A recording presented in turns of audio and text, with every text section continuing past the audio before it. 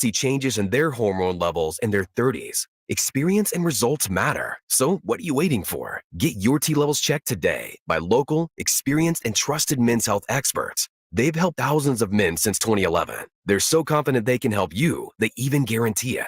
Call Revive today and schedule your free testosterone test, free exam, and free consultation. Call Revive Men's Health at 916-277-8599. That's 916-277-8599. Or visit ReviveMen'sHealth.com.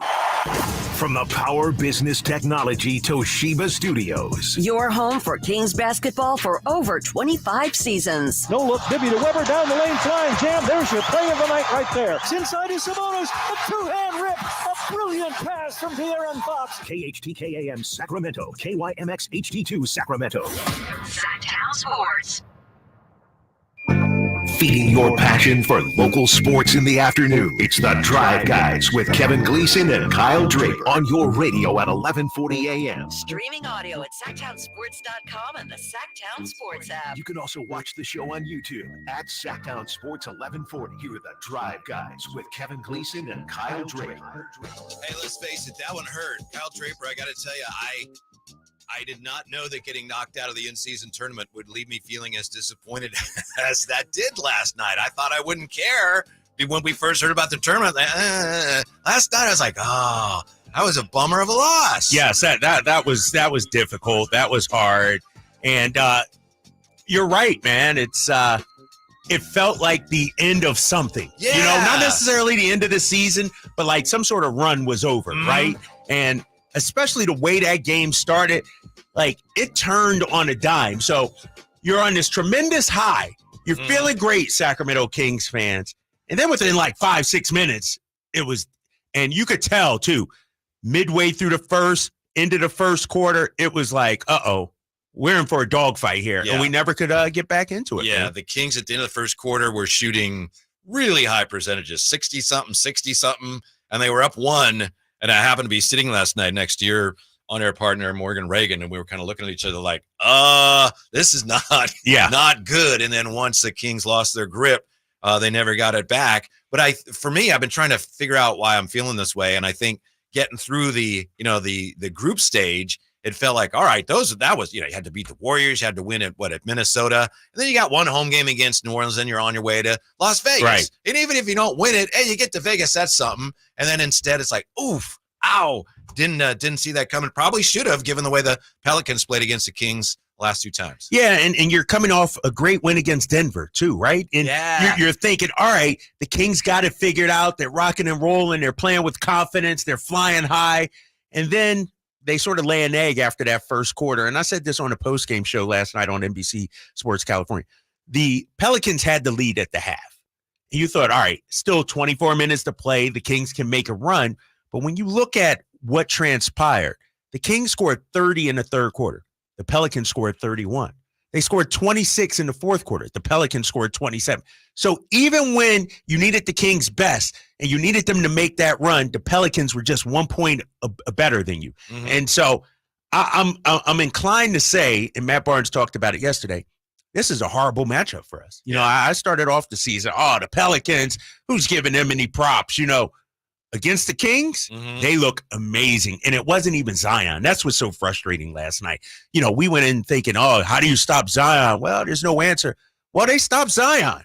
They just couldn't stop anybody else on the roster. Mm-hmm. They were initiating their offense where the Pelicans so deep at times. Like they get the initiating pass from the top of the key to the corner, the elbow, Ingram, and just a short jumper. It was hard to see. So it was disappointing to lose to the Pelicans, but also a little alarming to see that team now coming together, how healthy they are and how good they are. I think, it's a bad matchup for the Kings, but also that's a team that could make some noise in the West. I agree. And when you look at their starting five, I'm sitting here looking at it. There's no weakness in that starting five. Ingram, Zion, Valanciunas, Herb Jones, one of the best two-way players in the game. CJ McCollum, a veteran, savvy player that can get you buckets. And then you throw in a guy like Trey Murphy III, who's a sharpshooter who could start on pretty much any other team in the NBA, and a guy like Jose Alvarado, a pest. I mean, they have guys that are grinders, are tough, hard-nosed players. I talk about Herb Jones. I talk about Trey Murphy, Alvarado. When you play them, you're in for a fight. They're sort of like Houston to an extent when you throw in a Van Vliet, a Dylan Brooks, guys like that. They may not be the most talented or the most skilled, but, man, they know how to play the game, and you're going to have to earn everything you can. I mean, De'Aaron Fox, as great as D. Fox is, the dude scored 30 points. He was 10 of 25. He shot 40% from the field. Mm-hmm. And so they made his life difficult as well. Give them a lot of credit because the only thing standing in their way, obviously, from being a Western Conference contender, a top 4 team, top 5 team, is health. And you're right. With CJ back, Trey Murphy back, starting to get their guys healthy. Zion's playing now. They're going to be a tough out. I saw our friend Antonio Daniels at halftime yesterday, and I was like, you were sandbagging us. And he said, he talked about, length and defense. And that was the other thing. Yeah, it's a bad matchup, and New Orleans they may be legit, but the Kings just got, not only did they get knocked out of the tournament, they got pushed out of the tournament, right? With the physicality that the Pelicans brought. And that's what's so upsetting about this because we knew that going in. Yeah. We talked yesterday about the physicality, and you got to be more physical. And, What's concerning about the Kings, though, is that when the threes aren't falling, what do they have? What do they hang their hat on after that? And in the first quarter, the threes were falling. Everybody was clicking. Herter was clicking. Keegan was clicking. Everybody was clicking, right? But then when things got a little tough, when things turned up just a little bit, guys are complaining to the officials, Domas, even though he had the triple-double, there were back-to-back plays against Valanciunas where I thought he sort of tapped out a little bit, gave up, surrendered position on the inside, gave up buckets. And so I think, what we're seeing outside of De'Aaron Fox and maybe Malik Monk, when teams take away your system, we're lost, and that's why I think, Keegan Murray has to be better. Maybe you make some sort of deal to go get a bucket getter because here's the thing about the Pelicans. Brandon Ingram, James Harden says, I don't play in the system. I am the system. Well, you have certain players that can get buckets. Brandon Ingram can get a bucket. He doesn't need a play called for him or anything like that. Give the ball to Ingram. Let him do his work. Who do we have on our team that can do that? Fox? Maybe Malik. Supposed to become that guy. He's supposed to be, but he's not there yet. Right. And right. If we're being honest, we're talking about a number 4 overall pick. And we sort of brought him along slowly, treating him with kid gloves. We need more from Keegan. Yeah. We need him right to be. Now. He's hurt, but we need him. And you and I talked about this going into the season. We need him to be the second best player, not the third best offensive option, the second best player night in and night out. I agree with everything you said. I do think there's a potential answer to the question, what do the Kings do when they're not knocking down shots? And I know Mike Brown talked about it last night. We talked about it yesterday. What do you do against the Pelicans? How do you counter some of their physical advantages? You get out and you run. And the Kings did not do that. Well, first of all, it's difficult when you're taking the ball out of the net all the time. True. I mean, the Pelicans, outside of that first initial stretch, they were hitting everything. The 3-ball was falling for them. And secondly, the turnovers. I know they only finished with 14, talking about Sacramento, but terrible. That first half, it was like they were Butterfingers out there. And even when you tried to run, how many times did we see Alvarado come up from behind or steal the ball, or Fox, especially in that first half, he had 5 turnovers early in that game. It's like you got to take care of the ball. And I thought that was really the difference in the game. We can look at the shooting numbers all you want, but the Pelicans got back into the game and got their confidence off the Kings' turnovers. Yeah, Fox had 4 in the first quarter. Yeah, 4 in the first quarter, 5 in the first half, 6 total for the game, I think it was. Yeah, that's a great point, but I do think there were times when the Kings had opportunities to get out and run a little bit, and they didn't take advantage of it. You're right. When you're taking the ball out of the bottom of the basket, tough to get out and run. And Mike Brown talked about how he feels that the team just doesn't have that sense of urgency to get out and run. And you're right. I think last night, the Pelicans just kind of robbed them of their mojo a little bit. And they were a little unsure of what they were doing because they were turning the ball over so much. Yeah, and you brought up Mike Brown. He did say that after the game this year, guys aren't sprinting as fast. They're not running to the corners. They're not sprinting down, opening up the floor, flattening out the defense, getting to the corners. They're stopping on the wings. He said they got 3 or 4 guys each rebound or whatever holding their hands up, looking for the ball. And it's like, you would think as a player, Whitey, a fast-paced run-and-gun style, you would want that, right? You know, like that's the kind of game every player wants to play in, most likely. But for some reason, this Kings team, I said it yesterday, they're 28th in fast break points. How are you a team with De'Aaron Fox, Malik Monk, all these guys that can like to get out and run, 28th in fast break points in the NBA? Kevin Herter said, I think a lot of what they're asking us to do, defensive rebound, physicality, make sure we're cleaning up that end. You got to be able to get out. I think last year, maybe a little bit mindset-wise, we were getting into track meets with teams. Defensively, the ball would go through the rim. We'd be out ready to get into offense. Maybe a little bit more defensive focus for us to keeping us from running, but you got to be able to do both. So, and I think Davion said that when they were in Houston. So a couple of times we've had players saying that with everything they want us to do defensively, it's hard to get out and run. That's hogwash. Yeah. That's hogwash. And I'm not going to let the players use that as an scapegoat. Now, if you're playing defense like the 04-05 Pistons, okay. But you're still getting gashed defensively. Like you're focusing all this effort on defense, and I'm not seeing the major leap defensively, especially last night. And so if you're locking down guys, maybe we don't need to run as much. But you're not even doing that right now. So I think that's an excuse, man. I'm not going to go with that. Again, that quote, maybe a little bit more defensive focus for us is keeping us from running. That's Kevin Herter. 339-1140, 1-800-920-1140. Talk to Bobby. Bobby, you're on with the Drive Guys, Sactown Sports. How are you, Bobby? Hey, what's up, guys? How you doing? Yo, what's up? Are you disappointed today? Are you as disappointed as I am? Yes, because it was like, I mean, that was the third time that they just manhandle us. In the first quarter, you guys, everything you guys are saying is pretty much spot on. And I mean, Harrison's been a ghost. And I hate to say it, guys, whenever we go against elite front court competition, for the most part, especially the physical guys like a Zion, a Jonas, and let's even say an Embiid, like, I got to say it like it's so apparently obvious. We have one stud player. Like, Domas is limited.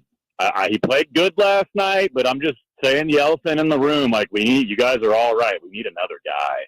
Because, I mean, it was very obvious last night. Like, they have two just horses, and we have one. Thank you, Bobby. Appreciate the call.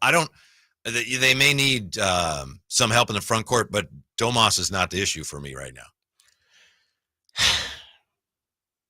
That's a tough one for me. Because are you turning into John Hollinger? No, I'm not turning into John Hollinger. But we've talked about this time and time again. And Hollinger has raised this. Kevin O'Connor has raised this. They've all raised this. Domas' lack of a defensive presence on the inside. And I'm not talking about one-on-one guarding his man. I'm talking about a deterrent from guys getting into the paint. It would be nice if we had a shot blocker or somebody that could, you go down the lane, you see him, you're thinking twice. Those guys don't grow in trees, obviously, to go Bears, things like that. But when you don't have the perimeter defense, the perimeter lockdown defenders, then you got to at least have the rim protection. And right now we're not doing either, especially against the Pelicans. The Pelicans, it's just amazing how many either layups or there was one possession. They gave up an open top of the key three. I think this was the third quarter.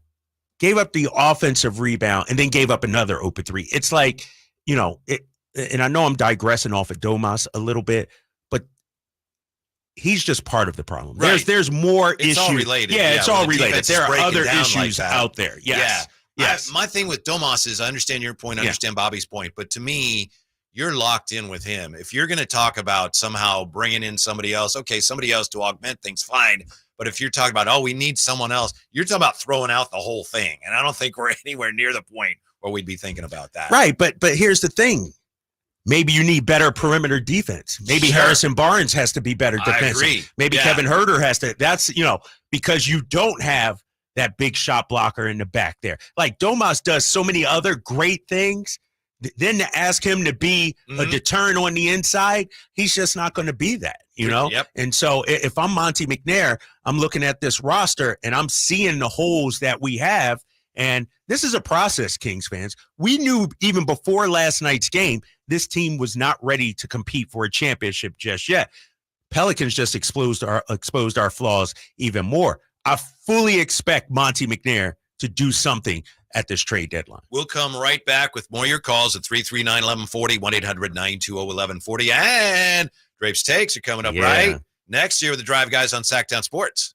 Last season, the Sacramento Kings gave us a little bit of everything. A Pacific Division title, GM of the Year, Coach of the Year, Clutch Player of the Year, All-Stars and All-NBA performers. Plus, we got to light the beam. Here's a steal by Fox, a breakaway. He's got the rip with the left hand. What does this season have in store? Find out. Each and every Sacramento Kings game can be heard right here on your proud home of the Beam Team, Sactown Sports at SactownSports.com. Carmichael Dave here for Jiffy Lube, your proud sponsor of the Drive of the Game. Now listen to every Kings game for Gary Gerald's Drive of the Game call. Then listen to Jason and myself the next morning for a chance to win a $100 Jiffy Lube certificate, courtesy of all the Jiffy Lube locations in the greater Sacramento area. Get your vehicle ready for the holiday driving season at Jiffy Lube today. Oil changes, wiper blades, tire rotations, and more. For more information, go to jiffylube.com. Get year-end pricing during Happy Honda Days at Folsom Lake Honda, your one-stop Honda shop. Folsom Lake Honda is your one-stop Honda shop for great pricing on our entire selection of new CRVs, HRVs, Ridgeline Civics, and Accords. Plus, with low finance and lease options, now's the time to buy. Hurry in and save during Happy Honda Days at Folsom Lake Honda, or go to folsomlakehonda.com. Folsom Lake Honda, yeah, your one-stop Honda shop.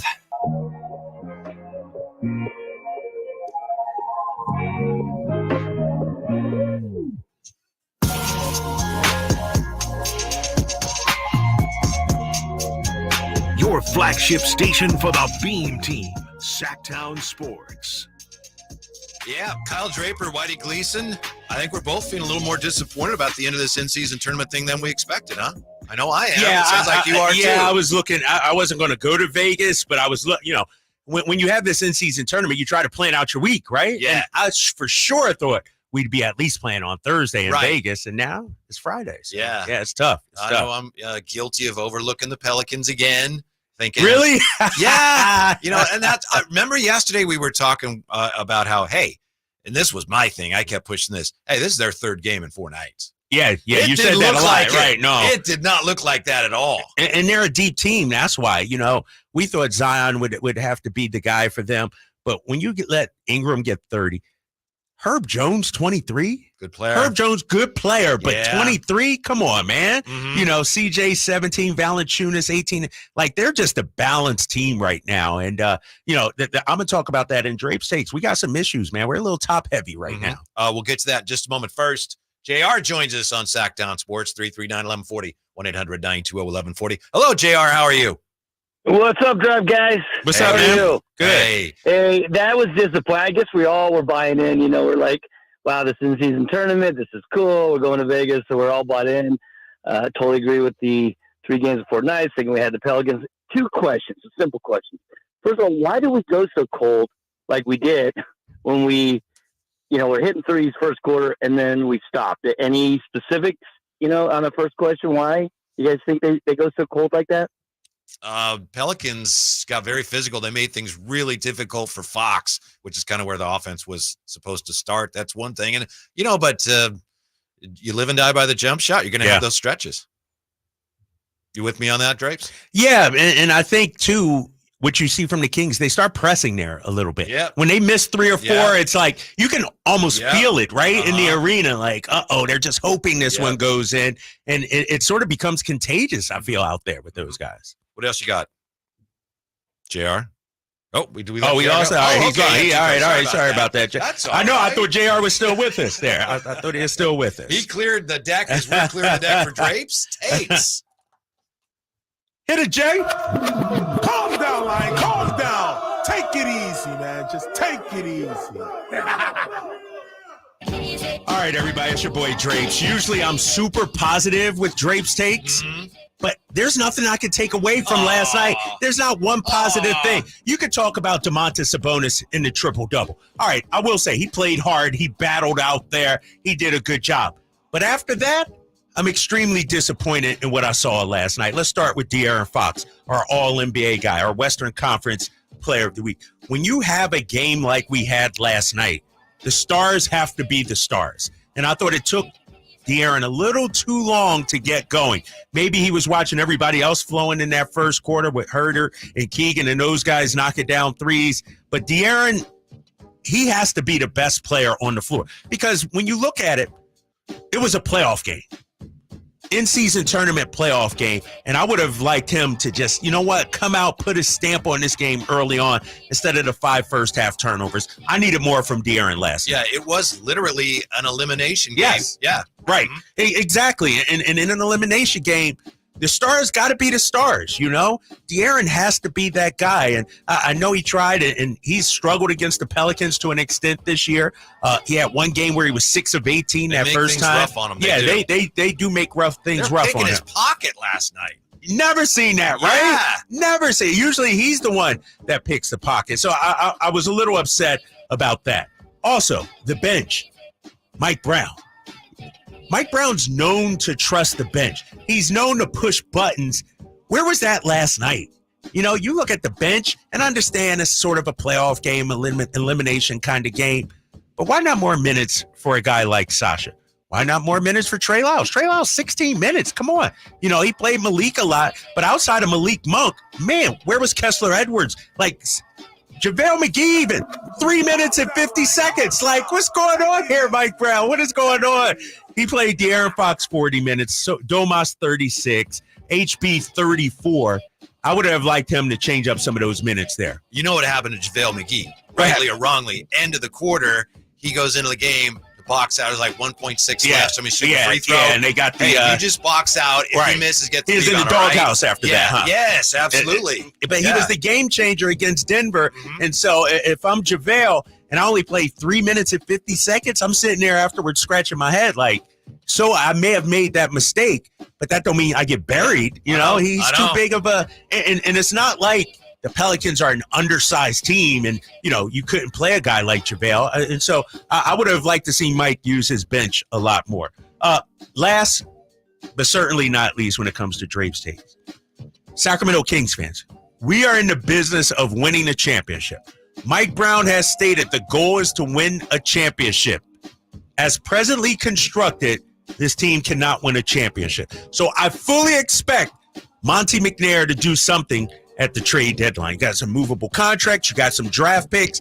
It is clear as day this team needs to upgrade its talent. Now, you can stand pat, let it grow, take the slow route, maybe make the playoffs second round. But if we're talking about winning the championship, either A, Keegan Murray has to be that guy, develop into that true number 2, or Monte McNair has to make some sort of move. Yeah, ideally both, right? Yeah. That would be the ideal. Ideally. Exactly. So, I think it's, the sense of urgency from a fan standpoint has to be there, Whitey. Last week, I gave the Kings a pass for their loss against the Clippers, and fans ripped me. They're like, no, Drapes, this is a new era. This is a new day. This is a new age. We play to win these games. Well, if we plan to win the games, then we're planning to win the championship. And if I'm Monte McNair, you're still a couple of steps away from a championship contender. And I think it's clear as day that he needs to upgrade the roster. I totally agree. It's interesting you mentioned Sasha last night, and my sense was just that he had no chance against their front court. And maybe he will at some point. You talked yesterday about how we all know that defensively he's nothing special, probably never will be. But last night I thought he was just overmatched, and Mike Brown apparently felt that way as well. But let me ask you this, and I hear you, and you might be 100% right. But what about the other end? HB was a non-factor offensively. If Sasha's out there, he's getting up some shots. Zion's going to have to close out. Then maybe that opens up things for De'Aaron Fox a little more. I just thought, a little more reliance on the bench, even Trey Lyles some more. 16 minutes for Trey Lyles. If you're going to tighten the rotation, which Mike Brown did last night, 32 from basically it was a 5-man rotation yesterday. Yes, it was. Yeah. And so that was surprising. Yeah, I thought this team's bench was a little deeper than that, and I don't think Mike Brown trusted them in that moment. Yeah, he did seem a little miffed with them, huh? Yeah. It wasn't so much, starters are playing well. It's like, I'm not playing these guys. Right. And that's the thing. It wasn't like the starters were playing great, though. That's the thing that upsets me the most about what we saw last night. You know, De'Aaron, he got to play. Domas, he has to play. Even Keegan has to play. But HB for 34 minutes, and Mike Brown talked about it, and we'll get into HB a lot later. Yes. He said he did a great job defensively on Zion. But that was a team defense, I think, you know, what we saw last night. And so, I don't know, man. I just would have liked to see the bench a little more last night. Yeah, and the thing about Zion, I know, what did he have, 10 points on 8 shots? But that's because they were running everything through Ingram. Right. The Kings couldn't stop Ingram. You're right, exactly. So it wasn't like they didn't shut down Zion. It's just New Orleans didn't need him. They didn't need Zion. Than he did last night. Exactly. And that's, you know, when I look at it, and I said this before the game yesterday on the pregame show, and it might even been at halftime. When the Pelicans outshoot you from 3, you're not going to win that game because, sure, they have some shooters, but your bread and butter is the 3-point shot. Their bread and butter is getting into the paint, getting points in the paint, which they did, 52 of them last night. So if they're getting points in the paint and they're beating you on the 3-point line, you can't win a game like that if you're Sacramento. Right. The Kings they had no chance inside, and then that opened everything up outside. Yeah. To that point, you look at New Orleans, their 3 starting front court players, Ingram, Zion, and Jonas, Valanciunas. They were combined, I believe, 22 for 39. Wow. I mean, they just dominated. Physical domination of the Kings. Dominated. Yeah. And here's where, you know, when you look at it, Herb Jones and CJ McCollum, if we're going to take it a little farther, their backcourt, 15 of 27.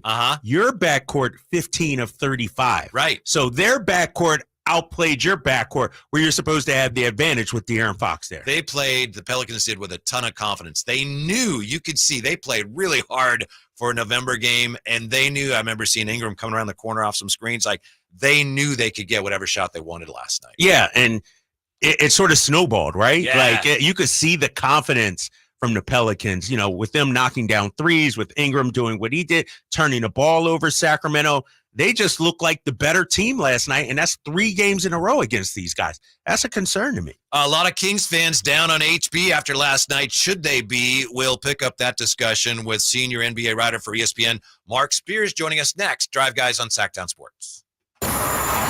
What's the latest with the San Francisco 49ers? Carmichael, Dave, and Jason Ross keep you up to date on all things red and gold during the Niners at 9 every weekday at 9 a.m. on Sactown Sports at SactownSports.com. Sacramento weather is brought to you by Bonnie. I'm Tamara Berg in the KCRA 3 Weather Center. You can expect sunshine for the afternoon. Temperatures will warm to the lower 60s and anticipate clouds overnight tonight and lows in the 40s. Get the latest forecast on the KCRA 3 News and the KCRA 3 app. Imagine taking a nice warm bath in your shower. Let us fix that. Right now, get that clogged drain unclogged for just $97. Bonnie, plumbing, sewer, electrical, heating, and air. Bonnie.com. Some restrictions apply. License 696-355. It's Credit Christmas at Prestigio Jewelers. Get the gifts you want this year. Prestigio guarantees your credit up to $10,000. It's easy. Have a valid ID, proof of income, and be 18 or older. Prestigio has competitive pricing on all jewelry, such as gold chains, wedding sets, diamond earrings, and designer brands like Cartier, Gucci, Bulova, and Citizen. Rebuild your credit, even with a repo or a bankruptcy at Prestigio Jewelers. This Christmas, come for the credit and be amazed by the selection at Prestigio Jewelers. Online at prestigiojewelers.com. At Elk Grove Honda, our recipe for happy holidays is to think Happy Honda Days. Let's explain. Happy is a good thing. We all like happy. Honda stands for quality, reliability, comfort, design, peace of mind, value at resale, and a lot more feel-good words. Days is how long you have left to take advantage of Elk Grove Honda's year-end clearance underway right now. Elk Grove Honda is located in the Elk Grove Auto Mall, Highway 99 at Elk Grove Boulevard, or visit us at elkgrovehonda.com. I gotta get an Elk Grove Honda. Pro Paint Days are back for MVP's Pro Rewards members at Lowe's. Now through December 15th, you can earn 10% back in paint rewards via Lowe's e-gift card when you spend $100 or more on qualifying paint purchases. Plus, save $10 on a new and exclusive 5-gallon pail of HGTV Home by Sherwin-Williams Drywall PVA Primer and Sealer. Lowe's knows paint. Lowe's knows pros. Offers valid 12/4 through 12/15. Exclusions, restrictions, and more terms apply. See Lowe's.com/L/pro loyalty terms. Subject to change. Boost Mobile is giving families the holiday gift they really want. When you switch to Boost, get an iPhone 11 for only $49.99 or a free Samsung Galaxy A23. You'll get amazing service too, because only Boost switches between the top networks to give you the best service. So stop by a Boost Mobile store and give the gift of Boost. That's an iPhone 11 for $49.99 or a free Samsung Galaxy A23. Get yours at a Boost Mobile store today. Visit boostmobile.com for details. New customers and in-store only. Requires auto pay and ID verification. Other restrictions apply. See participating dealers for details. Hey, it's Carmichael Dave asking you, are you feeling the pain of paying more and more for your gas? PG&E has increased their rates 4 times in the last 5 years, and the new forecast says PG&E customers may see their bills increase 32% by 2026. The good thing is there are steps you can take to protect yourself from these rate hikes, and better yet, American Energy may be able to help you completely eliminate your gas bill with a new ultra-high efficiency comfort system. Did you know SMUD offers huge rebates to eliminate your old gas guzzler? They can help you guide through the whole process. Seriously, listen to me. You go to the SMUD website. There's tons of rebates available, but it is confusing on how to do it. Listen to these rebates. $2,500 from American Energy, $3,500 from SMUD, $1,000 from Caltech, $2,000 home system upgrades. That's $9,000 in rebates. Let American Energy help you out at 916-520-9990. Call 916-520-9990 now. Hold on to your Santa hats, because Elk Grove Kia is turning up the holiday heat with deals that'll leave you saying no, no,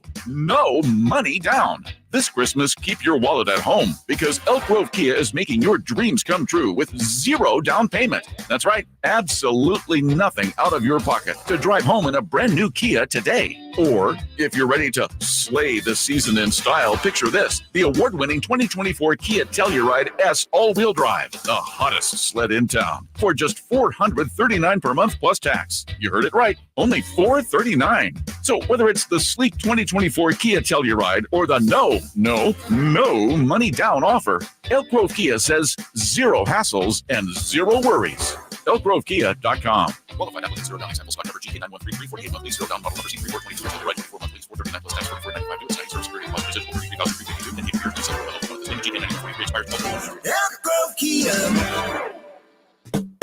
Tether off, we gonna tether off the mother sucker. Tether off the sucker. Tether off, we gonna tether off the mother sucker. Tether off the sucker. Your flagship station for the Beam Team, Sactown Sports. Drive Guys back with you. Are we going to look back at last night as kind of a coming out party for the Pelicans? A lot of Kings fans upset with HB. Should they be? We're going to find out here from our special guest, senior NBA writer for ESPN, Mark Spears. And Mark, thanks for your time. I want to begin with an apology to Mark Spears, because last night, Kyle, we're in the media room and we're eating, it's like 12 minutes to go before the game starts. And I'm sitting there, the Slater's there, and Sam Amick and Chris and Alan Stiles. And I hear a voice behind me, "Hey, Whitey." And I turn around and it's the great Mark Spears. And he gives like a kind of a wave. And I'm like, he wants to talk to me. So, because I was standing up. Okay. I was getting ready to go. I was standing up. "Hey, Whitey." So I go over and he's talking to somebody else about, the guy's like, "What did you call him?" And Kendra Andrews is sitting there and she goes, "He doesn't want to talk to you. You were just in the way. We were trying to watch TV." So, Mark, I'm sorry about that. My apologies. Hey, man, I always want to talk to you, man. You're a good guy, man. It's funny. That was like Tim Frank from the NBA, right? Oh, okay. The NBA's #1 like media guru. Yeah. He's at the game, and was actually, believe it or not, his first time ever being in Golden One Center. He said he had not been to against the Lakers. Which is way, way too long. But anyways, so Whitey's in the way of the screen. We're trying to watch the end of the game. Some cockamamie story or whatever he was talking about. And I said, "Hey, Whitey, move out of the way, man." And Tim Frank looked over like, "Oh my gosh. What did you call him Whitey?" Like he thought I was making a racial comment, man. I was like, "Nah, man, his nickname is Whitey, man." It was funny. That was a good one. Well, yeah, and then I almost blocked it from that big Halliburton shot, so sorry about that. But, Mark, a lot of Kings fans today, as you can imagine, this happens a lot when the Kings lose. Kings fans are down on HB. I mean, where do you think Kings fans should be right now after last night? The reason why they lost that game? I don't think so. Nah, come on. Yeah, nah. I mean, they lost. Did he miss a shot? Buzzer or something? Did I miss something? What they mad about?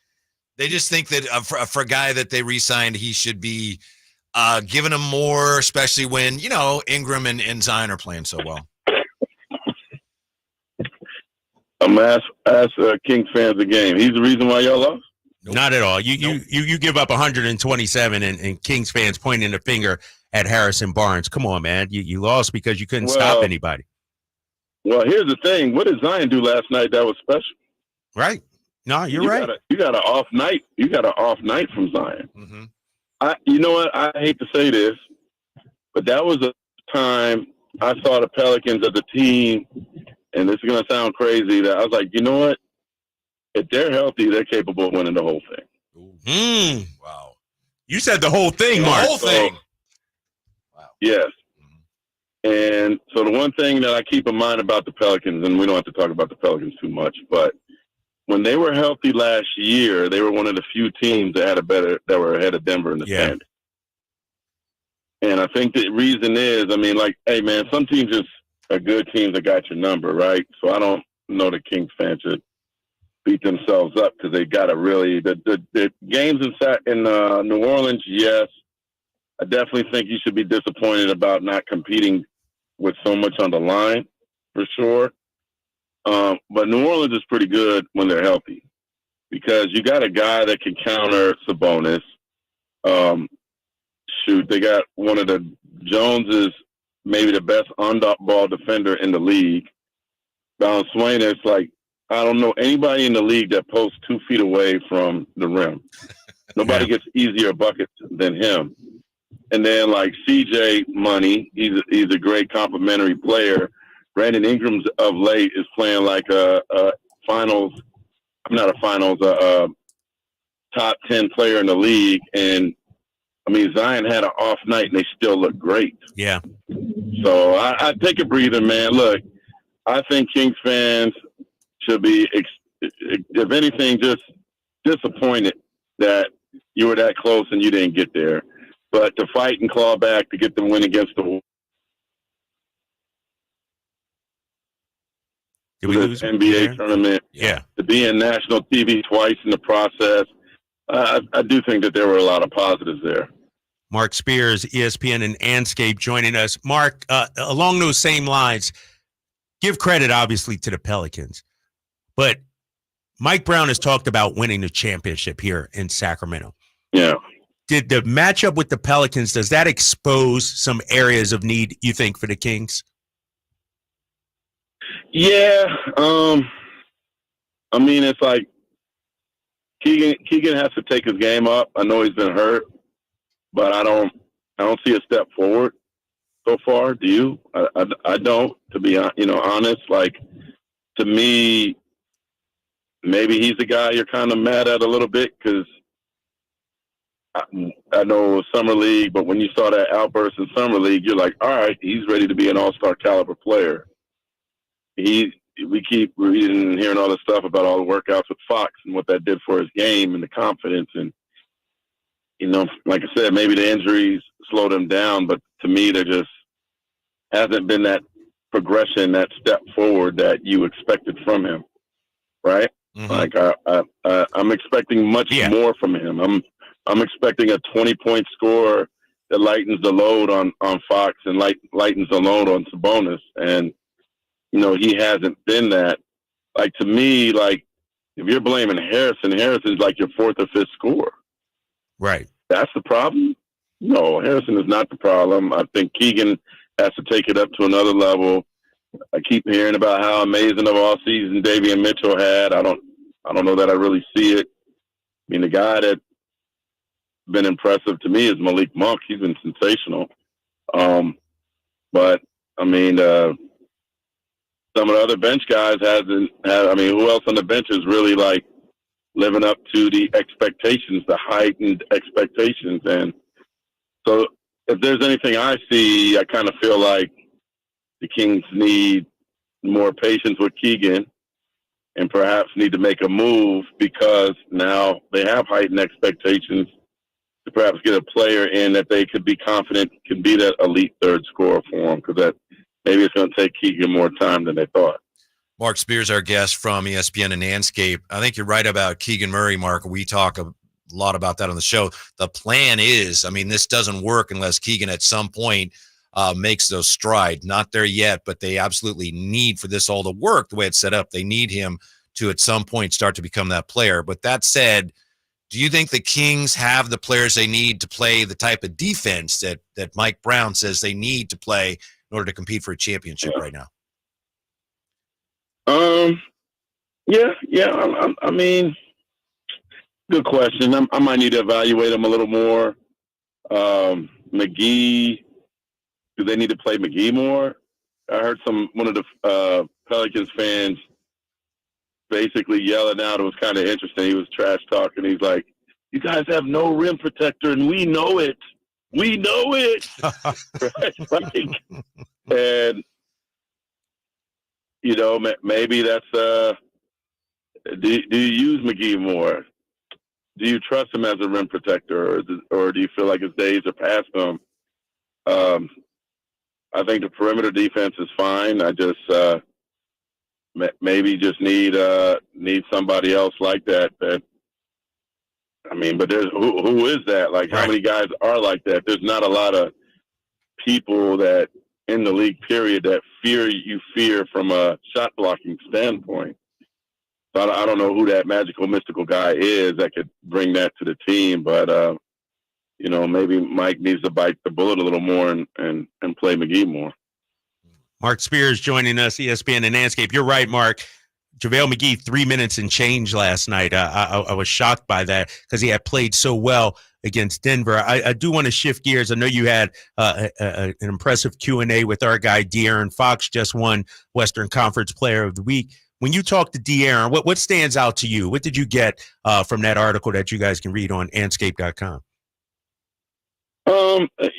He's got a different level of swag now, a different level of, it kind of reminds me of covering Melo in Denver while the team still was growing, he was there, right? He was a superstar. De'Aaron's a superstar. And when he walks in the building, he's feared. He's not scared to say something to LeBron James. He's on a different level. But I guess what I learned from him is while he's on a different level as a player, like, he hasn't changed as a person. The same guy that plays Call of Duty with his buddies all the time. He's the same guy that loves to see his wife and his young son sitting courtside. The ego hasn't changed. And he acknowledged, like, things around him are changing. Now, shoes and people wanting more for his time. I saw the Kaiser ad. Like, those things are changing. But I do respect the fact, and this is maybe why Stephen Curry wanted him as part of his brand, because, look, I was here when Steph walked in 2009, and, it's inevitable that Steph changes a little bit, right? But in essence, Stephen Curry is still the same dude that, used to live in Oakland's Jack London Square in 2009, right? So that says a lot about him as a character for De'Aaron, a lot about his upbringing, his parents. I really respect him a lot, and the fact that he's loved Sacramento and taken so much pride. And like he said, one thing he's really relishing in is the chest poked out from the locals that hasn't been there. The pride wearing the Sacramento stuff on a different level now. People walking around saying, "Yeah, I'm a Kings fan." What? And he getting the monkey off the back, getting in the playoffs. Like, he will have his jersey retired in Sacramento one day, and he deserves it for wanting to be the guy that finally broke through the ice. Mark J. Spears. Thanks, Mark. We appreciate it. From now on, when I'm in the middle of the media room, I will have my head on a swivel, making sure I'm not blocking anybody's view. We appreciate it. I hope to talk to you again very soon, sir. Thanks. Hey, man, but, it's not every day that a black man could say, "Move, Whitey." I get it all the time. Get away with it, right? You know what I mean? Yeah, I get it all the time. Anytime you get in the way of something, I'm going to be right there. You're going to be popping out the bushes, right? Oh, my God. Thanks, Mark. Crazy. All right, bro. All right. All right. Yeah, 339-1140, 1-800-920-1140. You disappointed? Kyle and I more disappointed that the Kings are out of this thing than we thought we would be. Also, we got a salute to the kid from Folsom who, according to his coach, just lit the world on fire. Coming up here, it's the Drive Guys on Sactown Sports. On the move? Got somewhere to be? Take Sacramento Kings basketball with you. The Sactown Sports app will let you stay connected to your passion. Never miss a moment of Sacramento Kings basketball with the Sactown Sports app. I think we're lost again. Wait, what does that sign over there say? Caution, wildlife crossing? No, next to it. If you are 60 or older, you may be at increased risk of serious consequences from RSV, respiratory syncytial virus, compared to adults younger than 60. Ouch, I didn't know that. Not all dangers come with warning labels. Talk to your pharmacist or doctor about getting vaccinated against RSV today. RSV vaccines, including Pfizer's, are available. Learn more at bewareofrsv.com. Brought to you by Pfizer. TruckSmart knows truck and SUV owners love gifts for their vehicles. Whether it's a work truck or a daily driver, TruckSmart can help you make them happy this holiday season. Truck steps, trailer hitches, toolboxes, suspension products, off-road gear, and more. TruckSmart stocks the right products that fit and last for years. Need help with an install? Trained techs are on hand to get it done right. For 35 years, TruckSmart has been the source for great products and service. Visit TruckSmart today in Rockland or Auburn. TruckSmart, your truck's gonna love them. I'm so stressed about my business not being ready for the holidays. Ooma. What is that? Meditation? I'm recommending the Ooma cloud phone system with auto attendant and more than 35 features. Ooma? Yep. Switching to Ooma is a cinch. Starts at $19.95 per month per user, plus taxes and fees. Ooma. Now you're feeling it. Visit Ooma.com. That's OOMA.com to learn more. Ooma. Smart communications for the smarter business. This is Jeff Scott. Did you know there's a way to outsmart COVID if you get it? Now, there are medicines that can treat COVID whether or not you've been vaccinated, which is great news, especially if you're over 50. If taken in the first 5 days of having symptoms, COVID medicines can help stop the illness from getting serious. Call a healthcare provider or the statewide COVID hotline at 833-422-4255 to learn more about COVID medicines. Brought to you by the California Department of Public Health. Folsom Lake Ford has trucks. The F-150s are here. Explorers, Expeditions, and a huge selection of Broncos and Bronco Sports. They're in stock now at Folsom Lake Ford. Shop Folsom Lake Ford, your truck headquarters, right here in Sacramento for your favorite Ford models at good, fair prices. Short on cash? Buy any new Ford with zero down. Save big with low interest finance rates. Plus, Folsom Lake Ford is paying top dollar for all trades. We want your vehicle regardless of mileage or condition. This could be the best time to buy a new Ford. Check out the huge inventory online at FolsomLakeFord.com or stop by the dealership and see the most recent arrivals. Looking for something special? Give them a call and tell them Doug Christie sent you. Folsom Lake Ford in the Folsom Auto Mall, your trusted dealer, my trusted dealer for over 30 years. FolsomLakeFord.com. Zero down with approved credit. At aimyourdigital.com, we'll help you find the right customers. Spread awareness of your product or services. We can help build trust in your brand and services with a digital marketing campaign. Increase leads and get more customers. We create tailored digital marketing campaigns that deliver results. Don't wait. Get started today. Contact aimyourdigital.com. That's aimyourdigital.com and start seeing results. Guys, did you know your testosterone affects everything in your system, including how you feel and perform every day? Right now, Revive Men's Health Sacramento will check your testosterone step in understanding if you have low T. Your testosterone level impacts your energy, libido, sleep, weight, hair loss, mood, and even ED. Maintaining an appropriate T level can change your whole life. Most men start to see changes in their hormone levels in their 30s. Experience and results matter. So what are you waiting for? Get your T levels checked today by local, experienced, and trusted men's health experts. They've helped thousands of men since 2011. They're so confident they can help you, they even guarantee it. Call Revive today and schedule your free testosterone test, free exam, and free consultation. Call Revive Men's Health at 916-277-8599. That's 916-277-8599. Or visit ReviveMen'sHealth.com. At Jim Boy's Tacos, you get a ho lot of flavor for under $10. Our classic #2 combo meal spreads cheer with a parm-dusted ground beef taco, scratch-made bean and cheese burrito, and a soft drink. So jingle on down to Jim Boy's or order online at participating locations. Red Hawk Resort Casino is the best place to go all in and all out. Go all in at our table games, then go all out to win on the area's only 3-story indoor kart track. Or go all in for our famous award-winning buffet. Then go all out at our state-of-the-art 18-lane bowling center. And now with a world-class sports bar and beautiful resort hotel, you can go all in for fun and all out for comfort. We're Red Hawk Resort Casino, official casino partner of the Sacramento Kings.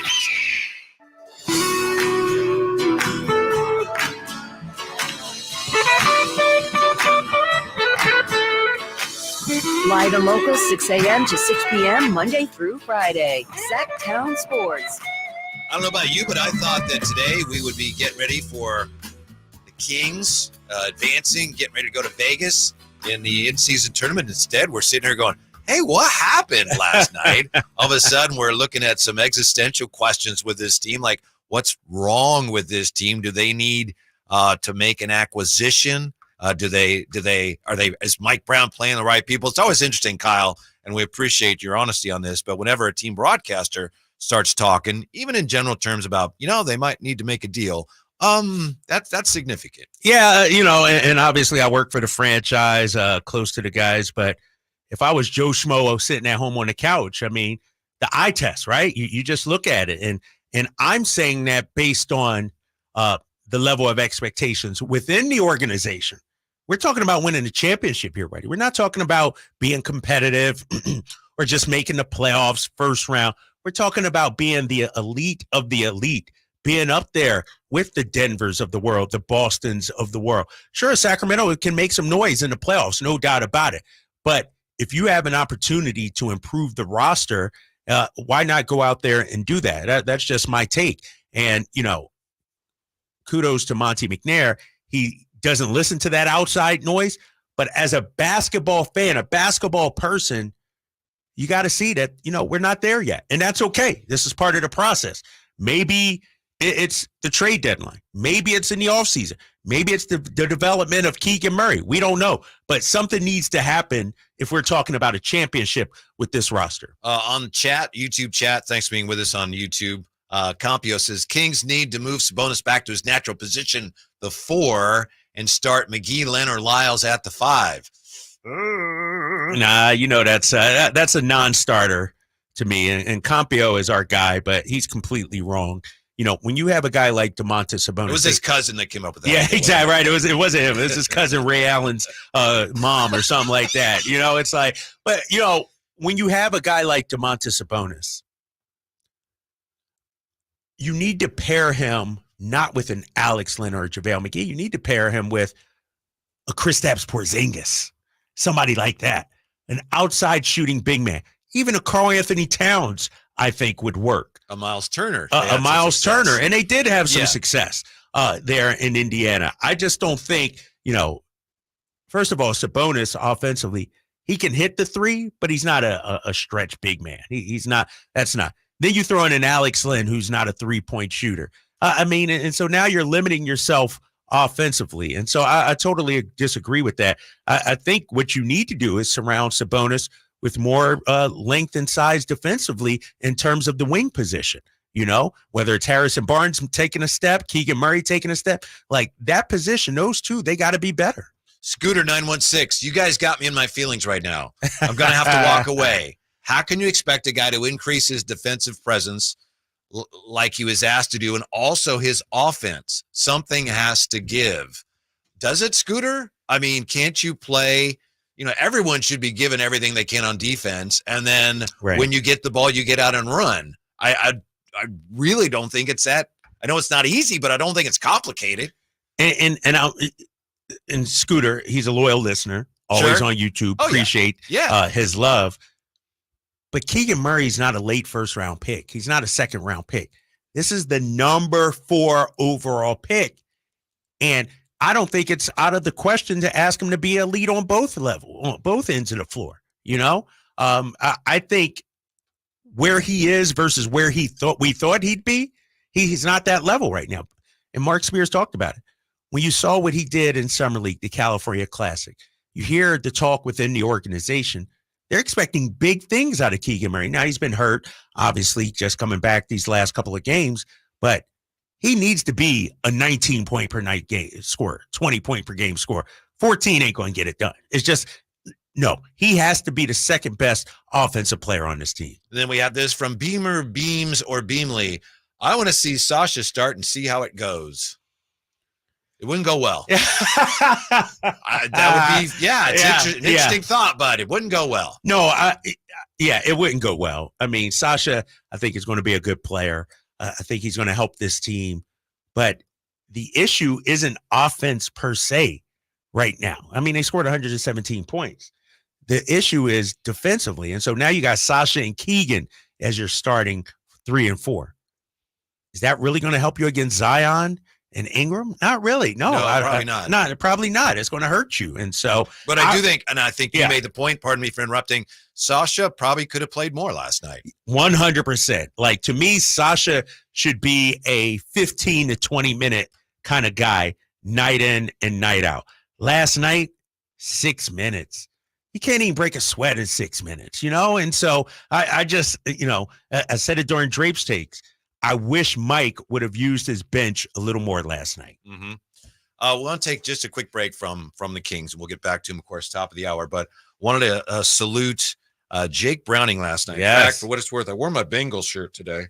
I still can't see it. Keep going. Oh, there it is. All right. Got this from Adrian Ross from Elk Grove, who used to play for the Bengals, because Jake Browning last night, of course, we were all focused on the Kings. Yeah. But he went 32 for 37 for 354 and a touchdown and ran for touchdown, leading the Bengals over the Jags in overtime. Undrafted Jake Browning from Folsom High, of course, went to University of Washington. And his coach last night, Zach Taylor, said he lit the world on fire. How about that? And I think that was his first win as a starting quarterback. Jake Browning played, obviously, at Washington, played under Troy Taylor, who's at Stanford now, used to be at Sac State, and was the head coach at Folsom.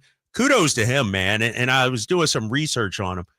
Folsom has turned out some pretty good football players, yes, but also quarterbacks over the years as well. And shout out to the local kid for getting it done. 354 yards yesterday. Only 5 incompletions, Whitey. Think about that. Only 5 incompletions. That's almost Purdy-like, almost like Brock Purdy. 115.5 QB rating, no interceptions, and most importantly, they got the win last night. Yeah, tremendous accomplishment. Let's face it, it's been a weird year in the NFL for quarterbacks. Right. Just the number of injuries, and for the Niners, the Eagles, like the Cowboys, like you're seeing the teams that remain healthy at that position. Huge advantage. It's a huge advantage. Yes. Yeah. Did you get to see much of, did you see any of the Chiefs and the Packers? No, I didn't get to see it. I just saw the ending, some of those controversial calls, non-calls late. Yes. Jordan Love had a big day, but to me, he still throws too much of that garbage. Little sidearm. Off his back. Was like, Okay. But anyway, congrats to Jake Browning and a Folsom High School football program. When we come back, why won't the Kings run more? Mike Brown had an interesting answer for that, and we'll share that with you next on The Drive, guys, Sactown Sports. Can Mike Brown build on last season's Coach of the Year award? Can the Kings exceed 48 wins? We will be better prepared to make the run that we expect to run come next playoff. Tune into every Kings game this season on Sactown Sports at SactownSports.com. Fill your game day cooler with the refreshing taste of Twisted Tea Hard Iced Tea. Smooth, real brewed tea with a 5% kick of alcohol. Look for the bright yellow cans. Twisted Tea. Keep it twisted. Twisted Tea Brewing Company, Cincinnati, Ohio. Please drink responsibly. O'Reilly. Cleaning your fuel system can help your engine run better and improve gas mileage. Visit O'Reilly Auto Parts and pick up a bottle of Chevron Techron Fuel System Cleaner. On sale now. Buy one, get one free. Plus, get 2 times O-Rewards points. Get more fuel-saving tips from the professional parts people at your local O'Reilly Auto Parts or visit O'ReillyAuto.com. O'Reilly. Auto Parts.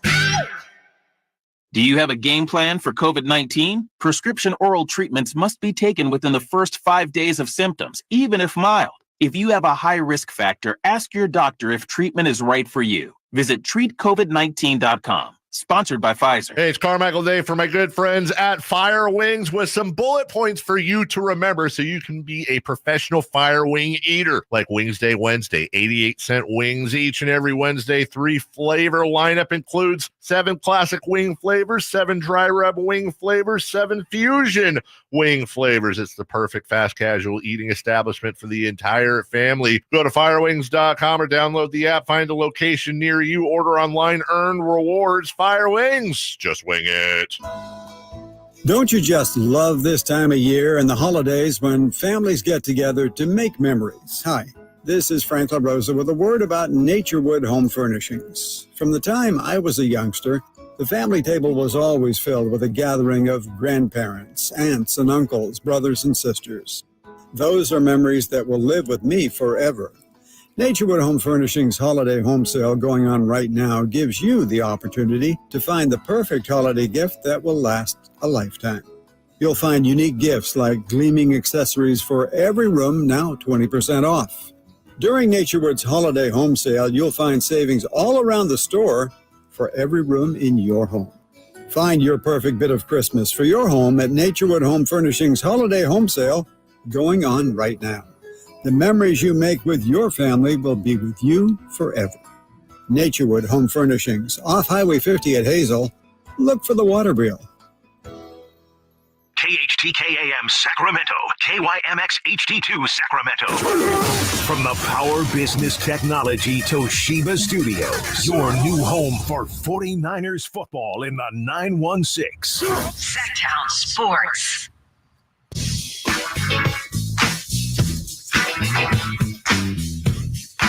The only station in Sacramento giving you local sports coverage from 6 a.m. to 6 p.m. Monday through Friday. Sactown Sports. Yeah, last night, more of a bummer than a beamer. It's a Drive Guys here. And as you know, the Pelicans knocking the Kings out of the tournament, out of the in-season tournament, 127-117. And when we found out there was going to be an in-season tournament, I think you and I were kind of on the same page there, Kyle Draper, kind of like, okay, whatever. But last night, when the Kings were knocked out, it hurt. That was disappointing. Yeah, it was because, and we talked about it during the show yesterday. Like, anytime you could play for something for a young team, which I still consider the Sacramento Kings are in terms of experience and big game experience, it's a learning opportunity. And you would hope that they passed the test last night, and they clearly did. And so watching that game, I came away from thinking the Kings just aren't ready yet. They're just not there yet. Not saying that the Pelicans are. I think it was a great matchup for them. But, the Kings, every time we think, man, they got it figured out, it's sort of we get knocked back down. Corner turn. Yeah. Nope, not yet. Still working on some things, and so that's my takeaway from last night. Like, we didn't quite turn the corner just yet. Yeah, so where are you with this? 339-1140, 1-800-920-1140. We're curious just to know, anyone else feeling that disappointment? Or is it, hey, they lost. Okay, you had some fun. It's a regular season loss. No big deal. Because I'm feeling a lot more disappointed about it than I thought I would. Because as I said earlier, I figured once you get through group play, I mean, that was the gauntlet. Man, yeah. You just got to win one game at home and you're on the way to Vegas. And, the Pelicans beat them up a couple games down there. But this is a different Kings team. And wham! So that's unfortunate. Mike Brown last night talked about how he's disappointed that the Kings weren't getting out and running. Now, you and I yesterday said it's one of the ways the Kings could probably neutralize some of the Pelicans' physical advantages if the Kings get out and run. So why didn't the Kings run? Mike Brown, what he said last night was, a lot of guys want the ball to bring it up. We got 2 or 3 guys doing this when the rebound happens. Instead of sprinting down the corner or sprinting to the rim, then the second thing is our wings aren't putting their head down and sprinting to the corner. We've talked about it. In other words, this is something Mike Brown's not happy about. The Kings are not playing with a sense of we've got to push tempo. Yeah, and, I'm looking at the numbers right here, and when you look at fast break points, the Kings now are 26th in the NBA at just 11.4. Let me look at last year and see where they stood, because I thought that was a key part of their offense last season. They were 26th last season.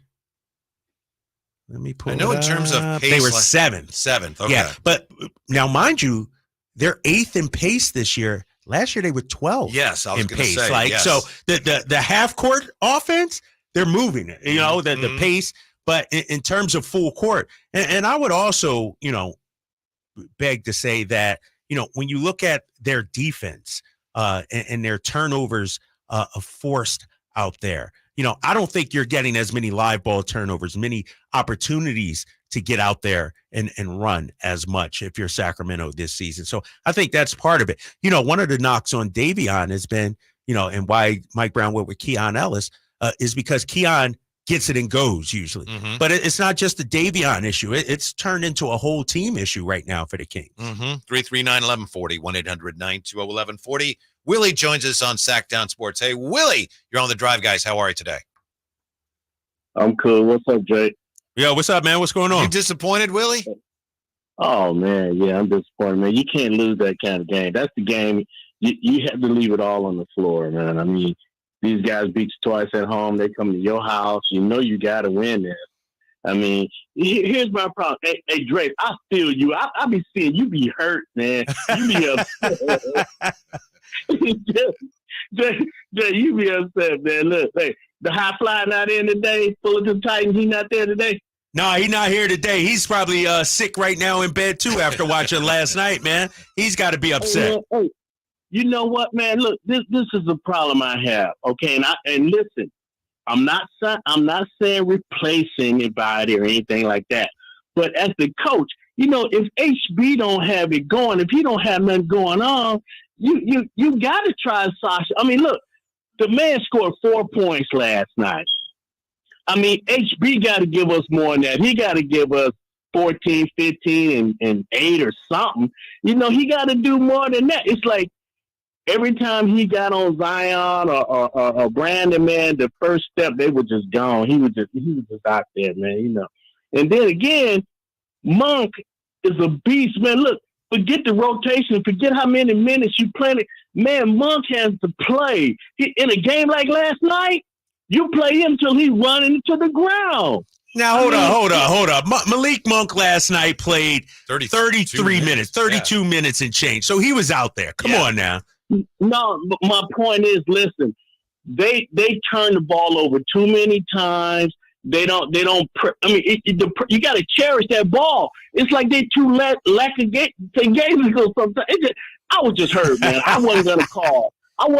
You guys, but I'm saying to myself, look, Drake, Popovich, right? Yeah. Popovich. Even when he had Duncan in there and the Admiral and all them guys, you let a team run off 8-10 points on you. I'm sitting half of y'all down. Look, you got to play defense, man. I mean, my man let them run. All these games I see teams run off 10, 12 points and Brown don't even call a timeout. That's not true. Come on, man. Willie, you killed me. Appreciate the call. Mike Brown's notorious for calling the quick timeouts, right? No, Willie's frustrated. No, he's frustrated. I'm frustrated. I'm still frustrated because when you look at it, to Willie's point, De'Aaron Fox, he's our all-star. He's a great player. 40 minutes last night. Domas, 36 minutes. Harrison Barnes, 34 minutes and only 3 shots.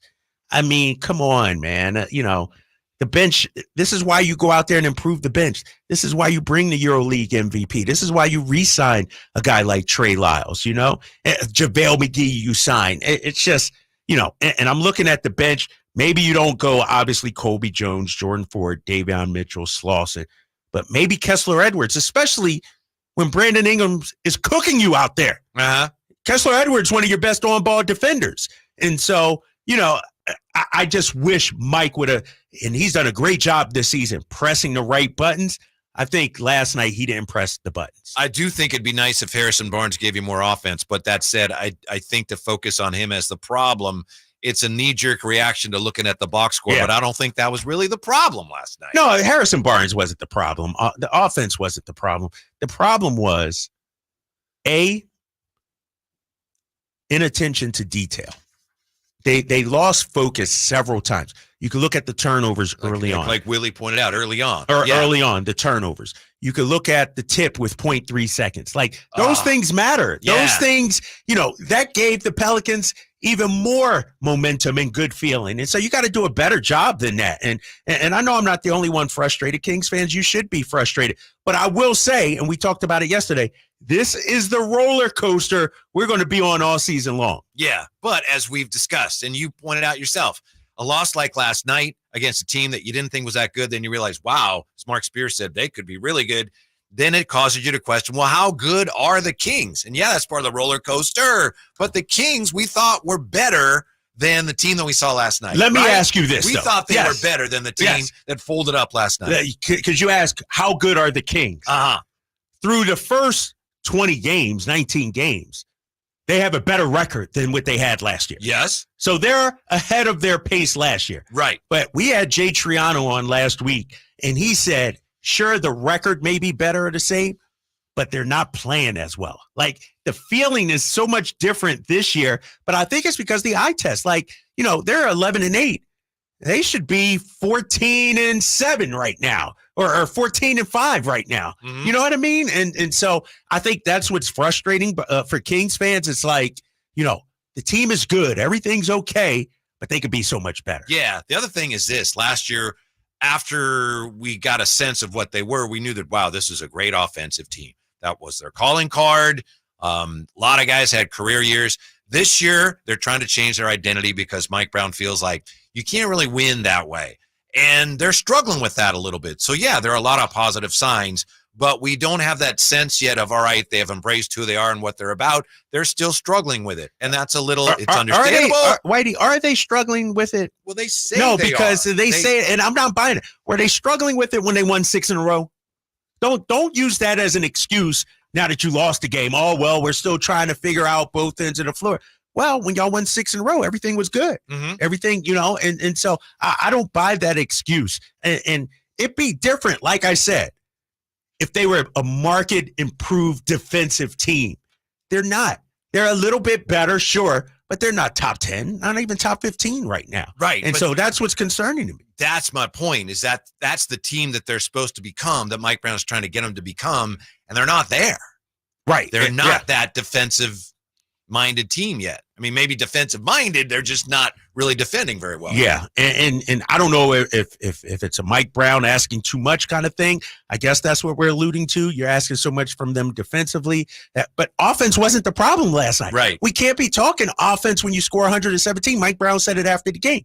The problem, once again, was the defense. Yes. It wasn't Harrison Barnes 4 points. It wasn't only 14 of whatever it was from 3-point range.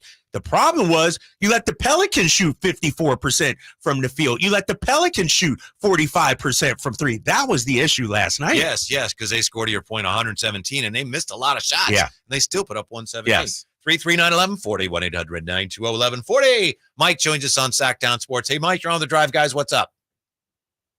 Drive, guys. How's it going, guys? Good. What's up? I'm just a little disappointed. I watched most of last night's game, and I just felt Valanciunas was just bullying people all over the post, right? Nobody's doing anything but Trey Lyles, and I think we missed Lynn a little bit. I know he's injured, but Lyles can't be the only one sticking his nose in there to stand up to the bullies, whether it's Valanciunas. He's done this before to the Kings. That other big guy, I forget his name, some Russian guy. He does that to the Kings. We just need to stand up to him. Nurkic. You might be thinking of Nurkic. Yeah. Nurkic, Yeah. Nurkic, Bosnia, When but he was whatever. I'm sorry. Well, Nurkic, every time, man, he would just go crazy in the post against the Kings. It's like, and then you live by the three, die by the three. Man, if it's not falling, go in there and, bully up. I just felt kind of pumped up that Lyles stuck his nose in there. But, you're not going to keep punking us in the post. I felt like, maybe that's a learning experience for the Kings to stand up to these guys. What do you guys think? Thank you, Mike. Mike, appreciate the call. Yeah, no, you're right. When you talk about Nurkic and Valanciunas, and as great as Sabonis was offensively, and he's competing hard. I mentioned it earlier. There were 2 plays, I think it was second quarter, where I feel like he's wrapped up with Valanciunas. He's looking at the ref, asking for a call at 3 seconds or something, and he sort of just gave up on the play, you know? And, you know, I thought Valanciunas, you know, owned him early on, and then Sabonis turned it on in the second half, obviously. But, man, Valanciunas is a physical player. It's not like he's some stiff. It's not like he's some bum. Right. He is a very good player. 18 and 11, that wasn't the game. The game was the Herb Joneses of the world. The games was the Trey Murphys of the world. You know, Alvarado coming up, and Mike Brown talked about him after the game. Alvarado having a huge bit. It was the others that really, I thought, gave the Kings problems last night. Bad matchup for the Kings. Is that a legitimate excuse? 339-1140, 1-800-920-1140. Right back with your calls. Drive Guys on Sactown Sports. It's that time of year again. Sactown Sports is welcoming Santa back to town for the 40th annual Santa Parade, Saturday, December 9th in downtown Sacramento. Grab the family and join us as we celebrate Santa's arrival with marching bands, superheroes, cheer squads, and more. Parade starts at 10 a.m. at 14th and N. We'll see you Saturday, December 9th in downtown for the Santa Parade with Shriners Children's Northern California, California National Guard, and Attic Man Heating and Air Conditioning. Get more information at SactownSports.com. I'm so stressed about my business not being ready for the holidays. Uma.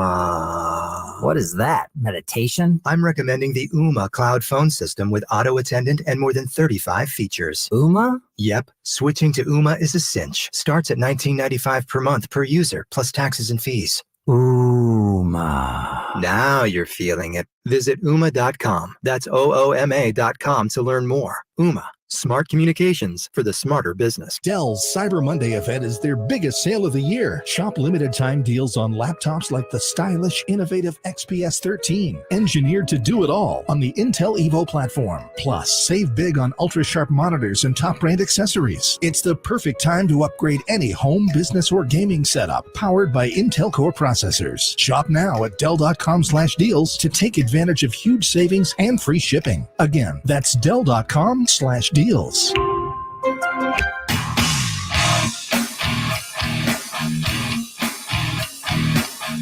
Your flagship station for the Beam Team, Sactown Sports. I don't know. All right, let How me are say you this. feeling, No, Kyle? because Malik had 21. He had a good game. But, guys, we lost the game. We lost the game. I want to talk about why we lost the game. This is an in-season tournament game. This is a chance to get to Vegas, a chance to win $500,000, a chance to win the NBA Cup. We did not get it done, Matt Barnes. And so, no offense, Malik Monk. No offense, De'Aaron. No offense, Domas. We did not get it done. I need to know why. If we're talking about championships, we got to be better. That audio courtesy of NBC Sports California, Kyle Draper. Let's face it, Drapes had kind of a rough day yesterday. Had to wear a Brock Purdy jersey, and he had to watch the Kings get pushed around by the Pelicans. It was my worst day in Sacramento by far since I've been here. I was Sacramento. miserable. I was miserable yesterday. It was a tough game to watch. It was a tough radio show to do. Yeah. I'm fired up now, man. I got that Brock Purdy jersey. I wish it was 110 degrees out there so it could self-destruct, like disintegrate in the heat. By the way, Debo says Brock Purdy's the MVP. We'll get to that at some point, too. Yeah. So I know Matt Barnes told you last night, hey, this is just a bad matchup for the Kings. Right now playing the Pelicans. We've seen it 3 games in a row. This is just a bad matchup. Is that a legitimate excuse for the Kings? Just, what can we do? Bad matchup. Yes and no. Yes, in the small, short term. It's true. It is a true, bad matchup. yes. But if you're going to get to where you want to be, and we're talking about you're going to have to face these teams. The Pelicans aren't the only long, athletic, physical team. Maybe you see Houston. You know, they're a team like that. Denver has some players that can cause matchups with Gordon and KCP and some of those guys. And so, you know, it's an excuse. Yes. It's true. Yes. But so what? Fix it. You got to find a way to get over that, right? Mm-hmm. You can't use that as an excuse because what if you do meet this up with this team in the first round of the playoffs? What if this is a 4 or 5 matchup or something like that, a 3-6 matchup? Are we going to say, oh, you know what? It's just a bad matchup. We're going to take this out. No, you got to figure out a way to play, overcome that. And if you want to be a championship team, I never heard the Denver Nuggets say, this is just a bad matchup. The Celtics, it's just a bad matchup. The Milwaukee Bucks, no. If if you want to be among the elite, you can't use that as an excuse. You're right. Yeah, it's a bad matchup. We knew that going in. So the Kings had no answer for that, even though they've had 2 games now where they saw it firsthand. And yet last night, bad matchup. What are you going to do about it? Well, nothing. That's what was disappointing. And Alvarado sneaking into the backcourt, making a steal. If I know he can do it, if I've seen him do it, how can you not be aware when he's on the floor that that's a possibility? And Mark Jones said it during the call last night on NBC Sports California. That's what Alvarado's known for. That's what he does. He's like, that's on the scouting report. Yeah. Look for Alvarado lurking in the backcourt. And, we fell for the banana in the tailpipe again, and they got us. And that's what's so frustrating. And it's not like the first time we've seen this happen. Like, this is the 3rd game. Right. And some of the same issues from game 1, 2, and now game 3 presented themselves. Yeah. No, you're absolutely right. It's one thing for the Kings here to be, 11-8, and they've done some really nice things here. But we're talking about a team that has aspirations to get into the playoffs and get deep into the playoffs. And for that type of team, what we saw last night, you can't do that. And this is so frustrating for me, Whitey, right now, because I'm listening to you.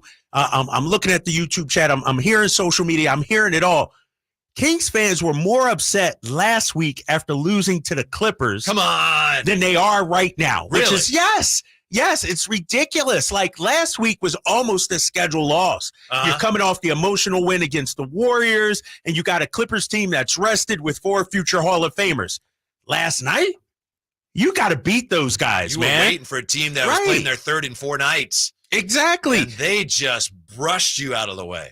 And they did it while smiling, too. Yep. Herb Jones was out there laughing and smiling and giggling. Same thing with Alvarado. Like, if I'm a Kings fan, I'm upset today. I'm pissed off. I'm angry at the team because you had it. You started off great, and then you let go of the rope. It's funny because I think it was Willie who called and said, hey, when you're the coach, you got to be like Popovich, and when you're unhappy with somebody, you got to sit them down. Well, actually, that's what Mike Brown did last night with a guy like JaVale McGee. JaVale McGee failed to box out with 1 point, whatever seconds left at the end of the first quarter, and it led directly to a 2-point putback. And that was it. After that, it's like, well, he ain't playing. So he did that last night.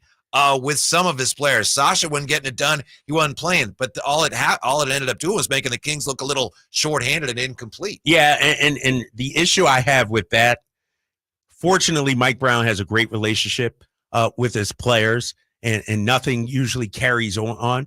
But when you're a bench player and you make a mistake and get benched, and then you see the starters making the same kind of mistake, and they're playing 35, 40 minutes, that does not send a good message. Fortunately, the bond, especially between McGee and Mike Brown, is stronger than that, and I don't think JaVale. But that could have been a situation where JaVale is like, I didn't lose this game. I wasn't even on the floor. It could have turned into something like that. I don't think it did because JaVale's not that kind of guy. But, for Mike Brown, like the way he played against Denver and then to really bury him last night, especially against a long physical team like the Pelicans, especially too, Whitey, when you think of how well he works with Malik Monk, who got 32 minutes, and it's just frustrating, man. 339-1140, 1-800-920-1140. Let's talk to Mitch, see what Mitch has to say here on Sactown Sports. Thanks for hanging, Mitch. What's up? How you guys doing? Thanks for taking the call. Yeah, man. What's up, Mitch? Boy, the Pelicans got a big team. I just wish our team, our bigs, would play a little better. McGee, Harrison Barnes, I'm tired. Trade-wise, I'm waiting for these guys to come through and play like a complete team. I think we'll improve as the season goes along, but it's a little disappointing. But it was a good team that we lost to. It's just that we get a winning streak going. Gotcha, Mitch. Thanks. At least Fox is a bonus. Yeah. Thank you. Yeah, thank Mitch. you. All right, yeah, man. and again, another caller. I understand a lot of people feel that way. Harrison Barnes. There's just a frustration that when you need more from Harrison, it's not there. But that wasn't the problem last night. That wasn't the problem. You know what was happening when we talk about Harrison Barnes? People are waking up looking at the box score, trying to figure out why we lost. Oh, it must be Harrison Barnes. If you watch that game, sure, you would like him to score more, no doubt about it. But he held Zion to 10 points. And I know he didn't do it by himself. He had some help, obviously. But there were other issues. Trey Murphy can't come off the bench and gas you like he did. Herb Jones, who plays the 2 spot, who's the 2-man on our team, Kevin Huerter. Herb Jones can't outplay Kevin Huerter offensively. Like those are the things that can't happen if the Kings are going to win last night. The Kings last night, in addition to being, facing a very difficult matchup, they were complicit in their own demise. They made too many mistakes, especially with the turnovers, and they took too many bad shots. And here's something that you probably don't want to hear and people don't want to hear, but I'm telling you, it's true. There are times, and last night was one of them, De'Aaron Fox takes too many shots. And I understand why he does, because I think he's stubborn and he says, we want to win, and I'm our best chance to win. Do you know that he leads the league in field goal attempts, De'Aaron Fox? I didn't know that. Yeah, and he should be taking a lot of like shots. I know. Shots per game. Shots per game. He's number one in the NBA. Last night, he took more shots than anybody else on the floor. And there are times, I think, when he gets a little too stubborn, when the shot's not falling, and he tries to shoot his way through that. And I'm not sure that it's the best course of action in a game like last night, where the Pelicans had him figured out. Yeah, I hear you, Whitey. I hear you. I don't know. I'm looking at the numbers also. 22.4 shots per game for De'Aaron Fox. But he's making them 48%. My thing with De'Aaron Fox is the number of threes he's taken. 8.2 threes, but he's only making 2.9, shooting 35.7. And that's starting to come down. It's coming down. Right? Exactly. Yeah. If you're going to take 8, 9 threes, I want you to be a 38, 39, 40% shooter. And so sometimes, and I'll have to look at his game log. I'll pull it up right here, especially against this Pelicans team. The way he settles for the three. I agree with you. And he talked about it afterwards. He said, he was asked about his 3-point shooting, and, he says if he's open, he's going to let it fly. But when you look at the matchup against the Pelicans, and I got the box score right here, 2 of 12 the first matchup from 3, 2 of 7 the second matchup, 1 of 7 the third matchup. So let me do the math. 5 of 26 in 3 games against the Pelicans. And that's not going to get it done. And especially against this team. I would argue the game plan against De'Aaron Fox is shoot the 3 ball, make him a 3-point shooter. And he's sort of falling right into their hands, playing right into their hands. I agree. He's obviously the Kings' best player. He's a phenomenal player. But I think there are times when he has to trust his teammates more, and I agree with you. There are times when he relies too much on the 3, especially when it's not falling. So, yeah, what's interesting about this, and I'm looking at this box score right now. At Minnesota, and I know you were gone for this, 36 points, 12 assists, 7 rebounds. He outdueled Anthony Edwards, but he took 32 shots in that game. And so we can't have it both ways. Look at the Denver game, dished out 16 assists.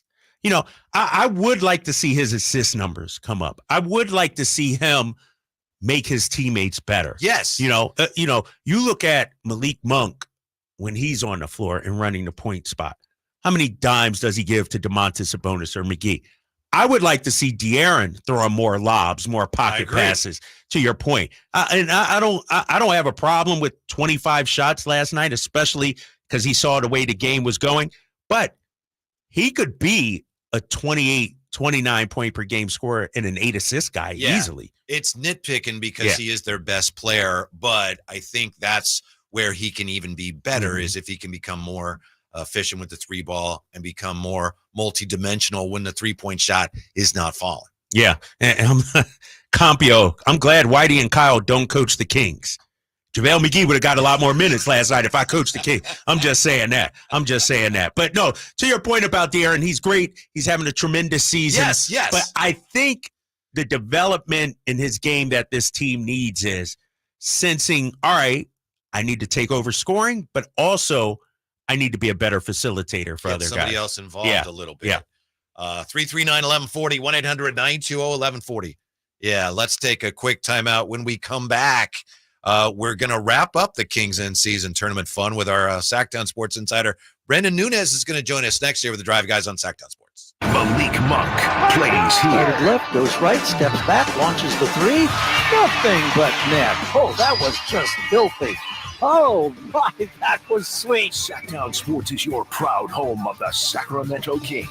News. If you or someone you know is having thoughts of suicide or experiencing a mental health or substance use crisis, 988 provides 24/7 compassionate support and connection to trained counselors. When you call, text, or chat 988, you'll be quickly connected to trained counselors who will listen to your concerns, provide support, and connect you to additional resources if needed. There is hope. The Lifeline works. You are not alone. For 24/7 support, just call, text, or chat 988. Hello, saver. Whether you're saving for that trip to the tropics or saving for an emergency, now is the time to take advantage of Wells Fargo's savings options. Wells Fargo offers savings accounts that can help you save towards your goals. So, what are you saving for? Visit a Wells Fargo branch or wellsfargo.com/save to open a savings account today. Wells Fargo Bank, N.A., member FDIC. Discover your dream home at Subcontractors United, your source for all home improvement needs. A talented team of home services experts is ready to make your projects a breeze. No more endless internet searches. Find your contractors in one place. Enjoy stress-free service absolutely free, with no hidden costs and no accounts to set up. Transform your living space into something extraordinary. Visit Subcontractors United today and experience the joy of hassle-free home improvement. Dream big at subcontractorsunited.com. At Jim Boy's Tacos, you get a ho-ho-ho lot of flavor for under $10. Our classic #2 combo meal spreads cheer with a parm-dusted ground beef taco, scratch-made bean and cheese burrito, and a soft drink. So jingle on down to Jim Boy's or order online at participating locations. Woo-hoo-hoo! If your passion is bass fishing, only one radio show has the action, information, and excitement of your favorite outdoor sport. Ultimate Bass, hosted by Tournament Bass Pro and California Outdoor Hall of Famer Kent Brown, takes you live to where the fish are biting every Saturday morning. Only Ultimate Bass feeds your passion with the latest news, products, tips, and advice from the pros. Ultimate Bass with Kent Brown, Saturday mornings at 5 a.m. on Sactown Sports 1140, part of SEP's Saturday Morning Outdoors.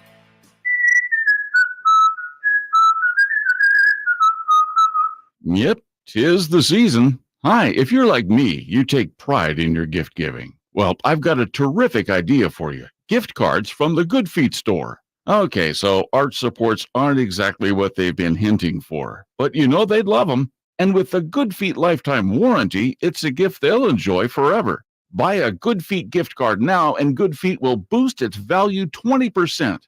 That's a 20% gift free from the Good Feet store. If you have someone on your list who's on their feet all day, has sore feet, knee, hip, or back pain, or even plantar fasciitis, maybe needs an energy boost, or just wants to maintain their active lifestyle, a Good Feet Arch Support gift card could be the perfect gift. The Good Feet store in Sacramento, Roseville, Stockton, Modesto, and Vacaville. Online at goodfeet.com. It's no secret to golf enthusiasts that Timber Creek and Sierra Pines in Roseville are one of the region's most unique and scenic places to enjoy a great game of golf. 27 holes, boundless options. Elevate your game on our newly renovated driving range, putting green, and chipping area. Whether you're aiming for fun, lower scores, or all-around growth, we've got you covered. Experience golfing dreams in Roseville and book your tee time at timbercreekgc.com. Timber Creek and Sierra Pines, your ultimate golf haven.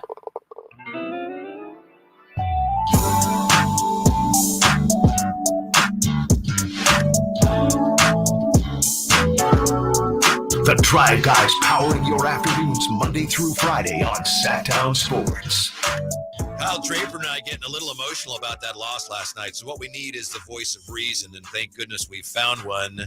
Nice enough to join us, one of our outstanding Sactown Sports insiders, Brendan Nunes. Brendan, thanks for joining us here. A bad matchup for the Kings last night. Is it as simple as that? Is that the whole story? I don't think it's the whole story, but I do think it's part of it. Like, the Pelicans have a lot of length, which I think typically does pretty well against De'Aaron Fox. And obviously he just needs to be better is part of this conversation. And there's a lot of, self-inflicted things that I think the Kings did during that. The end of the first quarter, they were leading 427 mark 32-17. Yeah. And then New Orleans goes on an 18-4 run, has a killer second quarter, and they never really look back. Like, the Kings start hot, they cool off, and they never reheat. Brendan, when you look at what transpired last night, to your point, I think it was a 27-5 Pelicans run. But we had seen this script before with these guys. We know what Jose Alvarado can do. We know what Ingram can do. Trey Murphy played last night. And so from a fan standpoint, I'm frustrated, A, that it was a big game, playing tournament or in-season tournament game, chance to move to Vegas. And B, these dudes had smacked you twice down there. How disconcerting is that you got your butts handed to you down there twice, and then you lose again here at home? Yeah, losing the same team 3 times already, and what is it? I think we're through 19 games. Is really tough, and I do think there's an aspect of New Orleans looked fairly different last night than the other games. Not to make excuses, but it did feel like they were playing a little bit differently with CJ McCollum out there, Trey Murphy. They got more spacing around Zion, right? And while you limited Zion, you could tell every time that guy touched the ball, 4 Kings players come into the paint. And then all these other shooters being available, I think really did help New Orleans. But, there's kind of a bully ball aspect there. Like I mentioned, they're big and physical, and the Kings are trying to do that. But that's not, I think, typically in a lot of their players' nature. And it definitely is concerning that you lose this. Willie Green's talking about in postgame how every single game matters, and saying that they lost 1 game less than the team that went to the Western Conference Finals last year in the Lakers, and this is supposed to be a crowded Western Conference. You lose that tiebreaker already at this point in the year. That's really tough. Yeah. So to that point, we talked to Mark Spears earlier today. He said, wow, New Orleans maybe in his mind could be a team that could get all the way to the conference finals. I mean, based on what we saw last night, is this a team that we really need to keep our eye on going forward in the West, the Pelicans? I mean, they're good. Yeah. Remember the beginning of last year? They were flirting with the top of the standings then too. So I think that they are a threat for sure. Obviously, Zion, when you're getting talked about is everybody knows what you're going to do, but nobody can stop it. That's elite stuff. Brandon Ingram is right there. I agreed with what Mark said earlier. He was phenomenal, by the way. I thought everything he said was totally on point. But they have all the tools. When he called me Whitey, get out of the way. Well, I'm not going to comment on that part. I thought he was talking to me. Ouch. Just joking. But no, they have all the connecting pieces. Like Herb Jones had a great game, although the Kings should have done more to limit him. Obviously, you saw Alvarado. They have really nice pieces there. So, I do think they're a serious team. It's just about health. Brendan Nunez joining us. Brendan, piggybacking on Mark Spears, because a lot of people are coming at Harrison Barnes today. Yeah. Is that an issue that Monty McNair needs to address, the HB issue? I don't know that I'd call it an issue, but I do think that's like the clear point of upgrade. And I guess my confusion on where this conversation has sparked so much, which I do understand. I think the big complaint is that you don't feel him out there too often. There's moments that you do, and there's a lot of moments where you're like, I didn't even realize HB was really out there. My counter would be that's not always a bad thing. If you're noticing a guy, you notice when somebody does something good, but you also notice when somebody does something bad. Right. So I don't think there's that many, an overwhelming amount of mistakes that Harrison makes. I do think that defensively, obviously, there's been some step backs in the last couple of years. That's just going to come with time, like any player. But Coach Brown saying postgame, guys got to understand that he doesn't call any plays for HB. That's going to come with some inconsistency. And I think these other guys having good games, setting them up and just kind of doing everything within the flow of the offense and not getting plays called for you doesn't mean Kessler Edwards can do the same thing, because not getting a play call for you doesn't mean you're never touching the ball. Yeah. HB's still involved.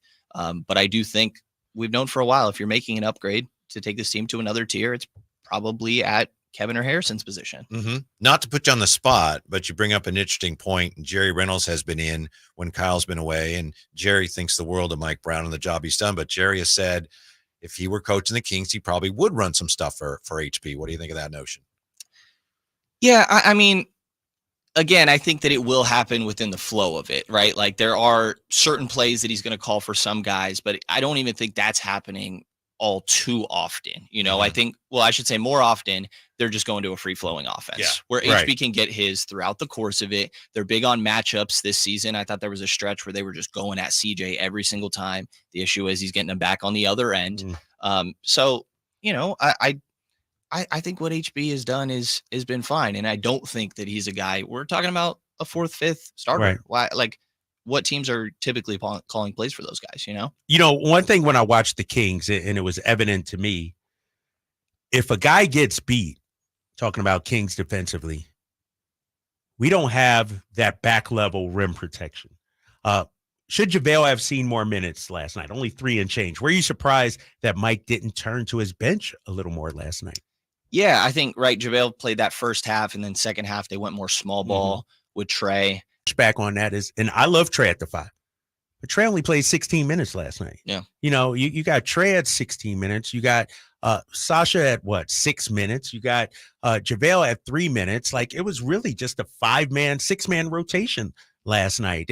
And you know as well as I do, Brendan, Mike Brown has a knack for pushing the right buttons at the right time with his bench guys. Yeah.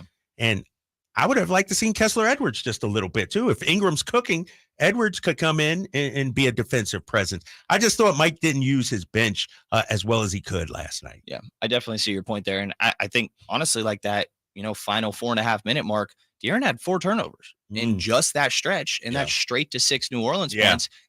Coming into that, he only had 4 turnovers in one game throughout the whole season. He'd been great about it, but you kind of have to roll with De'Aaron, right? Like, that's one of the guys that you're trusting is probably going to get it right at some point here. Yeah. Like, even going into the fourth quarter, I'm like, De'Aaron hasn't had a great game, but you know how this guy is. He could just totally take over in this quarter. You got to leave him out there. But I definitely see your point with Kessler and some of these other guys. Honestly, didn't even realize they ran the heck out of the starters. Yeah, the starters played a lot. Yes. Brendan, at some point, we're going to hear some of Mike Brown's comments last night, but I was just wondering, what did you think? What was the tone of the post-game comments last night from coach and from the players after a disappointing loss? Yeah, I mean, there definitely was disappointment. The guys wanted the opportunity to go to Vegas. I think there's an aspect of there will only ever be one first in-season tournament winner. You can get a redemption next year, but you can never be the first one again.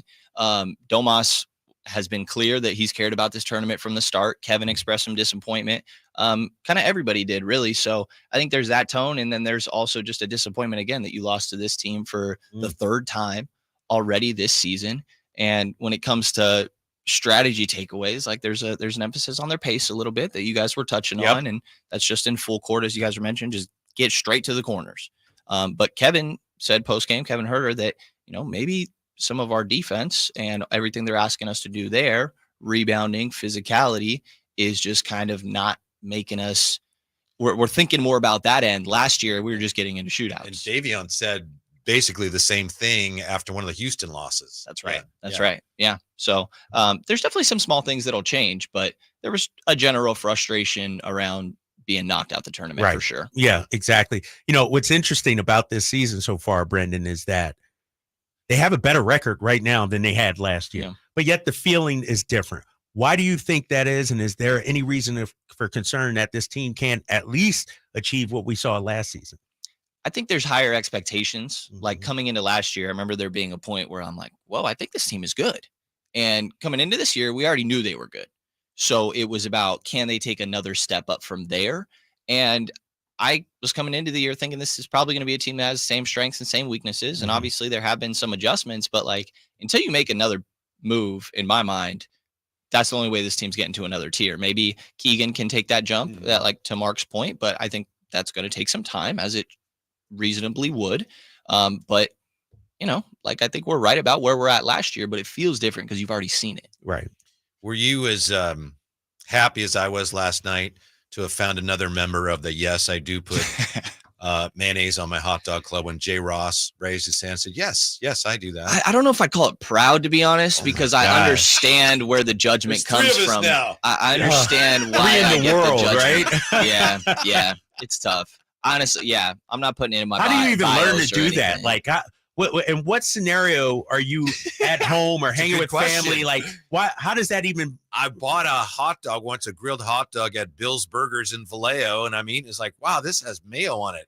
It's pretty good. Oh, so you didn't know it first. You didn't order it with mayo. Right. It just came and you were like, okay, hey, I that's like kind of good. Yeah. Never in a million years, my friend. That is, oh my. And they have a lot of it there, so clearly they do. It's not just for you that they have it out there, right? I was eating them plain. I'm not a ketchup or mustard guy is really what it comes down to. And I was eating it plain and getting a bunch of crap for that. So I was like, I saw the mayo sitting there. I was like, I guess I'll put this on it. It got even worse. Did you see what Antonio Daniels did with his? I did He's not. a great guy. He had just no bun, just a hot dog, and he chopped it up into It's a little kid, like a toddler. Oh my God, AD. I put some sriracha on mine yesterday. Tried to mix it up a little bit. I don't know, another weird thing, I guess, Hey, by the way, when I was in Okinawa last week, they had a sriracha vending machine, which I've never seen. Wow. Never, ever saw one of those. Brendan Nunez for great Kings coverage. Check him out, Sactownsports.com. Thanks, Brendan. We appreciate it. We will talk to you again soon. Thanks, guys. All right, my man. When we come right back, it looks like the Giants met with Ohtani last weekend. Why that could be a bad thing is next with the Drive Guys on Sactown Sports. Trying to find out where to catch your favorite team's games? Are you a fan of the Kings, Niners, and the NFL? Well, Sactown Sports has you covered. San Francisco! It's all on his shoulders. Cox rocks. He fires for the win. He's got the triple. Catch all your Kings, Niners, and NFL games all year long on Sactown Sports and Sactownsports.com. This holiday season, Good Guys Heating and Cooling is turning up the warmth and spreading joy with our Toys for Tune-Ups promotion. Schedule your tune-up or troubleshooting appointment, and with a donation of a new unwrapped toy at the time of your service, we'll waive the fee. It's our way of giving back and making a difference in the lives of local children who might not have the Christmas that every child deserves. All toys will benefit Children's Hope, a wonderful local foster charity right here in Sacramento. Call Good Guys Heating and Cooling at 530-GOOD-AIR to schedule your appointment, or book online at goodguysheatingcooling.com. Happy holidays from the Good Guys family. License number 1057-618. At Elk Grove Honda, our recipe for happy holidays is to think Happy Honda Days. Let's explain. Happy is a good thing. We all like happy. Honda stands for quality, reliability, comfort, design, peace of mind, value at resale, and a lot more feel-good words. Days is how long you have left to take advantage of Elk Grove Honda's year-end clearance underway right now. Elk Grove Honda is located in the Elk Grove Auto Mall, Highway 99 at Elk Grove Boulevard, or visit us at elkgrovehonda.com. I gotta get an Elk Grove Honda.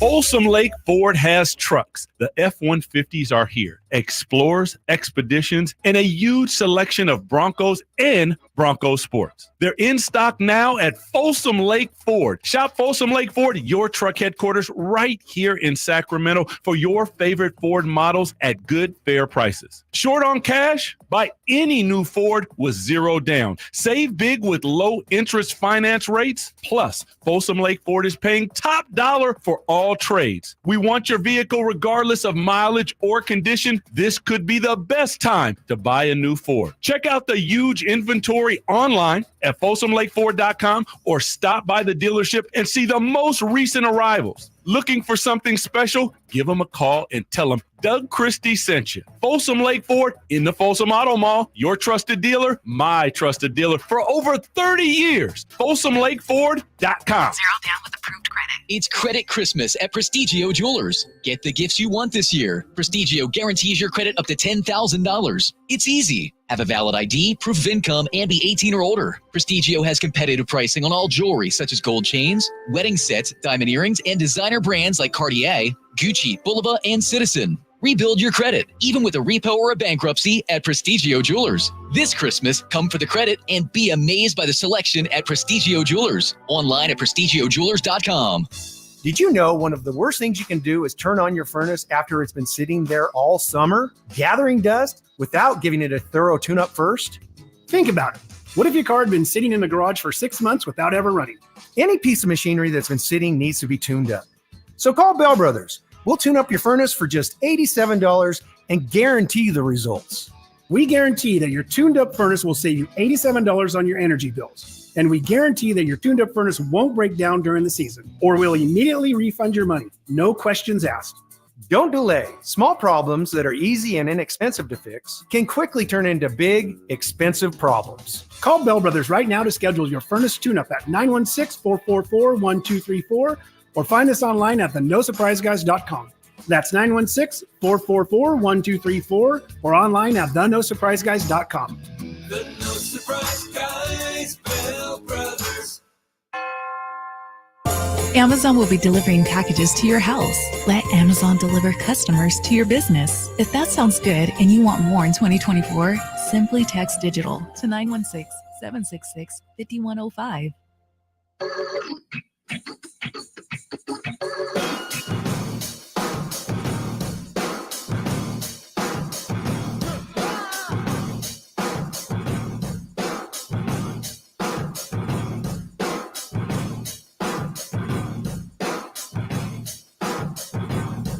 your flagship station for the Beam Team, Sactown Sports.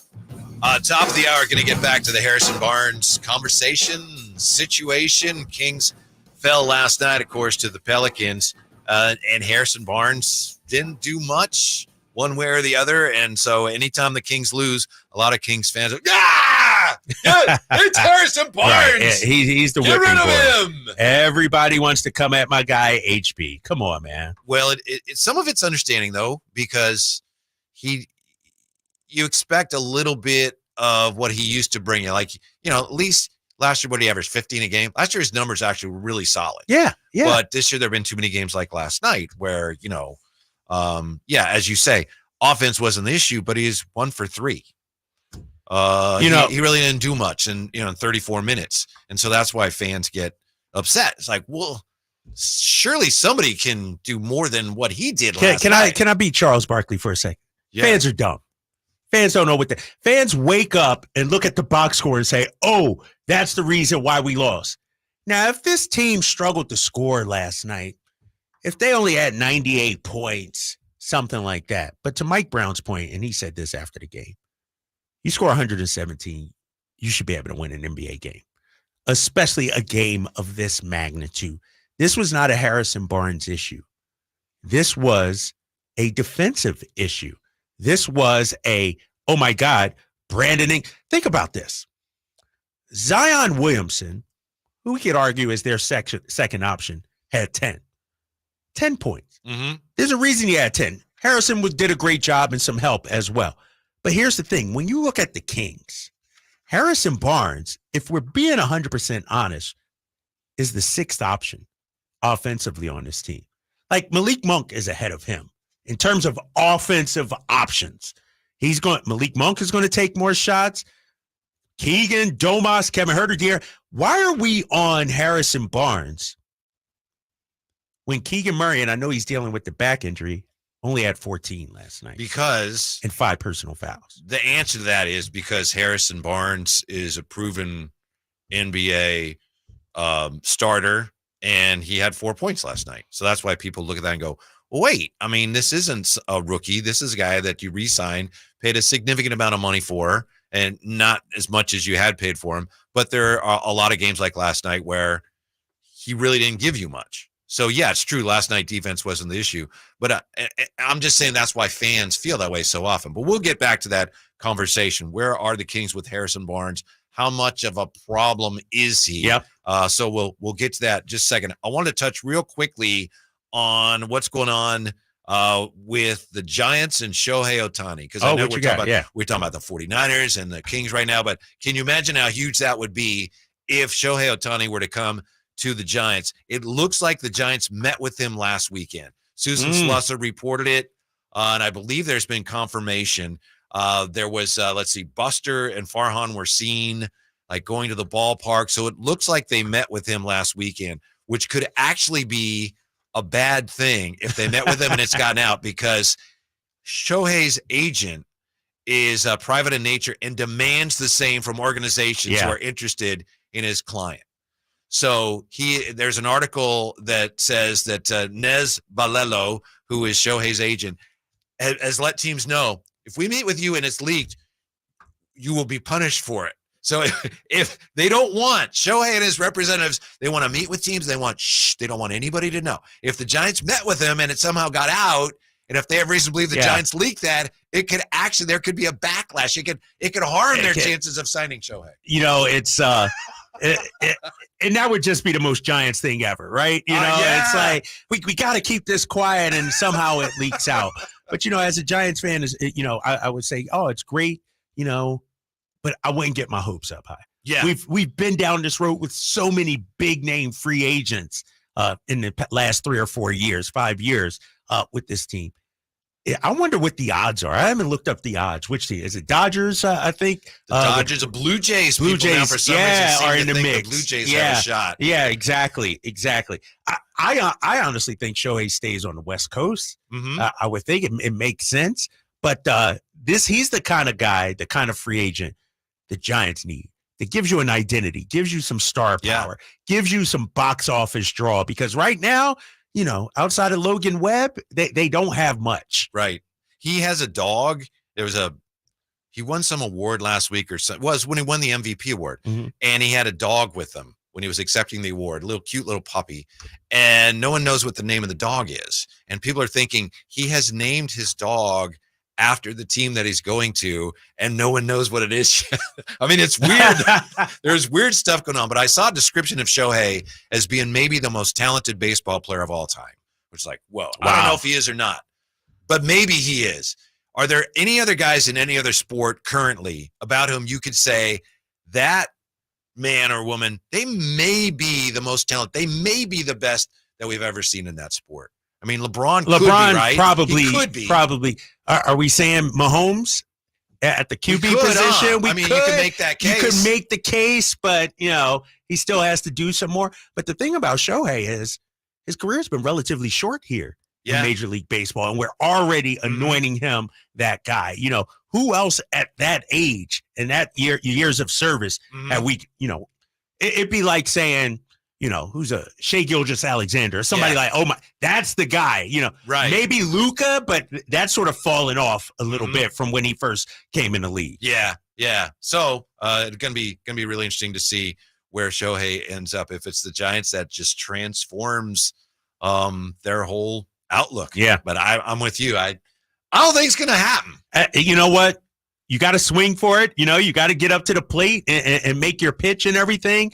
But at some point, they got to get somebody, right? They got to land one of these big names. Right. San Francisco's too great of a market, too big of a market not to attract big name free agents. Bryce Harper, they didn't get him. Giancarlo Stanton, Aaron Judge. What's Judge. Interesting about the Bay Area? The Bay Area, I've probably spent more time there than you have. I'm from Vallejo. Bay Area is beautiful, but let's face it, as far as like free agent destination in pro sports, it's really not. It's not. Yeah.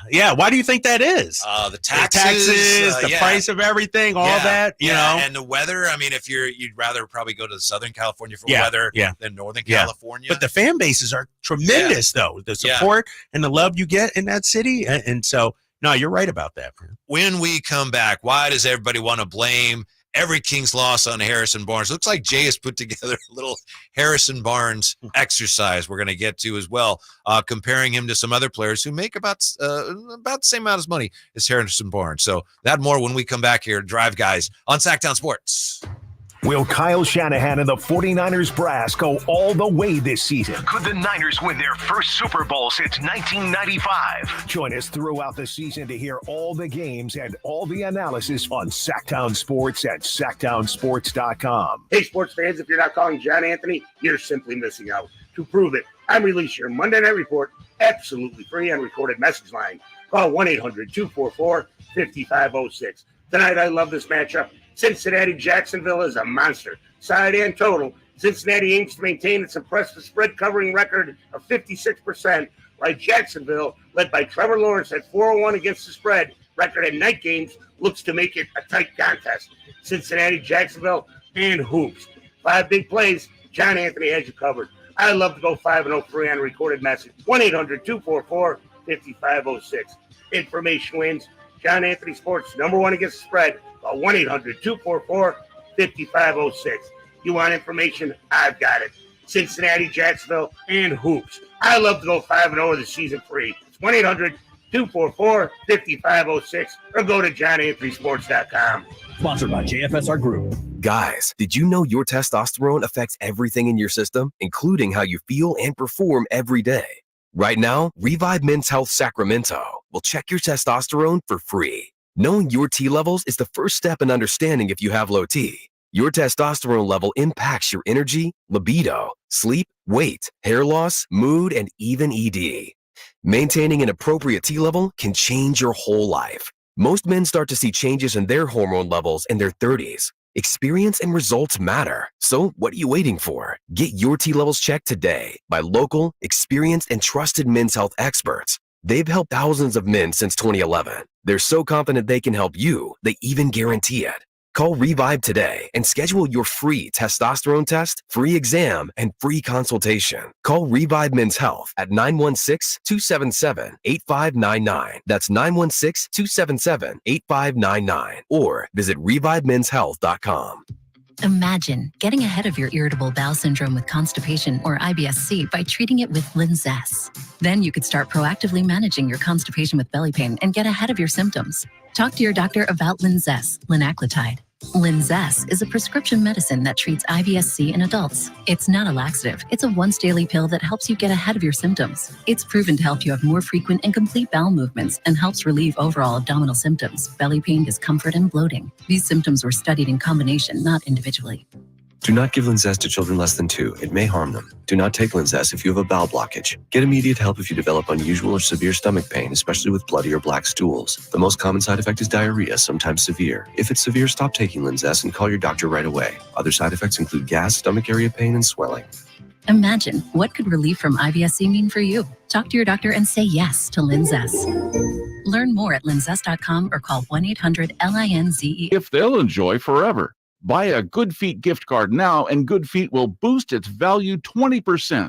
That's a 20% gift free from the Good Feet store. If you have someone on your list who's on their feet all day, has sore feet, knee, hip, or back pain, or even plantar fasciitis, maybe needs an energy boost, or just wants to maintain their active lifestyle, a Good Feet Arch Support gift card could be the perfect gift. The Good Feet store in Sacramento, Roseville, Stockton, Modesto, and Vacaville. Online at goodfeet.com. At Grainger, we're for the ones who specialize in saving the day and for the ones who've mastered the art of keeping business moving. We offer industrial-grade supplies for every industry with same-day pickup and next-day delivery on most orders, all backed by real people ready to help. So you can get the right answers and products right when you need them. Call quickgrainger.com or just stop by. Grainger, for the ones who get it done. Get year-end pricing during Happy Honda Days at Folsom Lake Honda, your one-stop Honda shop. Folsom Lake Honda is your one-stop Honda shop for great pricing on our entire selection of new CRVs, HRVs, Ridgeline Civics, and Accords. Plus, with low finance and lease options, now's the time to buy. Hurry in and save during Happy Honda Days at Folsom Lake Honda, or go to folsomlakehonda.com. Folsom Lake Honda, yeah, your one-stop Honda shop. KHTKAM HD1 Sacramento, KYMX HD2 Sacramento. From the Power Business Technology Toshiba Studios. This is Sactown Sports.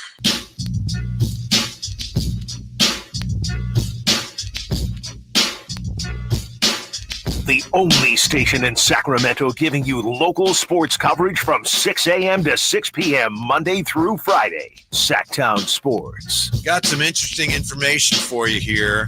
Kyle pointed this out to me, so Kyle, I'll let you take over. But it looks like the Stockton Kings have made a deal that could impact the Sacramento Kings roster, potentially. Yeah, the Stockton Kings very active out there on the trade market, and they've reportedly acquired Stanley Johnson from the Sioux Falls Skyforce. Stanley Johnson, 27 years old, played with the Spurs last season, knocked down 45% of his threes last season, and our guy Jason Anderson confirming it as well. Johnson, an 8-year NBA vet, played 30 games with the Spurs. He was a lottery pick when he came into the league. And when you look at, him, he's known as a two-way guy, at least a deep defender. The issue with him has been his three-point shooting. We mentioned last season he shot 45%, but he only took 1.3 threes per game. And that he didn't have any other year where he came close to no other year. I think prior to that, his best year was 32.8% on 2.2 threes per game. And so I don't know, how much he can help Sacramento, especially with his inability to score, but he is a tough, hard-nosed defender. And, the Kings do have an open roster spot. So it'll be interesting to see if they decide to bring him up and give him a look in Sacramento. Yeah, and to your point, he was a lottery pick. Yeah, round one, 2015 draft. He was the 8th pick by the Detroit Pistons. So interesting pickup. He's played here with Detroit and Pelicans a little bit, and the Raptors and the Lakers, and as you said, the Spurs. So Stanley Johnson is a member of the organization, and the Kings have an open roster spot. Right? Yes, they have an open roster spot. So, they could convert that and bring him up, obviously, to take a look. it's a name. It's a guy that's been in the league. Basketball fans are familiar with him, but you also are familiar with, his limitations offensively. And if he could ever get that down, that 3-point shot down, he could be a key contributor on a team, I think. Mm-hmm. Now, we've been talking about the loss last night, the elimination from the in-season tournament, 127-117. Kings falling to the Pelicans last night. And we've been talking about Harrison Barnes. Kings lose. People want to talk about Harrison Barnes. Why is he still around? What's going on with Harrison Barnes? Do we have some sound here? Mike Brown last night was asked about the fact that Harrison Barnes wasn't very productive when it comes to the box score. But I can tell you just in general, he's going to have to help us rebound. He's going to take on some tough defensive assignments, right? And then, he's going to shoot the ball when he's open. The one thing that you guys have to understand is I don't call any plays for HB. Everything he does, he kind of gets off of others. And so, that's going to bring amount of inconsistency too, because he doesn't get a single play call for him. And when he's had big games, it's been him feeding off of others and all that type of stuff. And we didn't. I don't know if I'd have to go back and watch the film, but I don't feel like we touched the paint enough. And they send a lot of guys to the paint, but I don't feel like we touched the paint enough. And then when the ball got sprayed, and then the ball gets sprayed. I felt when we touched that paint, a lot of times it was to try to score. And HB is really good feeding off of us touching the paint. Spray happens, he either shoots it or spray, swing to him, hard close out, and he snap drives and gets by people. He didn't have much opportunity to do that tonight. But again, we didn't shoot the ball well from three, but 117 points is plenty enough to win a ball game of this magnitude. All right. So, and Jay has put together an exercise for us. We'll get to in just a moment here, but let me play Freddie the Fan with you. Can I do that? Yeah, please do. Freddie Fan. Kyle Draper. I love watching you on TV, but come on, man. Harrison Barnes had 33 in the opening night game against Utah.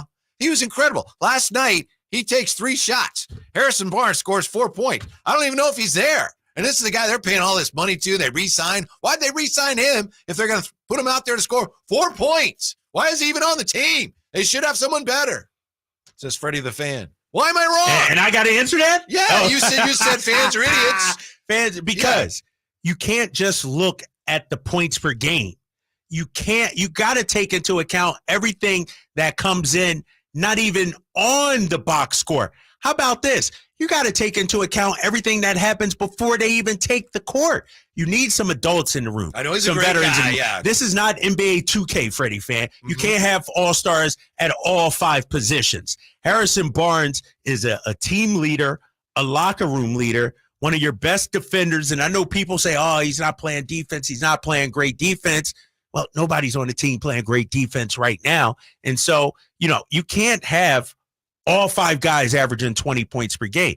Is his numbers down? Yeah, no doubt about it. His numbers are down this season. But we knew coming into this season that he was going to take a reduced role.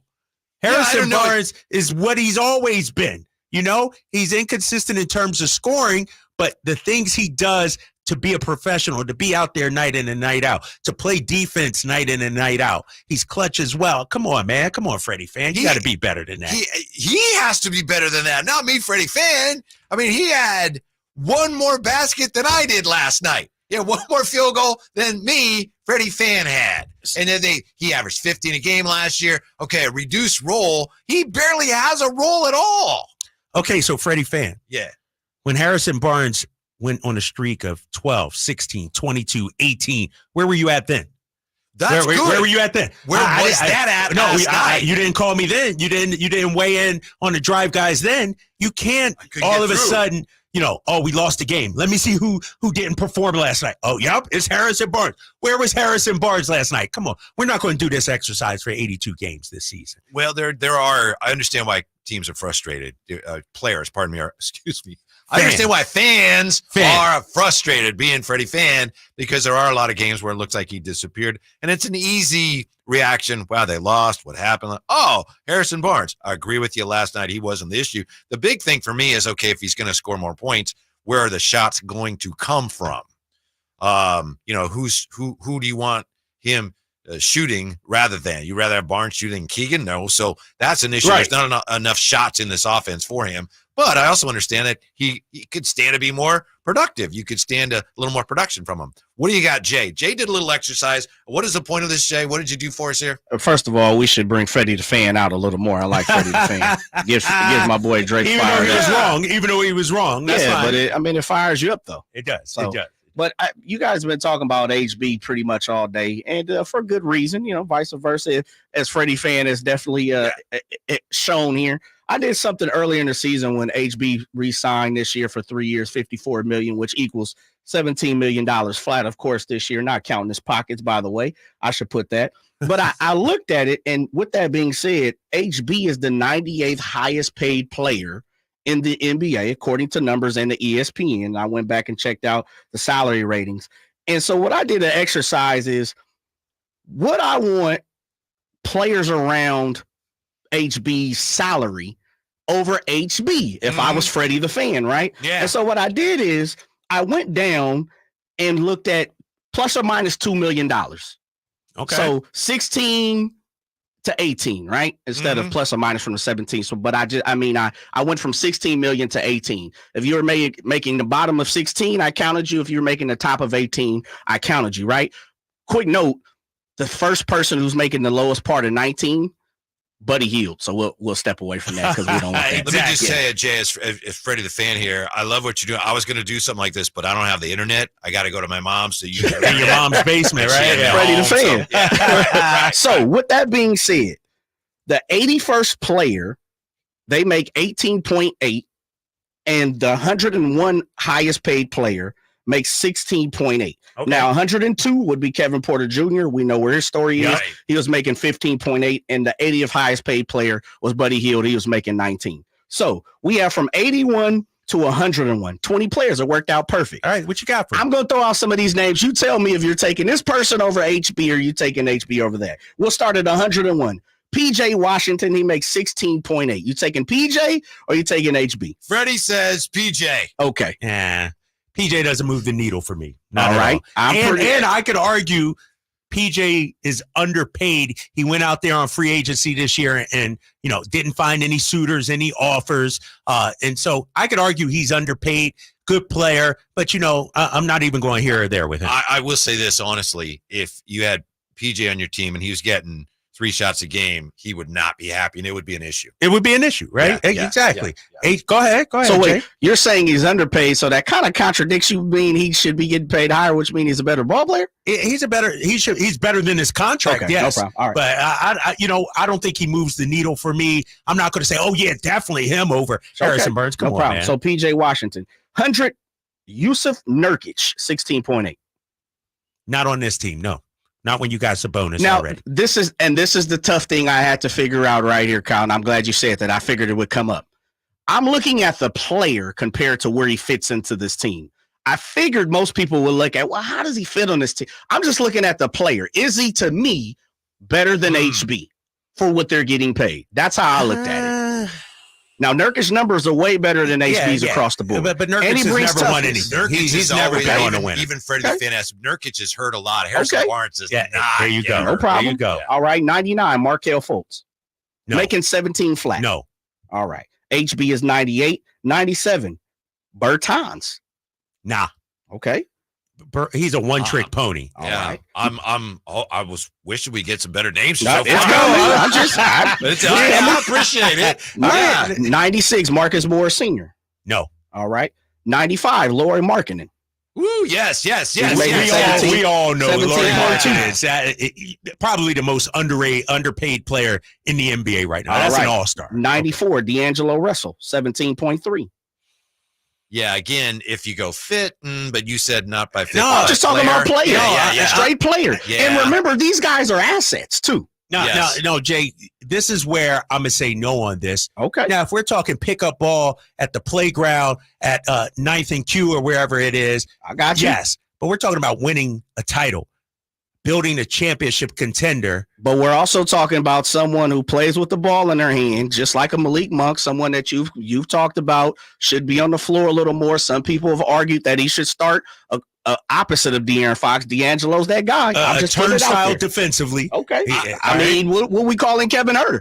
I would never D'Angelo Russell guy. You going there? You going there? I see how you are stop right that. now. I'm not a D'Angelo Russell guy, but you're right about defensively he's turnstile. But he's actually having a really good year this year. He's kind of outperforming his projections. So I would say yes, I'm in on D'Angelo Russell. Colin Sexton, 17.3. He's a good player. Yes, He's a good player. Yeah. I like him.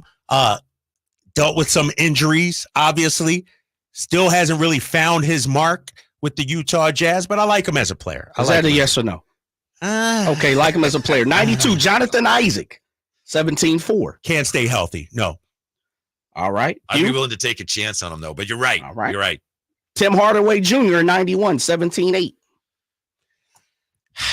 That's a shoe-in. I don't even know why we huffing and puffing. No, that's not a shoe-in because you're not putting putting him in this starting lineup, and that's not going to equate to wins. But now, if you said as a sixth man, that's his role right now with the Dallas Mavericks. You said shoe-in. Come on, He's a shoe-in. Him, he's a one-way and Cole player. Anthony are top for 6 men right now.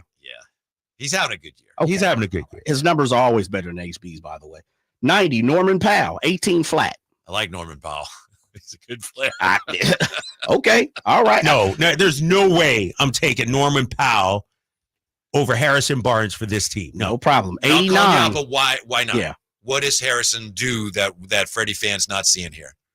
Plays defense, Mm-hmm. I think, better than Norman Powell. He's more of a winner. And see, I think we're having a different argument here. I'm looking at the fit solely because you can't just say, oh, we're going to get Norman Powell and plug it. Well, how does he fit with De'Aaron Fox? How does he fit with DeMontis Sabonis? You know, think about it. Harrison Barnes most nights guards the other team's best perimeter play. Zion last night, we've seen it in the past. And so Norman Powell, good player, but what has he done? Go ahead. All right. Jay. 89, Duncan Robinson, 18-1. No. I don't like them. One trick pony. 88. You can make the case, but no. 88, DeJounte Murray, 18.2. I think DeJounte's severely underpaid. So, I like DeJounte a lot. I like 87, Derek White, 18.3. You know what?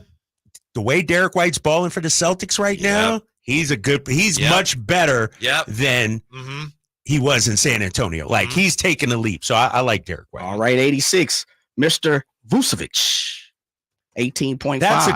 That's a great question because Vucevic is talented, a former All-Star, but he's not winning. What says Freddie He's not a winner. Fan? Freddie fan is like Vucevic. He's No, take. He's, he said no. Freddie's down in the overrated. basement a little too long. Yeah. All right, 85, Gary Trent Jr., 18.5. He might give me a little more pop, but overall, He's just an offensive scorer. That's it. I mean, I need a complete ball player, man. All right, maybe this answers 84, OG Anunoby, 18.5. Ooh. now that's or 6. Give me 18. a no-brainer. And it's just not as simple. If you were to get him, there's Right. complications with the contract. But just for the purposes of this exercise, no contest. And here's what I think, OG. I think his best days are still ahead of him. Yep. I think he needs to get out of Toronto. You play in this Kings system. I would love for the Kings to go out there and get OG Anunoby. I'm going to save the next two because they're names, and I think you guys go. Number 81 is Evan Fournier at 18.8. Nah.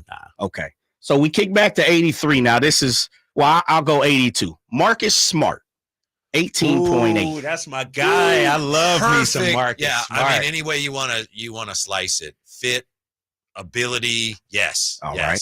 Yeah. Now, but you also got to factor in age too.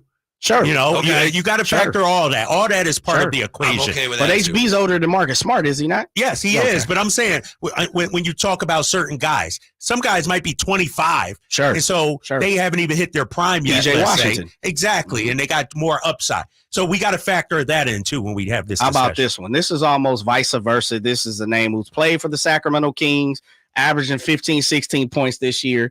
18.7. We're talking about Bogdan Bogdanovic. His health worries me too much. Yeah. Otherwise, he's a really good player. But he's got his knee issues. I'm going to say no. You're not thinking like Freddie the Fan over there, Whitey. I think Freddie the fan is probably like 12 out of 18. I'm with it. I mean, 12 out of 20. Yeah, sign me up. But he's not defending anybody though either. Let's go on the other. So if I hear you guys correctly, I hear a Marcus Smart, I hear a OG, I hear a Vucevic maybe, I hear a Derek White, I hear a DeJounte Murray. No, Tim Hardaway Jr. Freddie fans taking not him. Colin Sexton. Yes. Okay. D'Angelo, you say no, Drapes. Freddie the fan says. Yeah, Freddie the fan is all in. Lori Marketing for sure. Yeah, we all agree Lori Marketing. And maybe Nurkic. I'm out on I think Nurkic. we're both out on Nurkic. And PJ Washington. There you go. See? Yeah. So. And now you're just acting like you won. No, but I'm saying now do this exercise for Marcus Smart. And, like when you get in that, there's going to be some people that like this guy better than that guy. It's just, that's just how these kind of discussions are built. I like Harrison Barnes because he's steady. You know what you're going to get in terms of the play. He's not going to turn it over. He's going to knock down his free throws. He's going to play good defense. Some of those names you mentioned. I love Marcus Smart.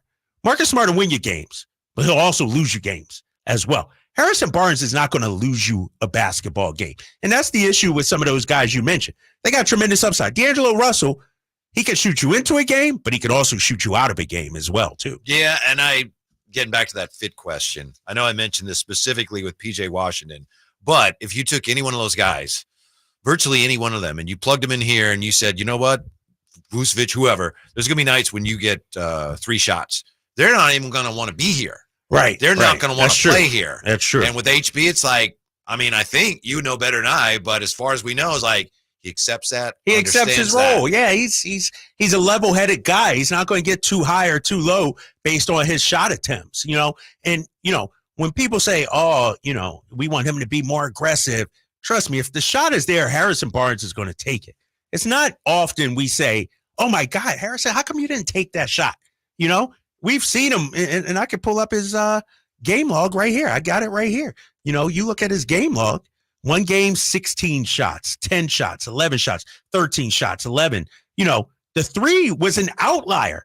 He had one game of 3 and one game of 4. Usually he's in that 7 to 12 range, which as your 6th option is solid. Last night, he only took 3 shots. We need more from him. Yes, but let's not act like this is an indictment on his whole career and he can't be what this team needs him to be. He's the 5th option among the starters, 6th option if you include Malik Monk. Mm-hmm. What do the Kings need from him night in, night out? And are they getting it? I think what they need is solid defense. His defensive numbers can be better, no doubt about it. I looked at his defensive rating. It's not good. But that's, coupled with everybody else on the court, too. Knock down open shots, get to the free throw line. Those are the 3 things. And, be a better passer, too. Like, I think when I look at Harrison Barnes, he usually gives the game what it needs. The game didn't need him to go for 20 last night, Whitey. The game didn't need him to hunt shots last night. The game needed him to D up Zion Williamson. And I know it was a team effort. He did a heck of a job on that last night. I think there's a real chance that at this point of his career, and he's had a fine career, yeah, he really has, that he is maybe best suited to be coming off the bench on a really good team. I just think that's where he is. I understand why the Kings signed him and why he is starting for them. I get it. I understand it. I'm not saying that this is malpractice. It's terrible that they're doing this, but I think in an ideal situation for him, I think he's coming off the bench for a really good team. I also think right now the Kings don't have anybody who's better than him who should be starting. I said during the offseason, I think the plan, ideally, they would love for Sasha to get to that point, but Sasha's nowhere near that point right now.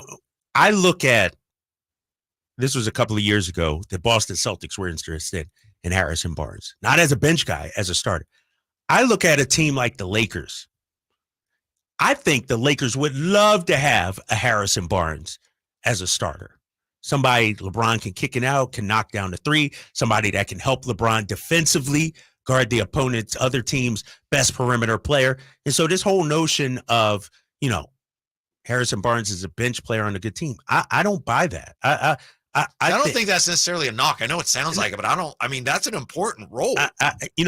I think he's a fifth starter on a championship level team. That's how I view him. Mm-hmm. And so, I think if Keegan takes the step we're talking about, we're not having this discussion.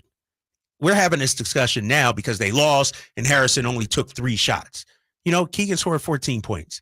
Keegan has to, on that kind of game, he got to be a 19, 20 point scorer.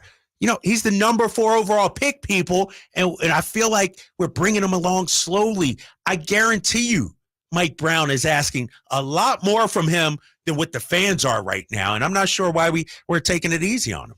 If you look at the contracts, and if you think, and you mentioned this, the Kings may be in position to make a move at some point, wouldn't Harrison Barnes' contract be one of the ones that would be most likely for them to consider moving? I'm not asking you to say, do you want to get rid of him? But when you look at their roster, and if you were going to move some pieces to bring something in, wouldn't Harrison probably be one of the pieces that you would most likely want to include in the deal? Again, depending, of course, on what you're getting. Well, he definitely has a manageable contract. His contract would not scare teams off. Yeah. And it's short term, 3 years. That's nothing in the NBA. Think about it. You get through this season and then, get through next season, then he's a potential free agent, which has value in terms of a trade. And so I think his contract is manageable. I think when you look at it, if it was 25 or 30, nobody would be interested in that. I think it's a manageable contract. Coming up, who are the Kings compared to who they were last year? It's next with the Drive Guys on Sactown Sports.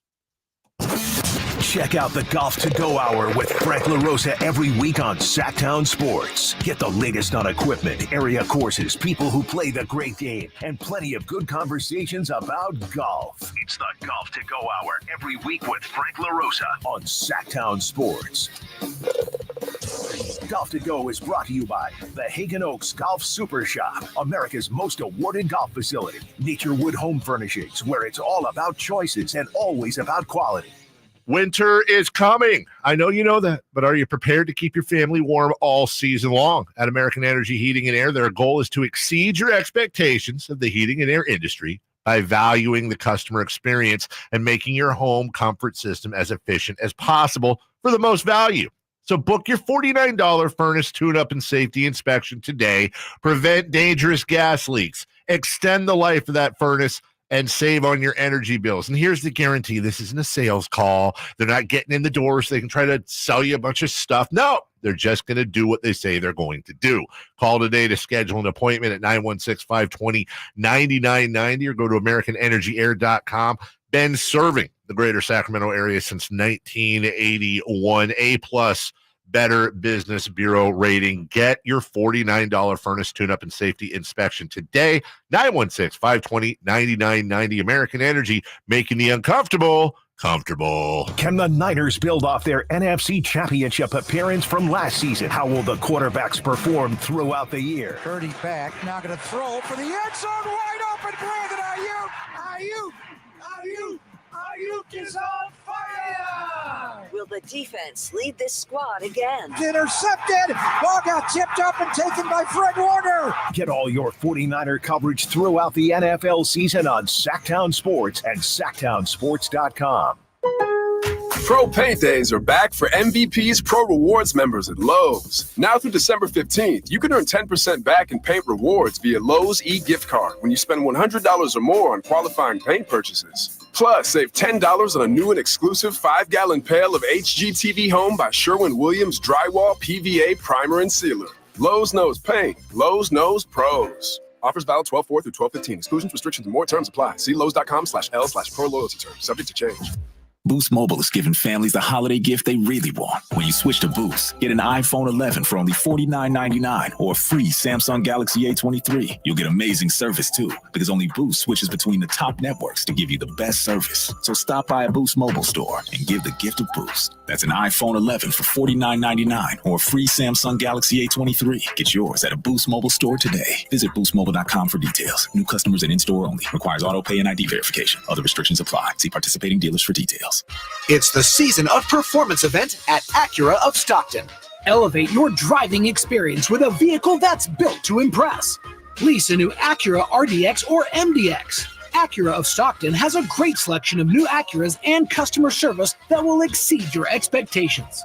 Take luxury to a whole new level in a new Acura from Acura of Stockton or AcuraofStockton.com, where precision-crafted performance is at your fingertips.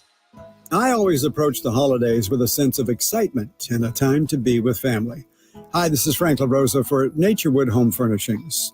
For me, the best times were when there were 3 generations all celebrating together. Today, we're the grandparents, and the holiday spotlight shines on my grandson. And I hope he'll remember holidays the way his papa does.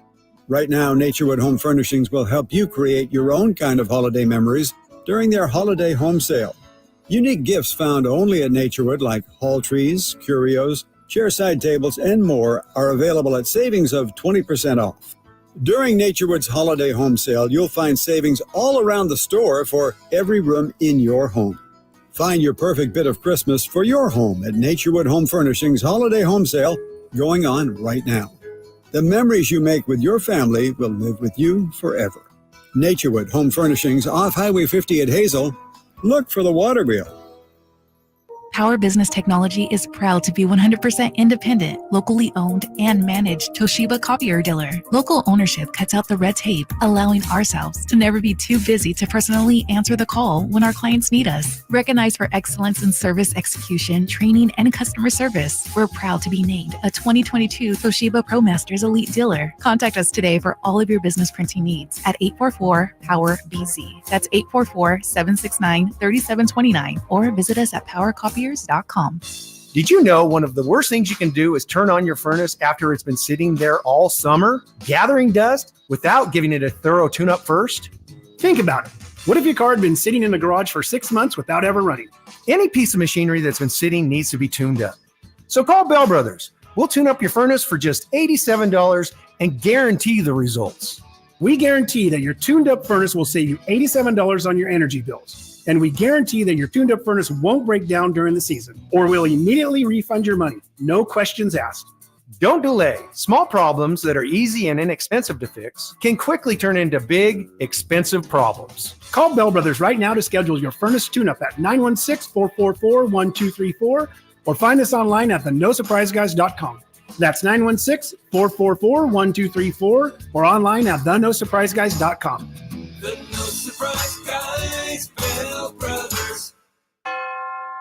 Hey, it's Carmichael Dave letting you know Capital Casino, Sacramento's #1 poker room and primetime football location, is back. Cap Casino giving away $500 per game in high hand bonuses for every Sunday, Monday, and Thursday night primetime game, offering the best food, best service, and the best action with the most variety of games in the region, and conveniently located in downtown Sacramento. Check it out. Capital Casino. And as always, please remember to gamble responsibly. 1-800-GAMBLER.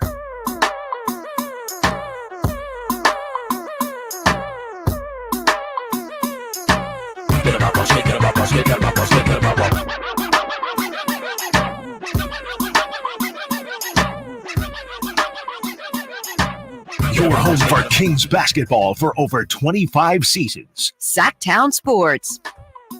Wow, there's some people taking some shots at poor Freddie the Fan here to drive guys on Sactown Sports on the text line here.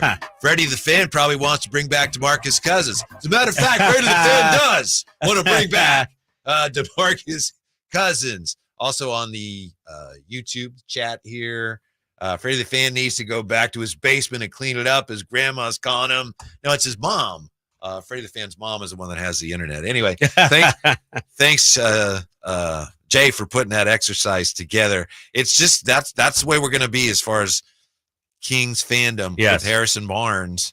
Until he averages 20 points a game, which ain't going to happen, people are going to look at those games like last night and go, look at that. Oh, that's wrong. It's just the state of the team right now in the roster. And the thing is, Harrison Barnes is in his 6th season here in Sacramento, 5th full season, came in obviously in that trade.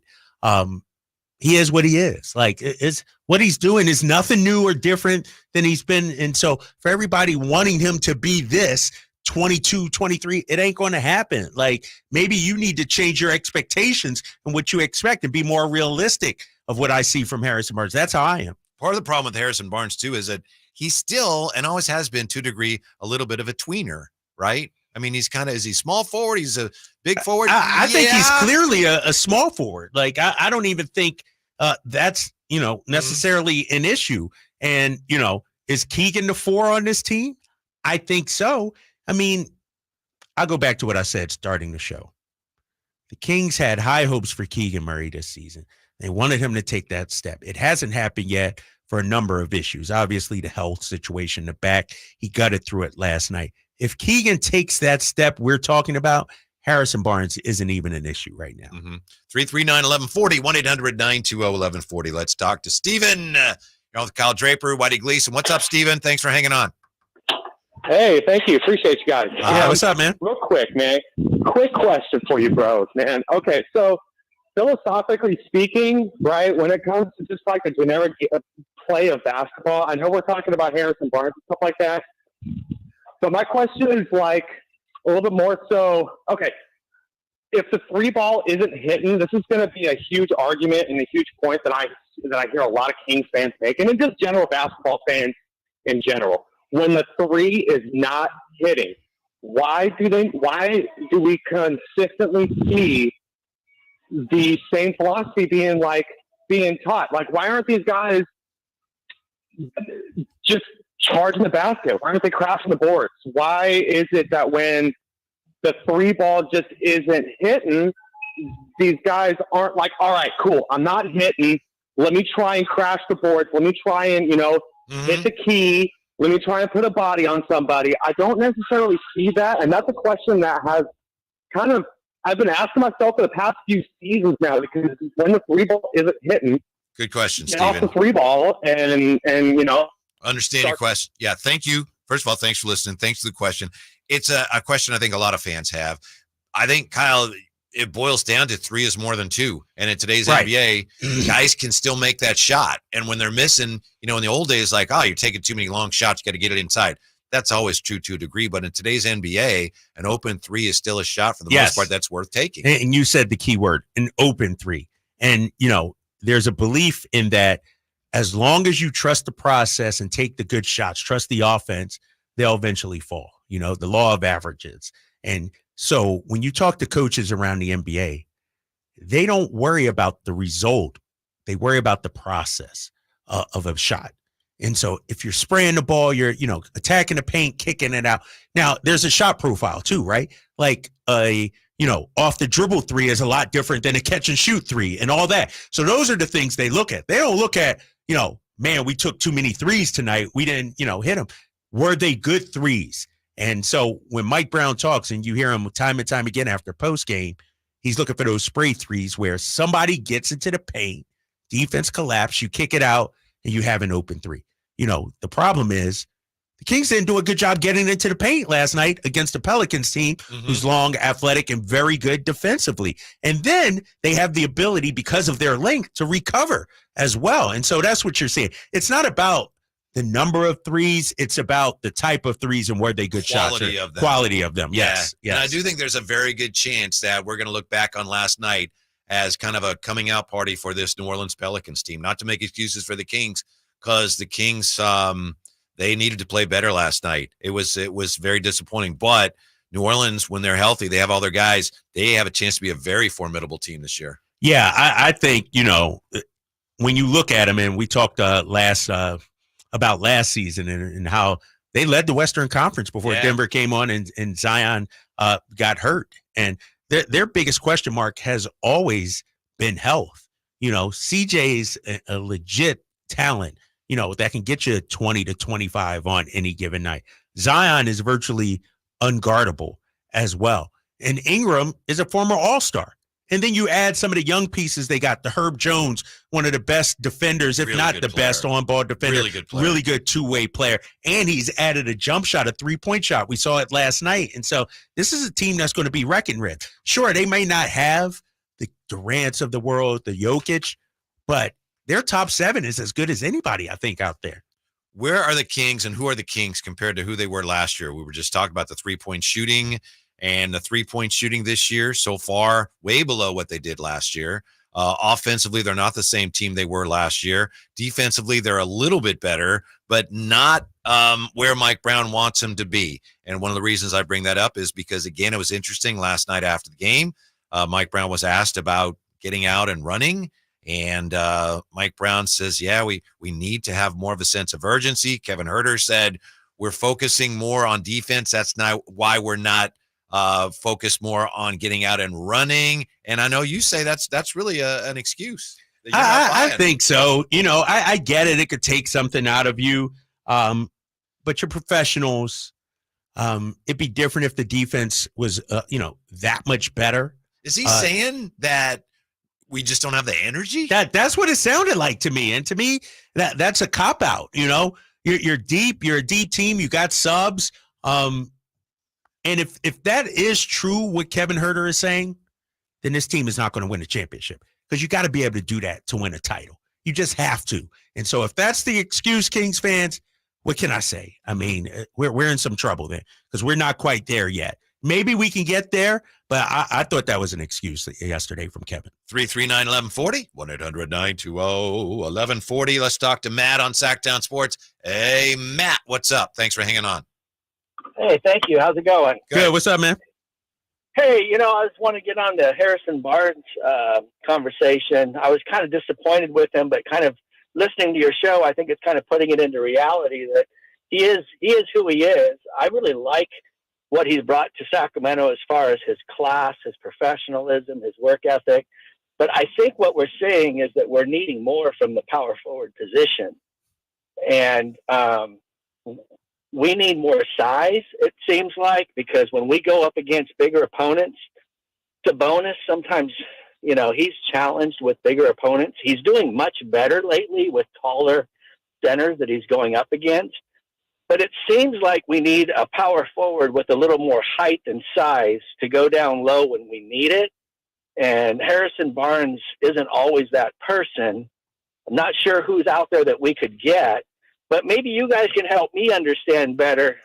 I have always heard the argument that Sabonis would not be good at the power forward position. He's better off at the center. Why is that?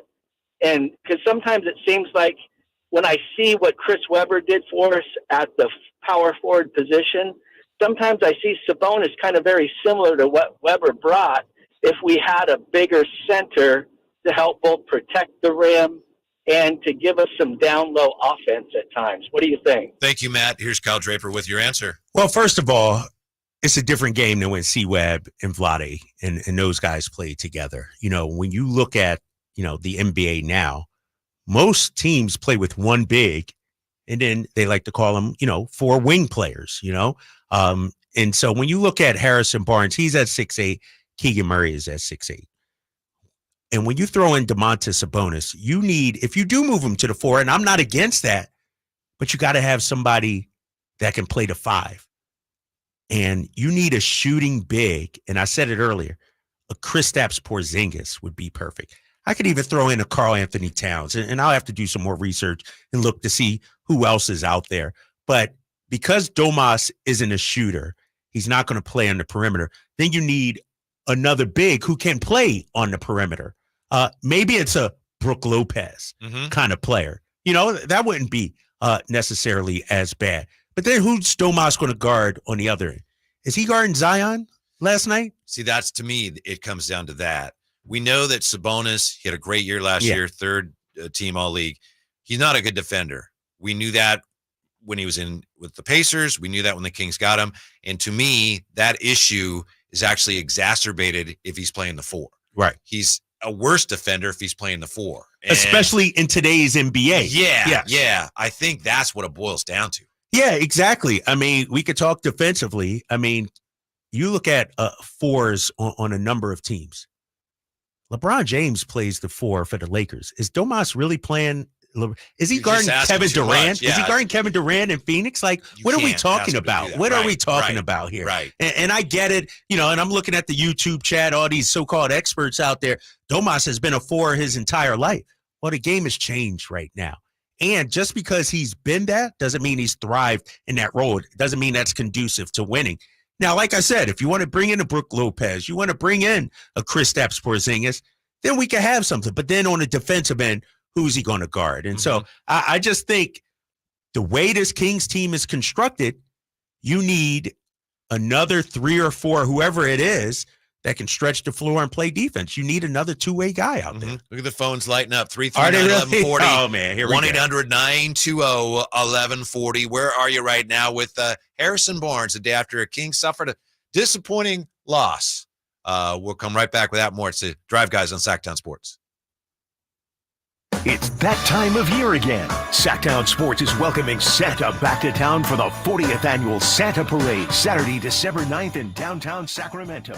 Grab the family and join us as we celebrate Santa's arrival with marching bands, superheroes, cheer squads, and more. Parade starts at 10 a.m. at 14th and N. We'll see you Saturday, December 9th in downtown for the Santa Parade with Western Health Advantage, Huff Home Services, and the California National Guard. Get more information at SactownSports.com. Sacramento weather is brought to you by Bonnie. I'm Mark Finan in the KCRA3 Weather Center. Skies will stay mainly clear to partly cloudy tonight with overnight lows in the mid-40s. During the day tomorrow, look for increasing clouds, and by the afternoon, we will see a couple of hours of rain. Get the latest forecast on the KCRA3 News and the KCRA3 app. Winter's coming, so let's kick off the cold season right and get your heater all tuned up. Now, just $79. No matter how cold it gets outside, you'll always be warm and toasty inside. Plumbing, sewer, electrical, heating, and air, Bonnie.com. Get year-end pricing during Happy Holidays at Folsom Lake Honda, your one-stop Honda shop. Folsom Lake Honda is your one-stop Honda shop for great pricing on our entire selection of new CRVs, HRVs, Ridgeline, Civics, and Accords. Plus, with low finance and lease options, now's the time to buy. Hurry in and save during Happy Honda Days at Folsom Lake Honda, or go to folsomlakehonda.com. Folsom Lake Honda, yeah, your one-stop Honda shop. Discover your dream home at Subcontractors United, your source for all home improvement needs. A talented team of home services experts is ready to make your projects a breeze. No more endless internet searches. Find your contractors in one place. Enjoy stress-free service absolutely free, with no hidden costs and no accounts to set up. Transform your living space into something extraordinary. Visit Subcontractors United today and experience the joy of hassle-free home improvement. Dream big at subcontractorsunited.com. This is Jeff Scott. Did you know there's a way to outsmart COVID if you get it? Now, there are medicines that can treat COVID whether or not you've been vaccinated, which is great news, especially if you're over 50. If taken in the first 5 days of having symptoms, COVID medicines can help stop the illness from getting serious. Call a healthcare provider or the statewide COVID hotline at 833-422-4255 to learn more about COVID medicines. Brought to you by the California Department of Public Health. Our daughter Jessie loves playing detective. A clue. But since we discovered she has sensitive skin, we've been playing detective too.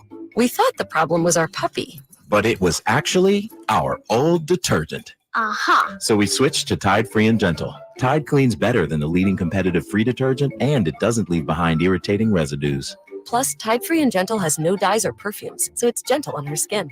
Case closed. If it's got to be clean, it's got to be Tide Free and Gentle. Whitey here reminding you that not all grills are created equal. Give your family a real treat. Bring out all the flavors of the holidays with the amazing Napoleon Prestige line of outdoor cookers. My Napoleon Stainless Steel Pro Series gas grill is turning me into a pro. Napoleon Grills has features other grills can't match. They're built different, built better, built to last, complete with a lifetime warranty. I may never want to cook indoors again. All made with premium steel that boasts absolute quality. Just go to Napoleon.com for your nearby Napoleon Grills dealer. Napoleon Grills. Now is the time for the best selection of grills and fine accessories for the holidays. Folsom Lake Ford has trucks. The F-150s are here. Explorers, Expeditions, and a huge selection of Broncos and Bronco Sports. They're in stock now at Folsom Lake Ford. Shop Folsom Lake Ford, your truck headquarters right here in Sacramento for your favorite Ford models at good, fair prices. Short on cash? Buy any new Ford with zero down. Save big with low interest finance rates. Plus,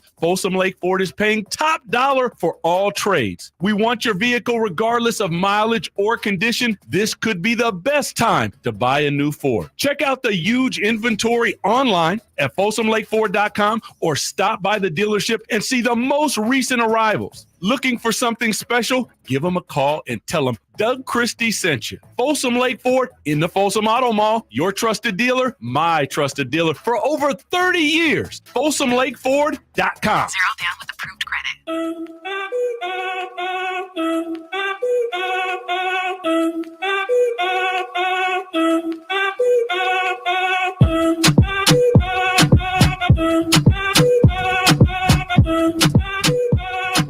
The Drive Guys powering your afternoons Monday through Friday on Sactown Sports. Thank you for being with us. I also want to take a moment to once again thank Kyle Draper. I know yesterday was not a great day for him because he was licking his wounds from that Eagle loss. Bang, bang, Jay. And then, the Kings had a tough loss. But seriously, I just wanted to thank you again for wearing the Brock Purdy jersey. Somebody, when I came in today, was like, I think someone asked, how'd you get him to wear that jersey? And it's like, I wasn't even here. I didn't know whether we had actually, nailed that down. He did that on his own. Yeah, and I went and paid my hard-earned money. It's like $140. People are like, what? Man, write that off, brother. Write that off. Oh, yeah, you know that, man. That's a tax. Real quick, where's it resting at comfortably right now? I think it's under the passenger seat in my car somewhere. Under the seat, okay. Yeah, with the popcorn and the peanuts and all the other trash that's under there. Yeah, Loose that's change. where it's at. The loose change. Was it really $140? Yes. Wow. I paid $140 for the Brock Purdy jersey. To wear it once. You got to get the Chinese knockoff or something. Dude, I went to Dick's Sporting Goods. They didn't have any. And then so I went to the store down at Doco, Lids, I guess it's called, or something. Yeah. And it was the only one left. They had one Purdy and one Kittle jersey, and that's it. And I'm like, So, yeah, man. Nice the things jersey. I do. Yeah, I know. The things I do. It looked man. good That's on it. you. And I just, again, I think, people may ask me about that. I said, no, he did that on his own. So we appreciate that. Thanks for being with us today. Sactown Sports, of course, on the YouTube chat, 339-1140, 1-800-920-1140. We've been talking a lot today about where the Kings are after a disappointing loss last night. And then after disappointing loss, the conversation often turns to Harrison last night. So we've been figuring out where the Kings are with him, where the Kings are with their defense, which is better, but not where it needs to be. Let's talk to D here on Sactown Sports. D, thanks for hanging on. What's on your mind?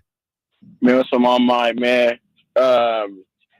Just first, I was going to say, just rest in peace to the guy that passed away, man. Yeah. That's like very much unfortunate, but at least he went out a diehard King fan.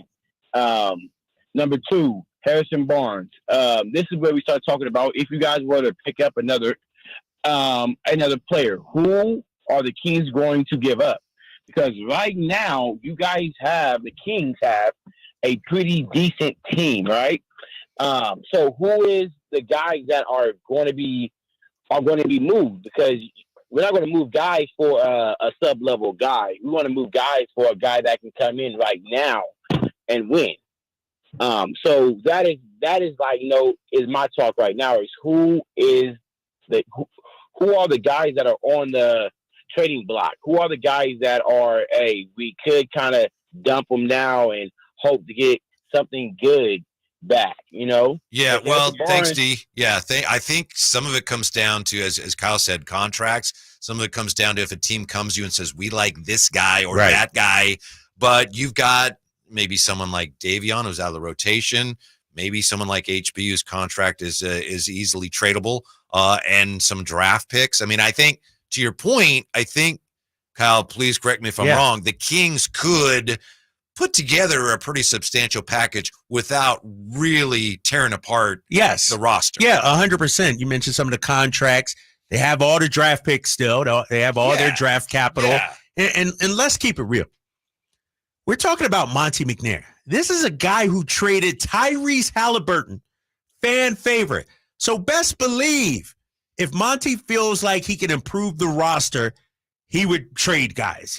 I would argue Fox and Sabonis probably, untouchable at this point. Keegan, maybe. But, knowing Monte McNair and what he's done in the past, his track record has shown us, guys, he's willing to make a controversial move, a move that maybe the fan base doesn't like, maybe gets rid of a fan favorite. And so I fully expect, and this is no inside knowledge, this is just having covered the league for X a number of years, And when you look at it, if the Kings want to get to their championship level, they may need to make a move. I mean, we all see that. One of the keys may be if it gets to that point, would you go out and get somebody like OG Anunoby who might be playing out of contract? I'm not saying they are. That's the thing. Yeah, right. But you may be looking at a situation like that where it's like rolling the dice on whether you can re-sign a guy or how much you're going to get out of him in the short time potentially that he'd be with you.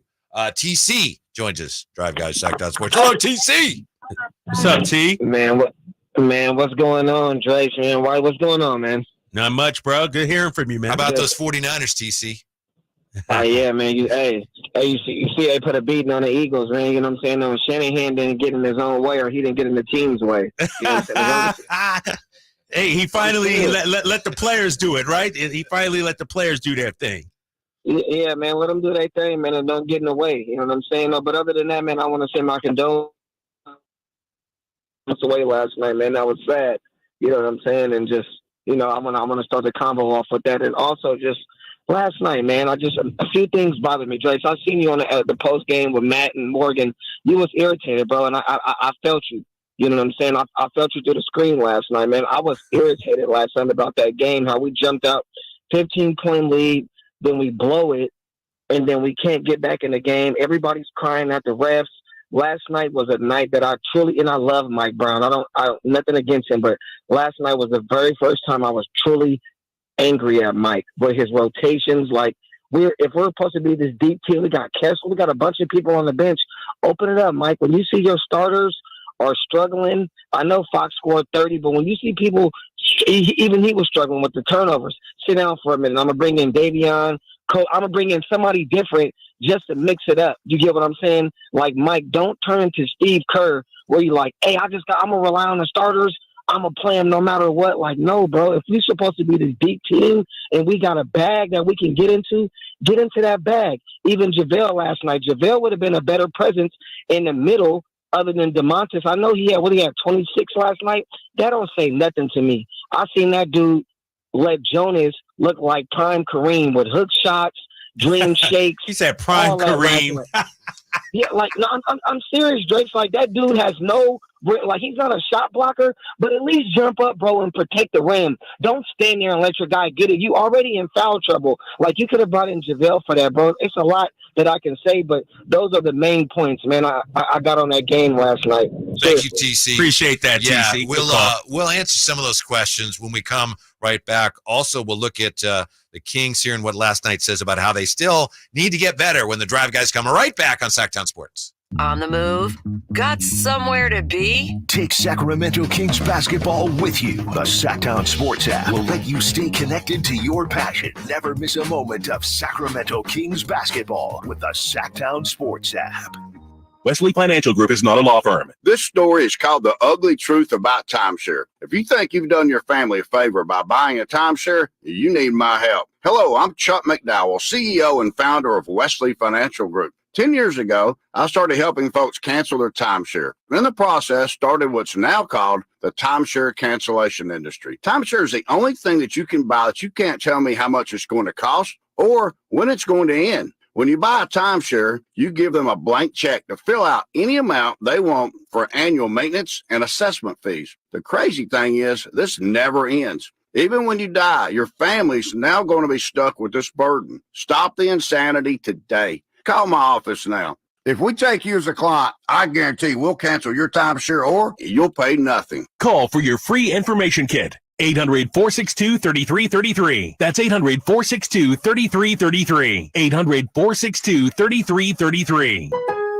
Pro Paint Days are back for MVP's Pro Rewards members at Lowe's. Now through December 15th, you can earn 10% back in paint rewards via Lowe's e-gift card when you spend $100 or more on qualifying paint purchases. Plus, save $10 on a new and exclusive 5-gallon pail of HGTV Home by Sherwin-Williams Drywall PVA Primer and Sealer. Lowe's knows paint. Lowe's knows pros. Offers valid 12/4 through 12/15. Exclusions, restrictions, and more terms apply. See Lowe's.com/L/pro loyalty terms. Subject to change. Boost Mobile is giving families the holiday gift they really want. When you switch to Boost, get an iPhone 11 for only $49.99 or a free Samsung Galaxy A23. You'll get amazing service too, because only Boost switches between the top networks to give you the best service. So stop by a Boost Mobile store and give the gift of Boost. That's an iPhone 11 for $49.99 or a free Samsung Galaxy A23. Get yours at a Boost Mobile store today. Visit boostmobile.com for details. New customers and in-store only. Requires auto pay and ID verification. Other restrictions apply. See participating dealers for details. Winter is coming. I know you know that, but are you prepared to keep your family warm all season long? At American Energy Heating and Air, their goal is to exceed your expectations of the heating and air industry by valuing the customer experience and making your home comfort system as efficient as possible for the most value. So book your $49 furnace tune-up and safety inspection today. Prevent dangerous gas leaks. Extend the life of that furnace and save on your energy bills. And here's the guarantee. This isn't a sales call. They're not getting in the door so they can try to sell you a bunch of stuff. No, they're just going to do what they say they're going to do. Call today to schedule an appointment at 916-520-9990 or go to AmericanEnergyAir.com. Been serving the greater Sacramento area since 1981. A-plus Better Business Bureau rating. Get your $49 furnace tune-up and safety inspection today. 916-520-9990. American Energy, making the uncomfortable comfortable. At aimyourdigital.com, we'll help you target the right audience, build your leads, and crush your quota. Take your business to the next level. Our digital marketing strategies help grow awareness of your product or service, all while building trust in your business. Our approach involves leveraging multiple tools and strategies to deliver exceptional results that are customized to your unique business needs. Don't wait to run out of sales leads. Keep your business growing. Get started with aimyourdigital.com today. This holiday season, Good Guys Heating and Cooling is turning up the warmth and spreading joy with our Toys for Tune-Ups promotion. Schedule your tune-up or troubleshooting appointment, and with a donation of a new unwrapped toy at the time of your service, we'll waive the fee. It's our way of giving back and making a difference in the lives of local children who might not have the Christmas that every child deserves. All toys will benefit Children's Hope, a wonderful local foster charity right here in Sacramento. Call Good Guys Heating and Cooling at 530-GOOD-AIR to schedule your appointment, or book online at goodguysheatingcooling.com. Happy holidays from the Good Guys family. License number 1057618. KHTKAM Sacramento. KYMX HD2 Sacramento. Take it on the local level. Live and local, 6 a.m. to 6 p.m., Monday through Friday. From the Power Business Technology Toshiba Studios. Sactown Sports.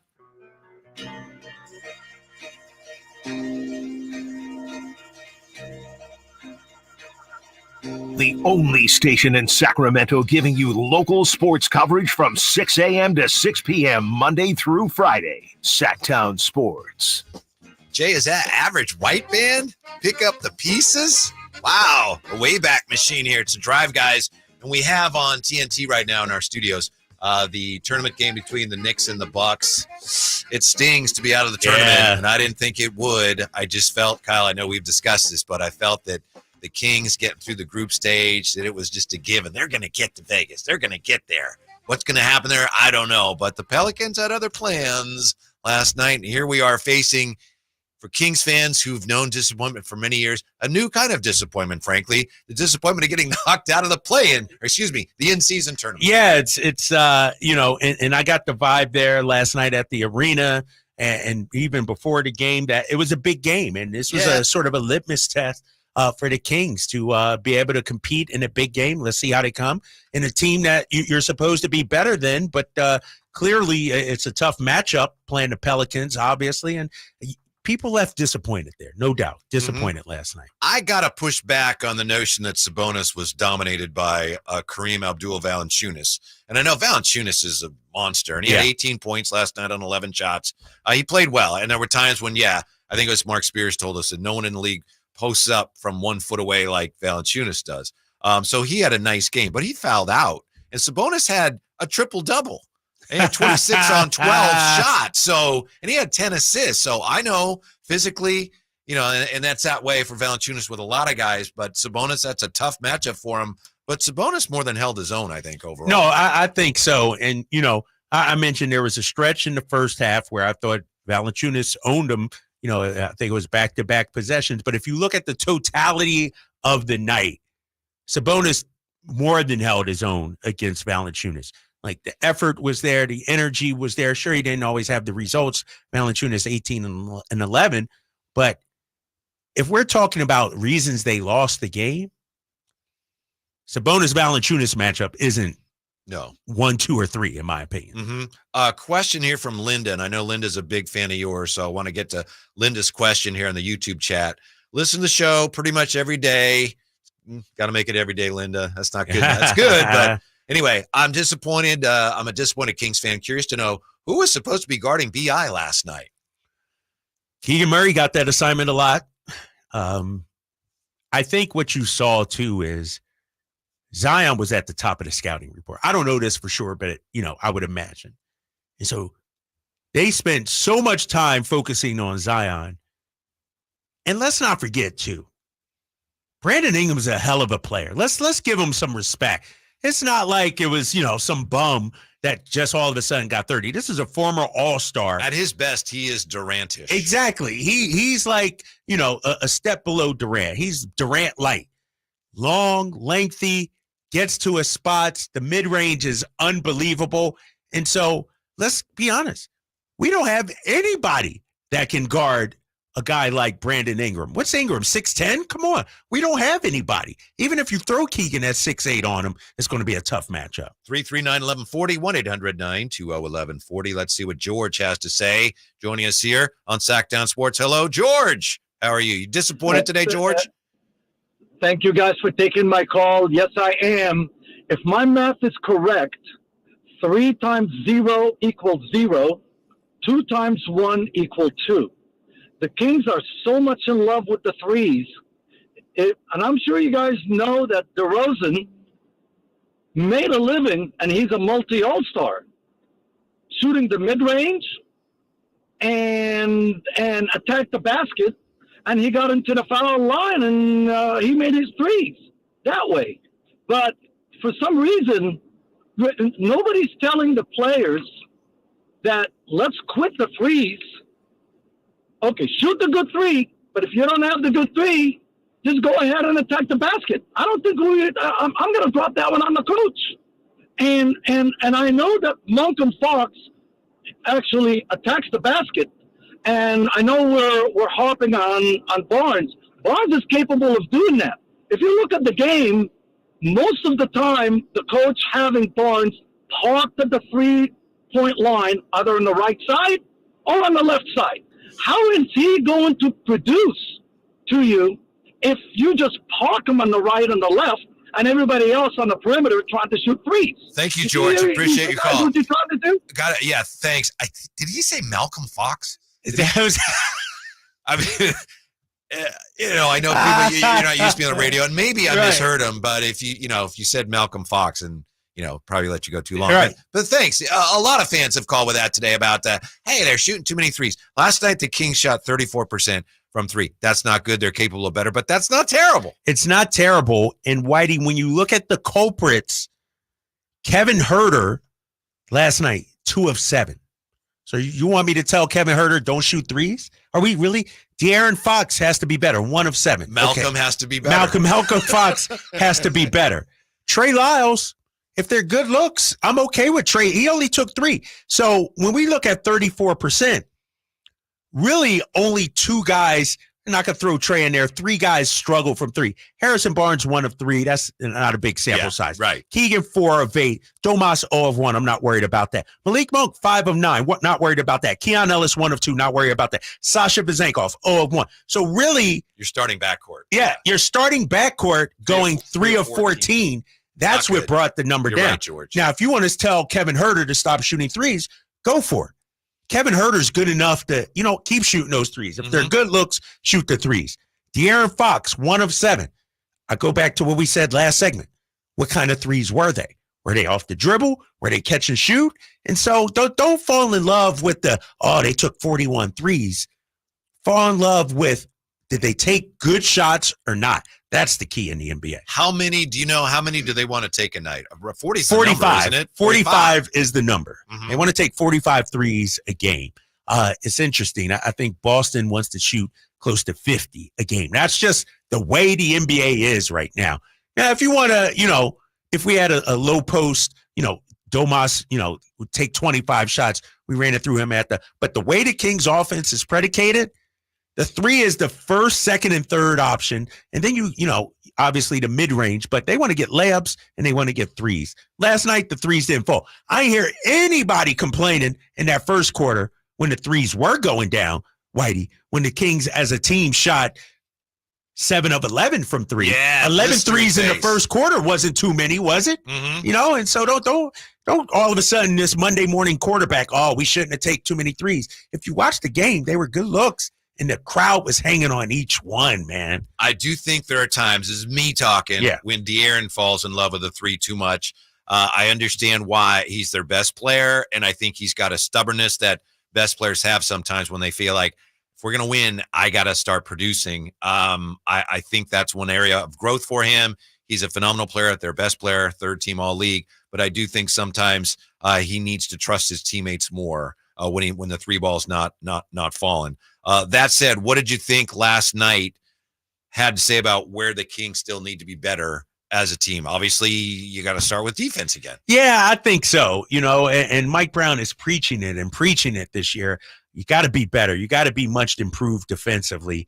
And I do think the effort is there, Whitey. We just aren't seeing the results out there. When you look at defensive rating for the Kings this season, they're 20th in the NBA. A little bit better than what they were, but that's nothing to write home about. Like Phoenix has a better defensive rating. And they were higher, as we discussed yesterday. The Kings were higher than that. They're actually trending in the wrong direction right now. And so they have to be better defensively. And, it's interesting when you look at it, and this is really alarming to me as I dig deeper into the box score.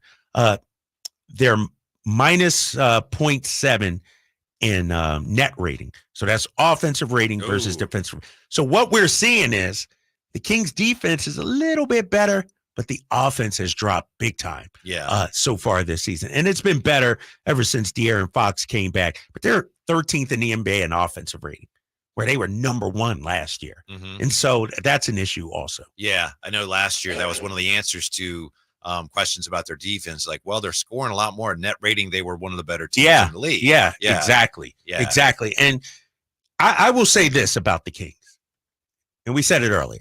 They have a better record right now this season than they did last season. But Mike Brown is playing a long game here. It's not about how you're playing right now. He's trying to get this team to a point where they're playing elite on both ends of the floor. I don't know if they'll ever be a top 10 defensive team, but he's not even asking that. He's asking them to be 15. And so I think, now they're still learning. They're still trying to figure it out. Maybe Monty makes some moves, but to get to where they want to go, make a deep playoff run, they got to improve on that end. Mike Brown is trying to get the Kings to play the type of basketball, especially defensively, night in, night out, that translates once you get into the postseason.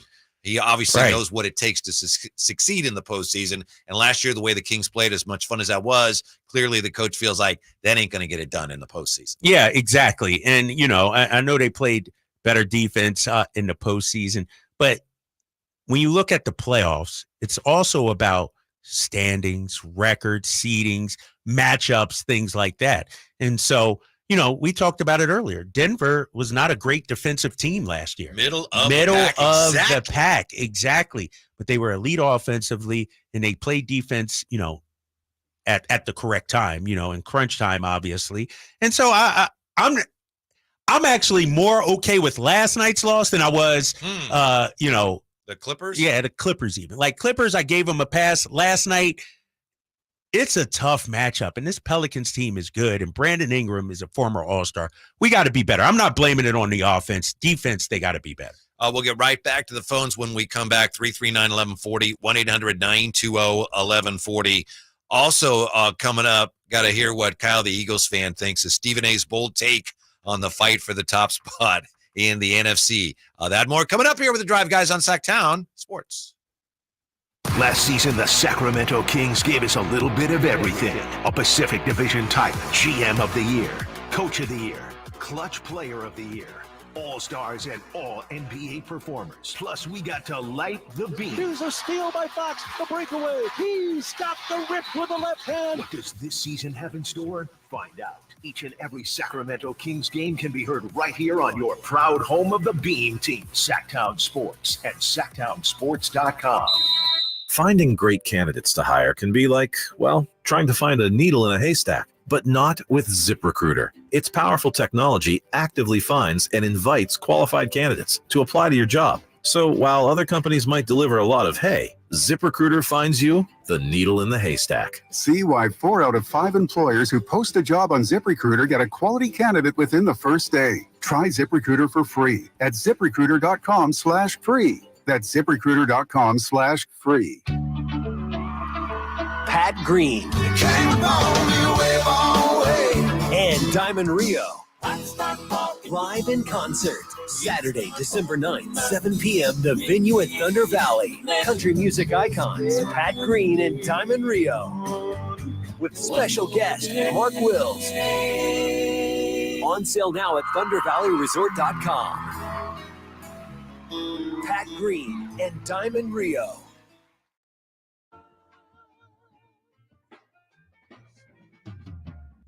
The Drive Guys, live and local, every afternoon, Monday through Friday on Sactown Sports. People on the YouTube chat are leaping to the defense of, I think it was George, who I thought said something about Malcolm Fox. People say, no, he said Monk and Fox. He didn't even say Malcolm Fox, and now that's a thing. Why'd he cut him off? So I'm not sure, George, if you didn't say Malcolm Fox, I apologize. I also I wish you had, because I kind of like now the idea of Malcolm Fox. That's the thing, yeah. On the text line here, some interesting comments from the 916. Let's not forget, De'Aaron had probably his worst game as a King that I can remember seeing ever, especially in the first half. And and I thought New Orleans had a lot to do with that, the way they were defending him. And I've never seen a team pick his pockets like that. Yeah, and they've been, a real challenge for De'Aaron all season long. I mentioned it earlier, some of the 3-point numbers in the 3 games. I think it was 5 of 24 or 25, I think it was, so far this season in the 3 games against the Pelicans. And they do a great job, man. They got great on-ball defenders. They got pests. They got tenacious players. When you look at it in the 3 games, the first game, De'Aaron Fox, 5 of 18. Second game, 9 of 17. Last game, 10 of 25. Let's do the math. I'll do the math real quick. 24 of 60 from the field for De'Aaron Fox. That's below 50%. That's below 40%. That's like 30. High 30s. Yeah, high 30s. Exactly. And so it's been an issue. And then you also throw in the turnover factor. He had 2 the first game, 2 the second game, 6 last night. That can't happen. Your point guard, he can't be turning it over 6. De'Aaron Fox plays here. Yeah, Malcolm Fox. Not Malcolm. That's the name. If De'Aaron Fox ever has a game like that again, it's like, oh, that's Malcolm Fox. Yeah, it's Malcolm Fox. That wasn't De'Aaron. That was Malcolm Fox. It's like Fox. The anti-Herder. Yes. Like when Herder goes off, it's Kavon. It's Malcolm Fox. That's a good one. How about this? I, for one, am kind of glad they're done with this silly tournament. Now let's focus on the real trophy. I wish I felt that way, but I don't. Come on. I like that, but I just don't feel that way. Who said that? Come on. That's a loser's. That's for people who aren't in the tournament anymore, right? Is that Freddie the fan in his mom's basement saying that? Come on now. We're better than that. This is probably Freddie the fan. Need dogs. HB ain't a dog. He's a sleeping dog. Oh my gosh, that's totally Freddie the fan. That's total need dogs. What does that mean? Come on, man. This is basketball. You and JaVale McGee started that. Exactly. JaVale McGee said they got dogs. Uh-huh. You want a team 15 dogs? It's not going to happen. Harrison Barnes plays his role extremely well for this Kings team. Yeah, that's it. Now you want him to be something else. All of a sudden, you want him to be a dog. All of a sudden, you want him to be a 20. He's not that. He is who he is. He's a dog, but he's like a husky. He's not like a junkyard dog. He's like one of those really, really pretty, purebred, nice. I don't know how I'm taking that. I don't know how I'm taking that. What you're just saying. Well, I'm saying he's not a like. Right. He's like right.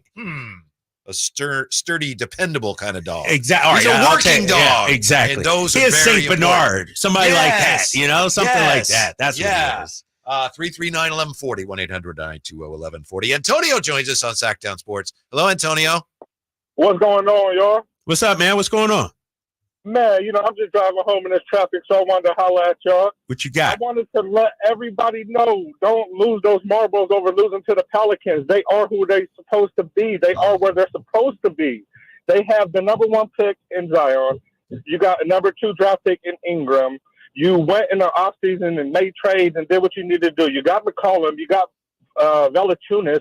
These are all great pickups, and those pickups are starters.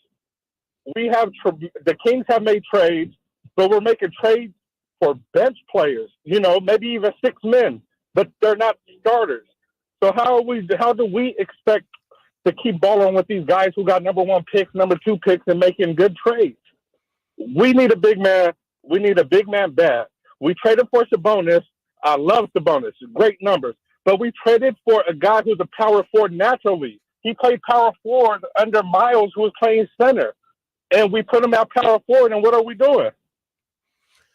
All right, I appreciate that. And, when I look at Domantas Sabonis, and I want to have this conversation here, Whitey, because, that last caller and people on the YouTube, this has been a big issue here. He's a power forward.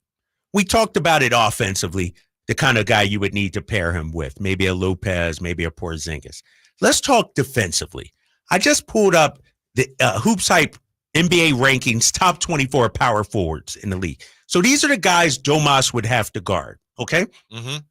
Number 1, Giannis. Don't like that matchup. Don't like that matchup. All right.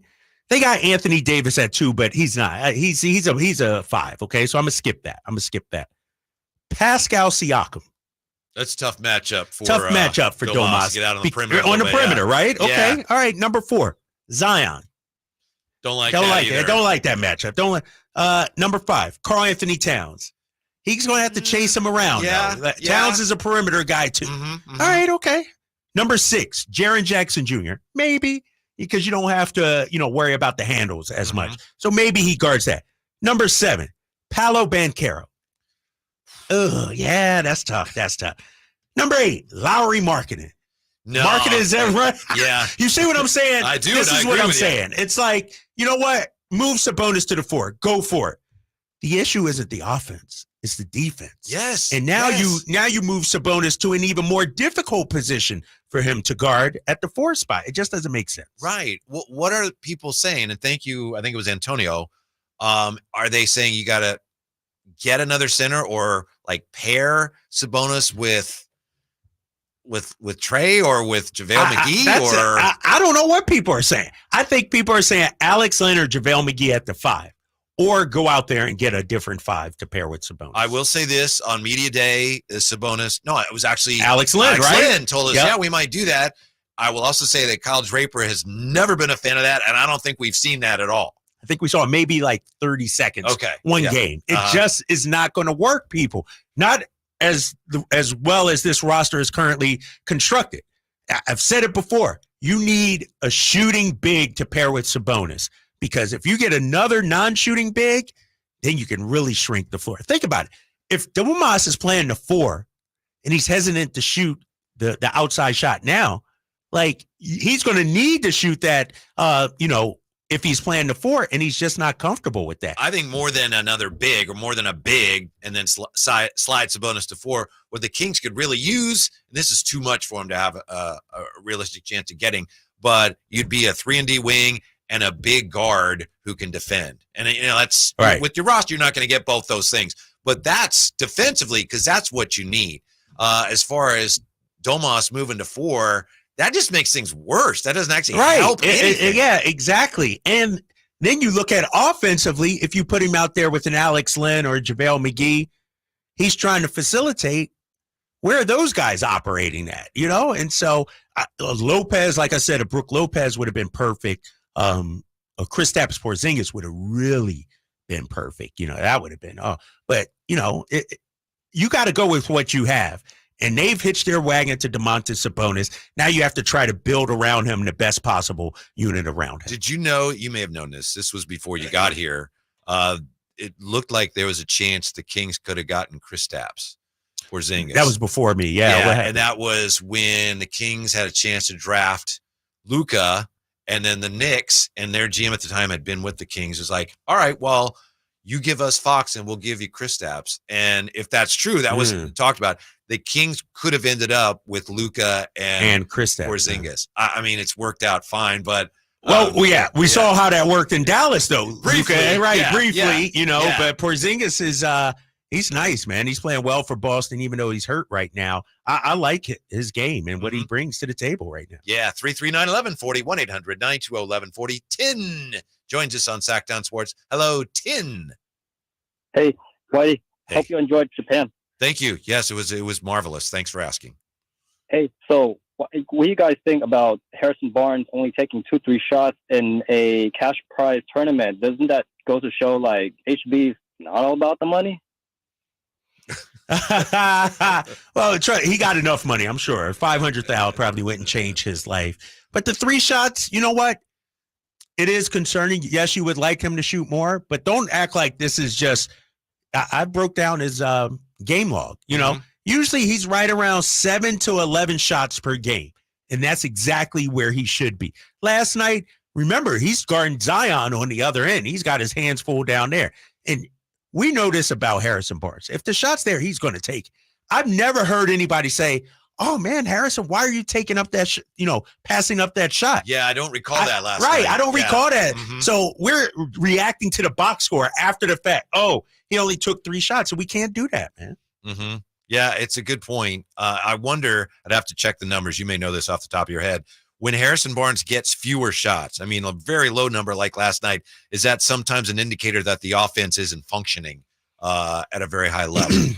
That's a good question. And let me, I got the game log right here, and we can go through it really quickly here. Just this season, when you look at Harrison Barnes, the 16 shots in the opener, they won that game by 16. It's hard to see. They don't list the scores, and let's look at the splits in wins and losses. How about that? Mm-hmm. Can we do that? Mm-hmm. I think that's a good barometer as well.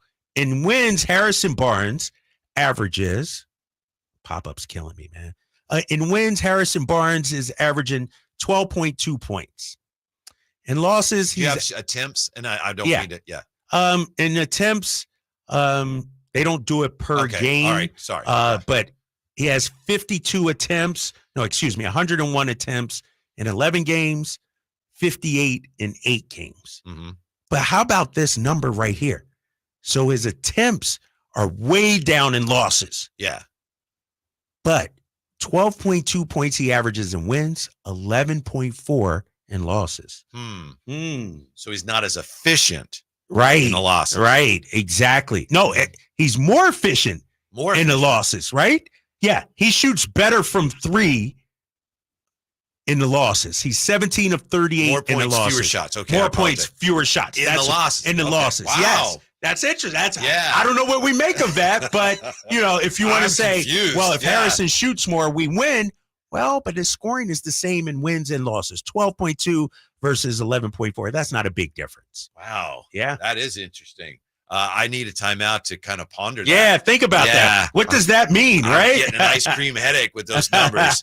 We're back with more on that. More of your calls, 339-1140, 1-800-920-1140. Still got to get to Stephen A's take on the Do we have to? Oh, yeah. Been saving this for you. It's coming up here, Sactown Sports. Sacramento weather is brought to you by Bonnie. I'm Mark Finan in the KCRA 3 Weather Center. Skies will stay mainly clear to partly cloudy tonight with overnight lows in the mid-40s. During the day tomorrow, look for increasing clouds, and by the afternoon, we will see a couple of hours of rain.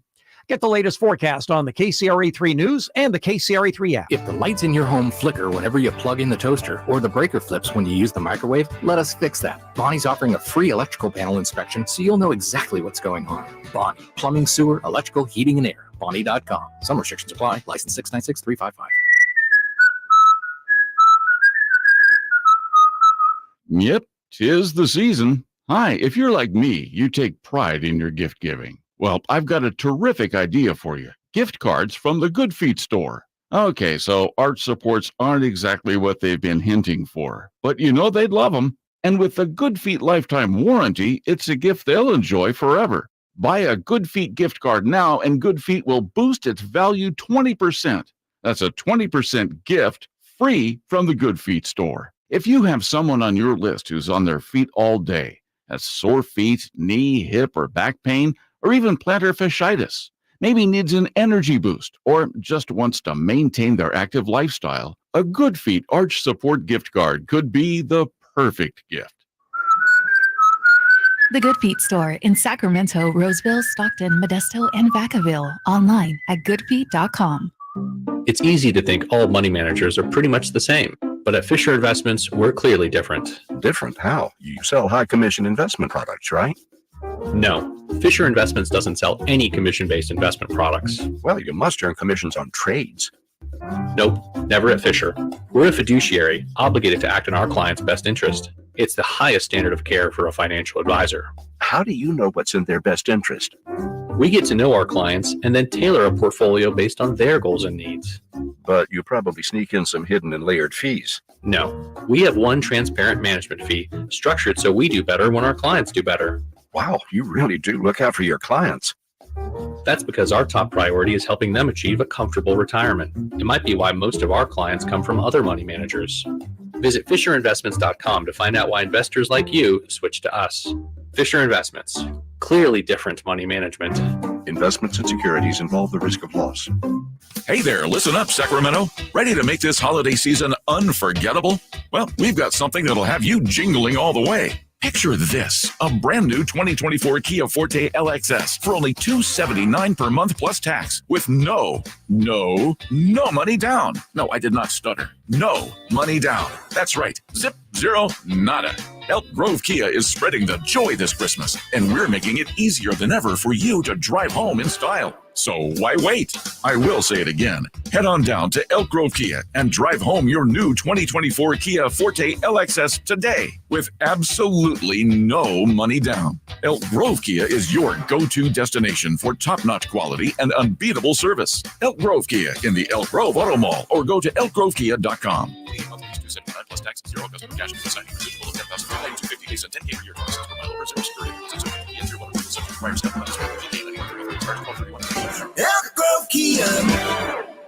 De'Aaron Fox plays here. Stolen by Fox. Breakaway coming up for De'Aaron. And a simple, casual spike to the left hand. The Kings lead by 3. Sactown Sports is your proud home of the Sacramento Kings.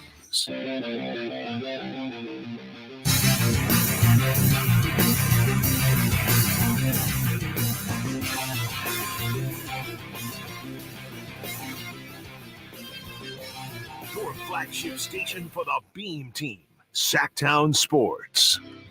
All right, here's a question on the text line that gets to the heart of some of the things we've been throwing around today. Is this from Freddie the Fan? I don't know. The question is here, talking about Harrison Barnes. Quote, what role is that? He's not defending. He's not scoring. What is he doing that deserves minutes? That's a question here, as I say, on the text line, 339-1140, 1-800-920-1140, about HB Harrison Barnes. I think when you look at Harrison Barnes, and this is not to make an excuse, his numbers are down. He's not playing, great right now. But there are a number of guys we can do that with. Are we really going to, I think Harrison Barnes as your 6th option. Do we want our 6th option to average 18 points too? It's like you can't. I'm looking at the numbers right here. Yeah. De'Aaron Fox, 30 points per game. He's raised his game. Domantas Sabonis, 19 points per game, 12 rebounds, 7 assists. Like we said, that's what he's going to give you. Malik Monk playing lights out, 14.8. The problem is they need that third scorer. It's not Harrison Barnes. Keegan Murray is averaging 12.9 points per game. He averaged 12.2 last season. We're going to give him a pass. Obviously, he's dealing with the back injury, but I mentioned it earlier, and when we were talking here with Jay off air, he shot 41.1% from 3 last year, 30.8% from 3 this year. And so we can talk about Harrison Barnes all you want, but we don't need to upgrade that position if Keegan's development comes. That's what I'm saying. Keegan is that guy, supposed to be that guy everybody wants to go out there and get. Yeah, as far as that goes, anyone who's had back issues knows how problematic that can be. As Jay said a few moments ago off the air, back thing is not necessarily something where you go, all right, take a few days off and then you'll be fine. It just doesn't work that way. As far as Keegan shooting, really interesting quote today in The Athletic. Anthony Slater talked to Sabonis after the game last night about the offense, and Sabonis basically said, last year we had a lot of guys who had career years, and we have to counter now. Teams have scouted us. We have to counter. In other words, it's not going to be as easy to do. So that's one of the things they're going through offensively. And finally here, third and finally, to this question about Harrison Barnes, I would not say he's not defending. Now, he's not scoring like he did, scoring down, and he's not a great defender, but he's not a terrible defender, especially on this team. Right. In my opinion, it's not accurate to say Harrison Barnes is not defending. If he's not defending, you sit him down. But actually, on this team, I think he's still one of your better defenders. No, exactly. Who else? And Keegan's dealing with the back, so his defense is limited right now. Yeah. Obviously. Who else are we going to play? So let's say you take Harrison Barnes out the starting lineup. Who are we starting? That's the question I'm posing to the people out there. Who are we starting? Freddie Fan says, Sasha. I want to see Sasha. He's MVP. Put Sasha in there and let him play 30 minutes in. Let's see what happens. Let's see what happens, huh? Yeah. We're going to disrespect Harrison Barnes that much. We're talking about the sixth option. You asked Freddie the Fan a question. Prepare to be Freddie the disrespected. 339-1140, 1-800-920-1140. Casey on Sactown Sports. Hey, Casey, how are you? Hey, guys. How you doing? I'm doing good. Good. What's happening?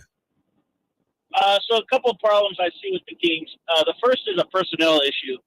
We came into the season talking about how this team was, about 10 deep and 5 good guys coming off the bench. And right now we don't know what we're going to get from anybody coming off the bench other than Monk.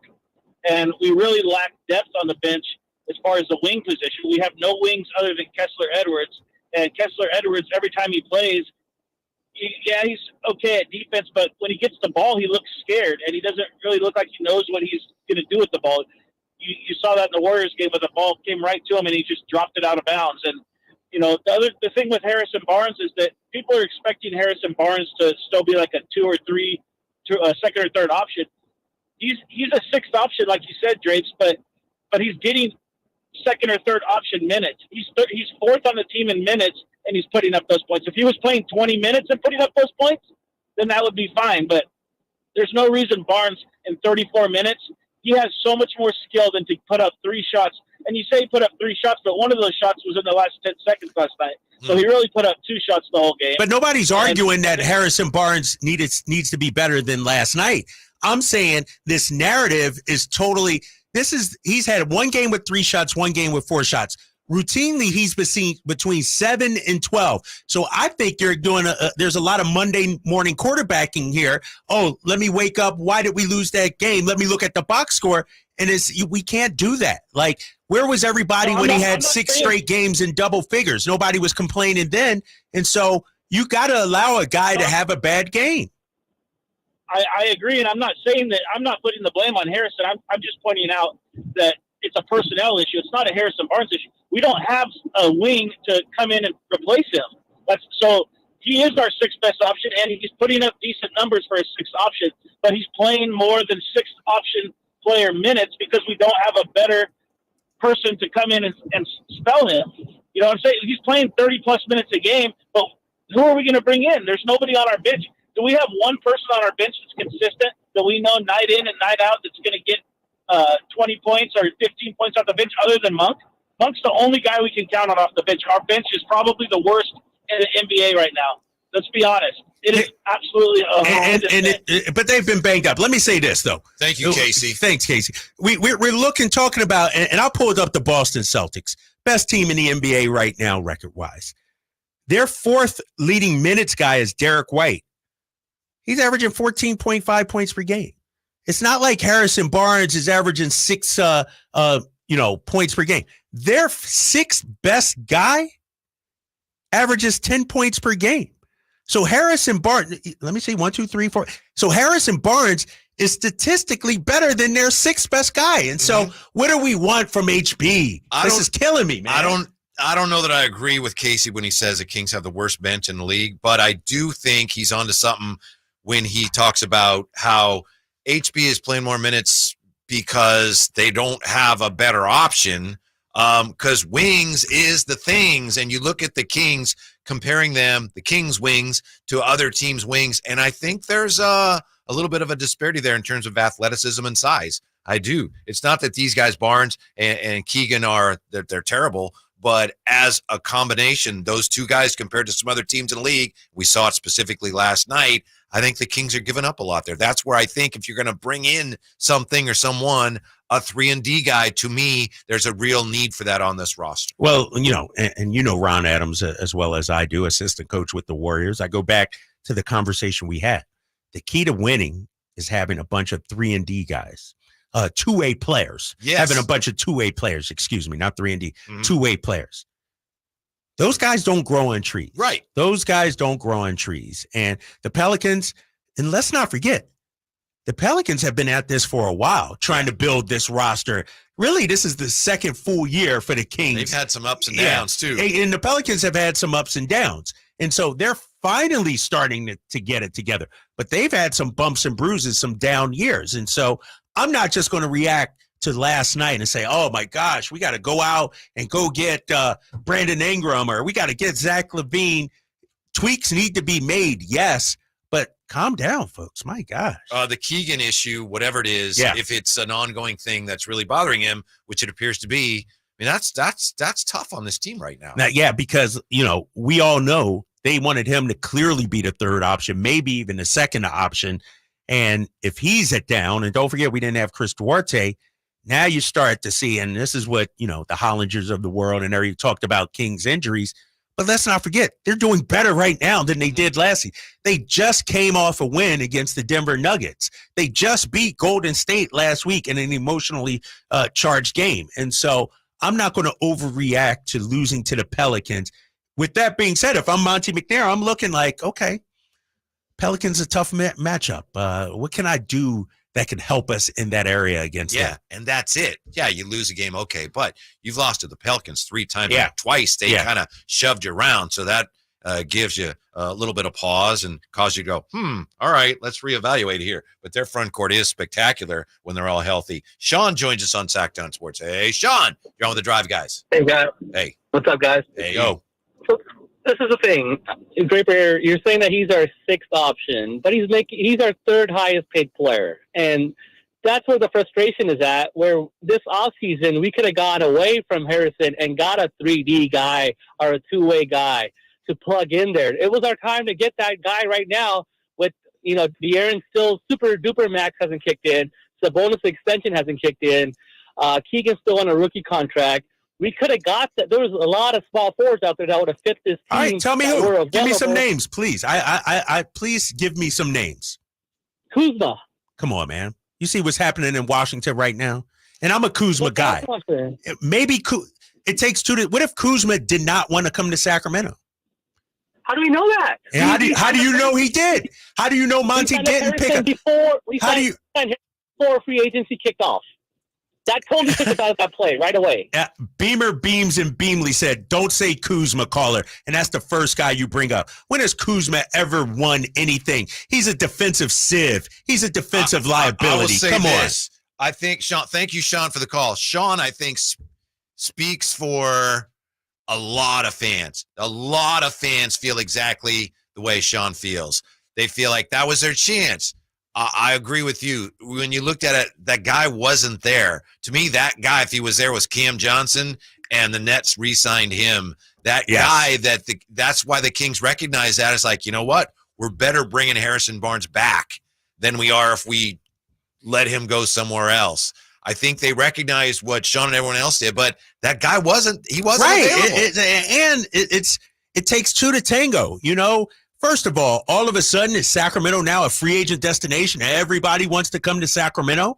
Come on now. And so when you look at the landscape of the NBA, who's out there, callers? Who's out there, Kings fans, that you wanted Monty McNair to go get? And was it a realistic option? And I just don't see it. I like Kuzma too, initially, but it just wasn't an option. Yeah. I'm glad they did. You were out on that. Yeah. But if part of the thinking is we bring Harrison Barnes back, we have a contract that we could move. I don't know if this was part of the thinking, but if it was, then that chapter's not written yet. We have to see what they decide to do at the deadline. If they bring someone in, Harrison Barnes may be part of that. If they do that, he may not be. But don't assume that, opportunity lost because they brought back Harrison Barnes. Harrison Barnes and his contract, whether it's him directly or not, could still give you an avenue to improving your team at the deadline. So that'll be interesting to see. We got to take a quick time out. Hey, the Return of the Empire guys want to talk to you, Kyle, about what happened in I'm sure they do.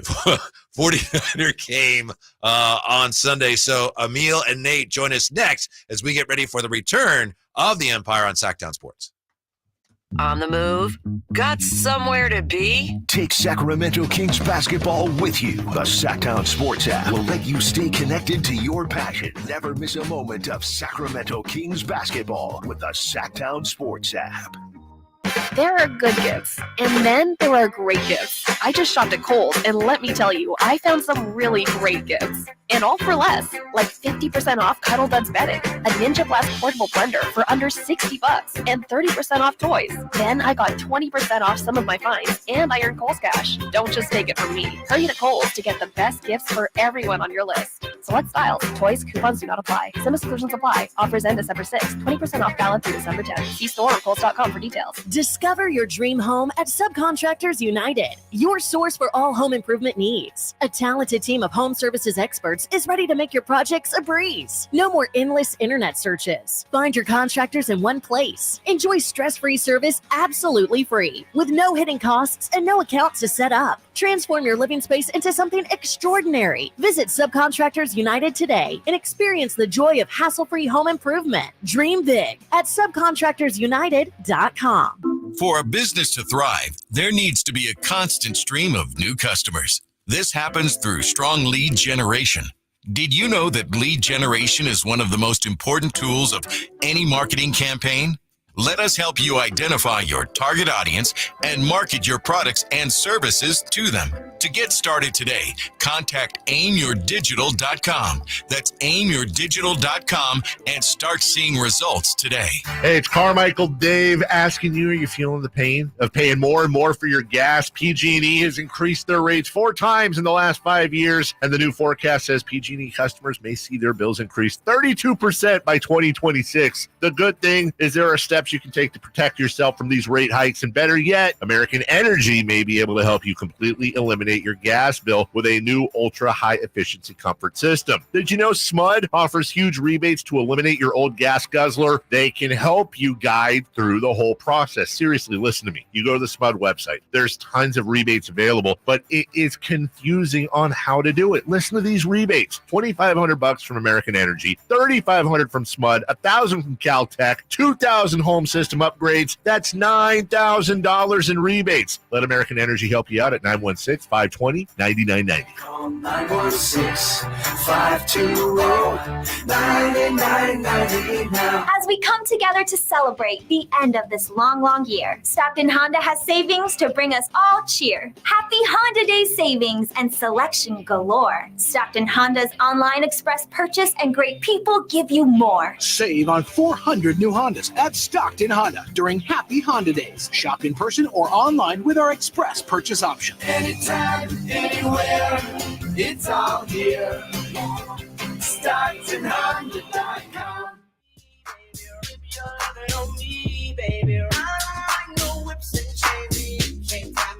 Your new home for 49ers football in the 916 Sactown Sports. Yeah, we're getting ready for the return of the Empire with Emil and Nate. But, of course, we've been talking about the Kings and Harrison Barnes most of the show.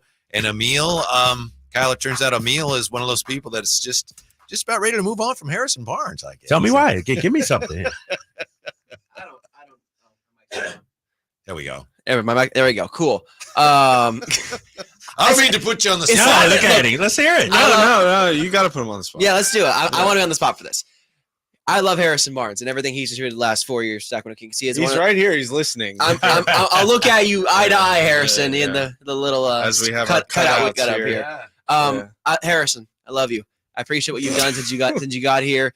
and the leader that you've brought. You want us to leave the room here? No. But at the same time, I feel like last night kind of showed that he's not at the level athletically that he was when he first got to Sacramento.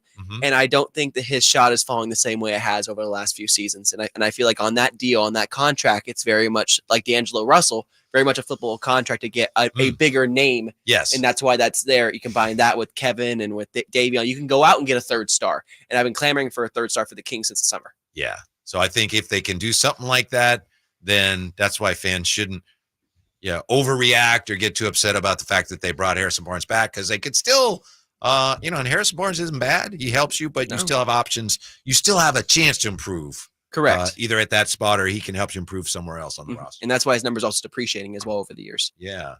Contract-wise, yeah.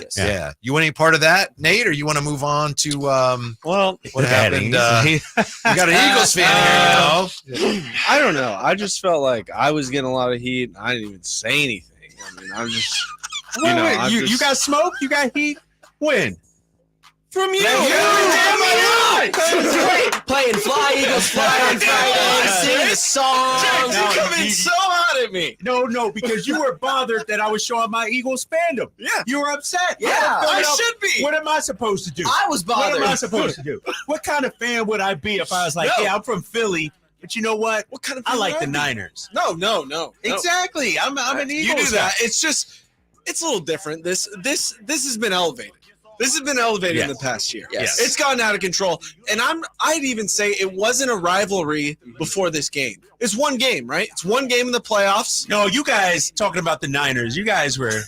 You guys. I'm one man. No, you guys. You in the Niners nation. You guys were in your feelings about the way the NFC It's Championship. upsetting. Well, It's your boy Debo was feeling. I know. it. And then he lost their scores 3 quarterback. touchdowns. He scores 3 touchdowns.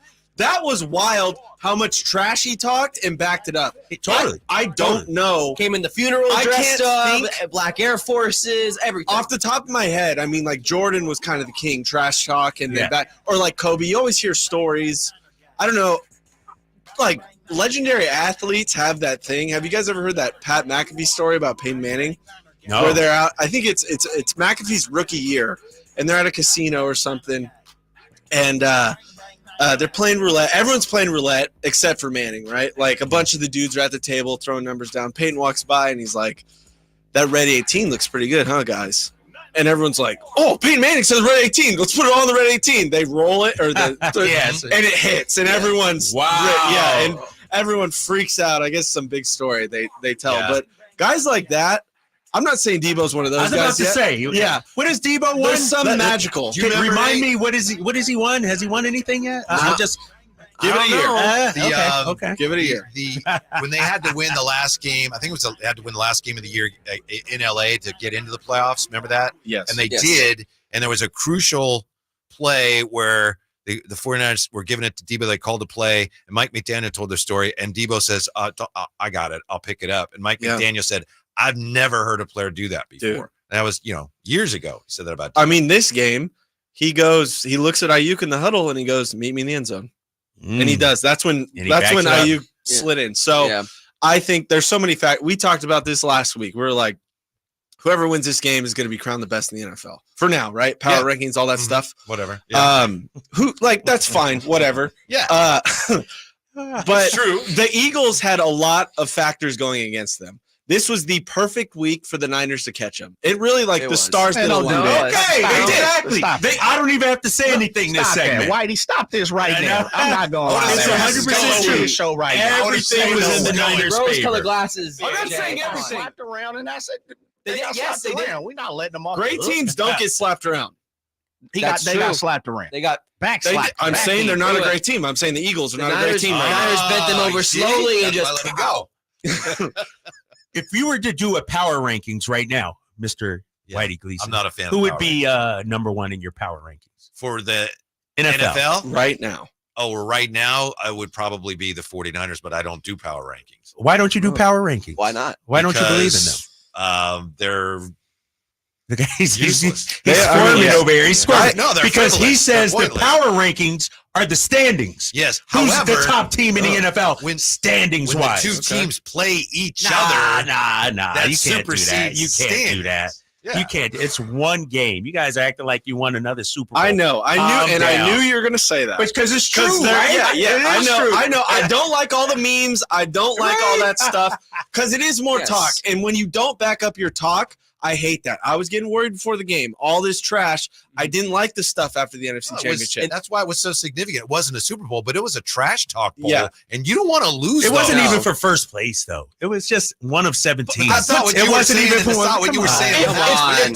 If the Niners lost that game, they're not getting first place. So in a way, it kind of was for them. For them. Okay. Yeah, for them. And the Eagles, now, I'm not going to say they're reeling. You have to see what happens with Dallas. This is going to be a wild Let's go. They have the potential to and then start Seattle as well. Let's go to somebody who's impartial here. Let's hear what Stephen A. Smith had to say about the race for the top spot in the NFC today on ESPN. Stephen A. Smith. If I had to pick one of the teams, it would be the Cowboys. I think they have a better shot, believe it or not. In all fairness, I mean, I'm not going to troll them today. I'll save it. But here's what I'm looking at. Dak Prescott's last 4 starts against the Eagles, 3-1 record, 38.8 points per game. Mm-hmm. Okay. 74% completions, 14 TD passes, just 2 turnovers. I'm thinking about that. I'm thinking about Philly going into Dallas this weekend. I'm thinking about Philly having 3 games in 13 days. I'm thinking about them getting beat up and being tired, and I can see them losing this game. If they lose the division, because right now the momentum is on Dallas' side, not Philadelphia, in my humble opinion. Because of that, I could see Dallas winning the division. If you win the division and you have home field advantage, at least, until you go against San Francisco, unless you get the number 1 overall seed. Let's just hypothetically say they could get the number 1 seed with their offense. We know what they do defensively, because defensively, when you look at the Eagles right now, total defense, they were ranked number 2 last year. Second ranked defense, the 23rd now. Yeah. Scoring defense, 24th now. Pass defense, 29th, allowing 278 pass yards per game. You just look at the Eagles right now, and they're a shell of what they once were defensively. Yeah. Offensively, I believe in A.J. Brown. I believe in Dante Smith. They don't have Dallas Goedert. But they can't run the ball like they could last year. I understand that, but I like Swift. I like Swift. So They anyway, game long well. story short, And I think they could do Stephen something. A. is saying he thinks Dallas has a better chance of beating the 49ers down the road than the Eagles. Yeah, but to clarify early in that, he's not saying the Cowboys are better than the 49ers. Right. He's saying, because I saw you get upset. Yeah, that's not, because I heard that clip this morning. That whole panel was all over the 49ers this morning. They just kept saying that they're the best team because they have the most talent and they're hitting right now. Yeah. And they look a little unstoppable, like Ryan Clark said last night. But as we know, that the 49ers looked unstoppable before they hit that 3-game. True. This is everyone keeps throwing out the best team ever. Everyone's throwing out the health caveat, which of course with the Niners, like that's been the issue the whole time I've watched them. So I don't know. I'm stoked on them right now. I can say that. All I know is that when the Niners have played the Cowboys and the Eagles, you know what the combined score is of those 2 games this season? 84-29. Yeah. Okay. That's indicative of how powerful the Niners are. When they are when they are healthy, they are the best team in football. But the Eagles aren't healthy. Like, I could argue when the Eagles are right and healthy. I mean, the Eagles Niners are also banged up too. Not as much as, come on now, not as much now as they the are. Eagles. Not as much as well, now they are. Now they are. Now they are. And let me say this real quick. They'll pick your words apart. You have to be of careful course. what you say. And all of a sudden, Emil turns into a Niners fan. He's a Raiders fan, but you're a turncoat, big dog. You're like the worst kind of Raiders fan. You're like E40. Right. Oh, wow. You're E40, a Kings fan. Now all of a sudden he's a Warriors fan. That's how you are right now. You admit it. You're a Warriors fan, but you're taking glee in being a Niners fan. I'm not right a Warriors now. fan. I mean, Raiders I'm fan. never in my life will I be a Warriors fan. You know what I meant. You're a Raiders fan. They also in Vegas now. They're not in the same state. All right, so you're not a Raiders fan anymore? You are. You said you were. This guy's I know. You got him, man. You can't let him get in. Throw a pair, Emil. I know. This dude You're You're like Jalen Hurts about to fall over under your own weight right now. Nah, come on. Nate, take it easy on him. He's struggling right now. He's in his feelings. Take it easy. What do you guys? You have, shouldn't be. The Niners are. Yeah, but he's not a Niners fan. What do you guys have coming up on Return of the Empire? Lot to talk about. Obviously, Niners, Brock Purdy MVP likelihood, Chris McCaffrey MVP likelihood, all that great stuff. How valuable is Juwan Jennings? Because man, he little boy Eli Ricks there on that touchdown. That was a big. And then obviously block, Deebo Samuel and just what he means and why he is the epitome of greatness for this team.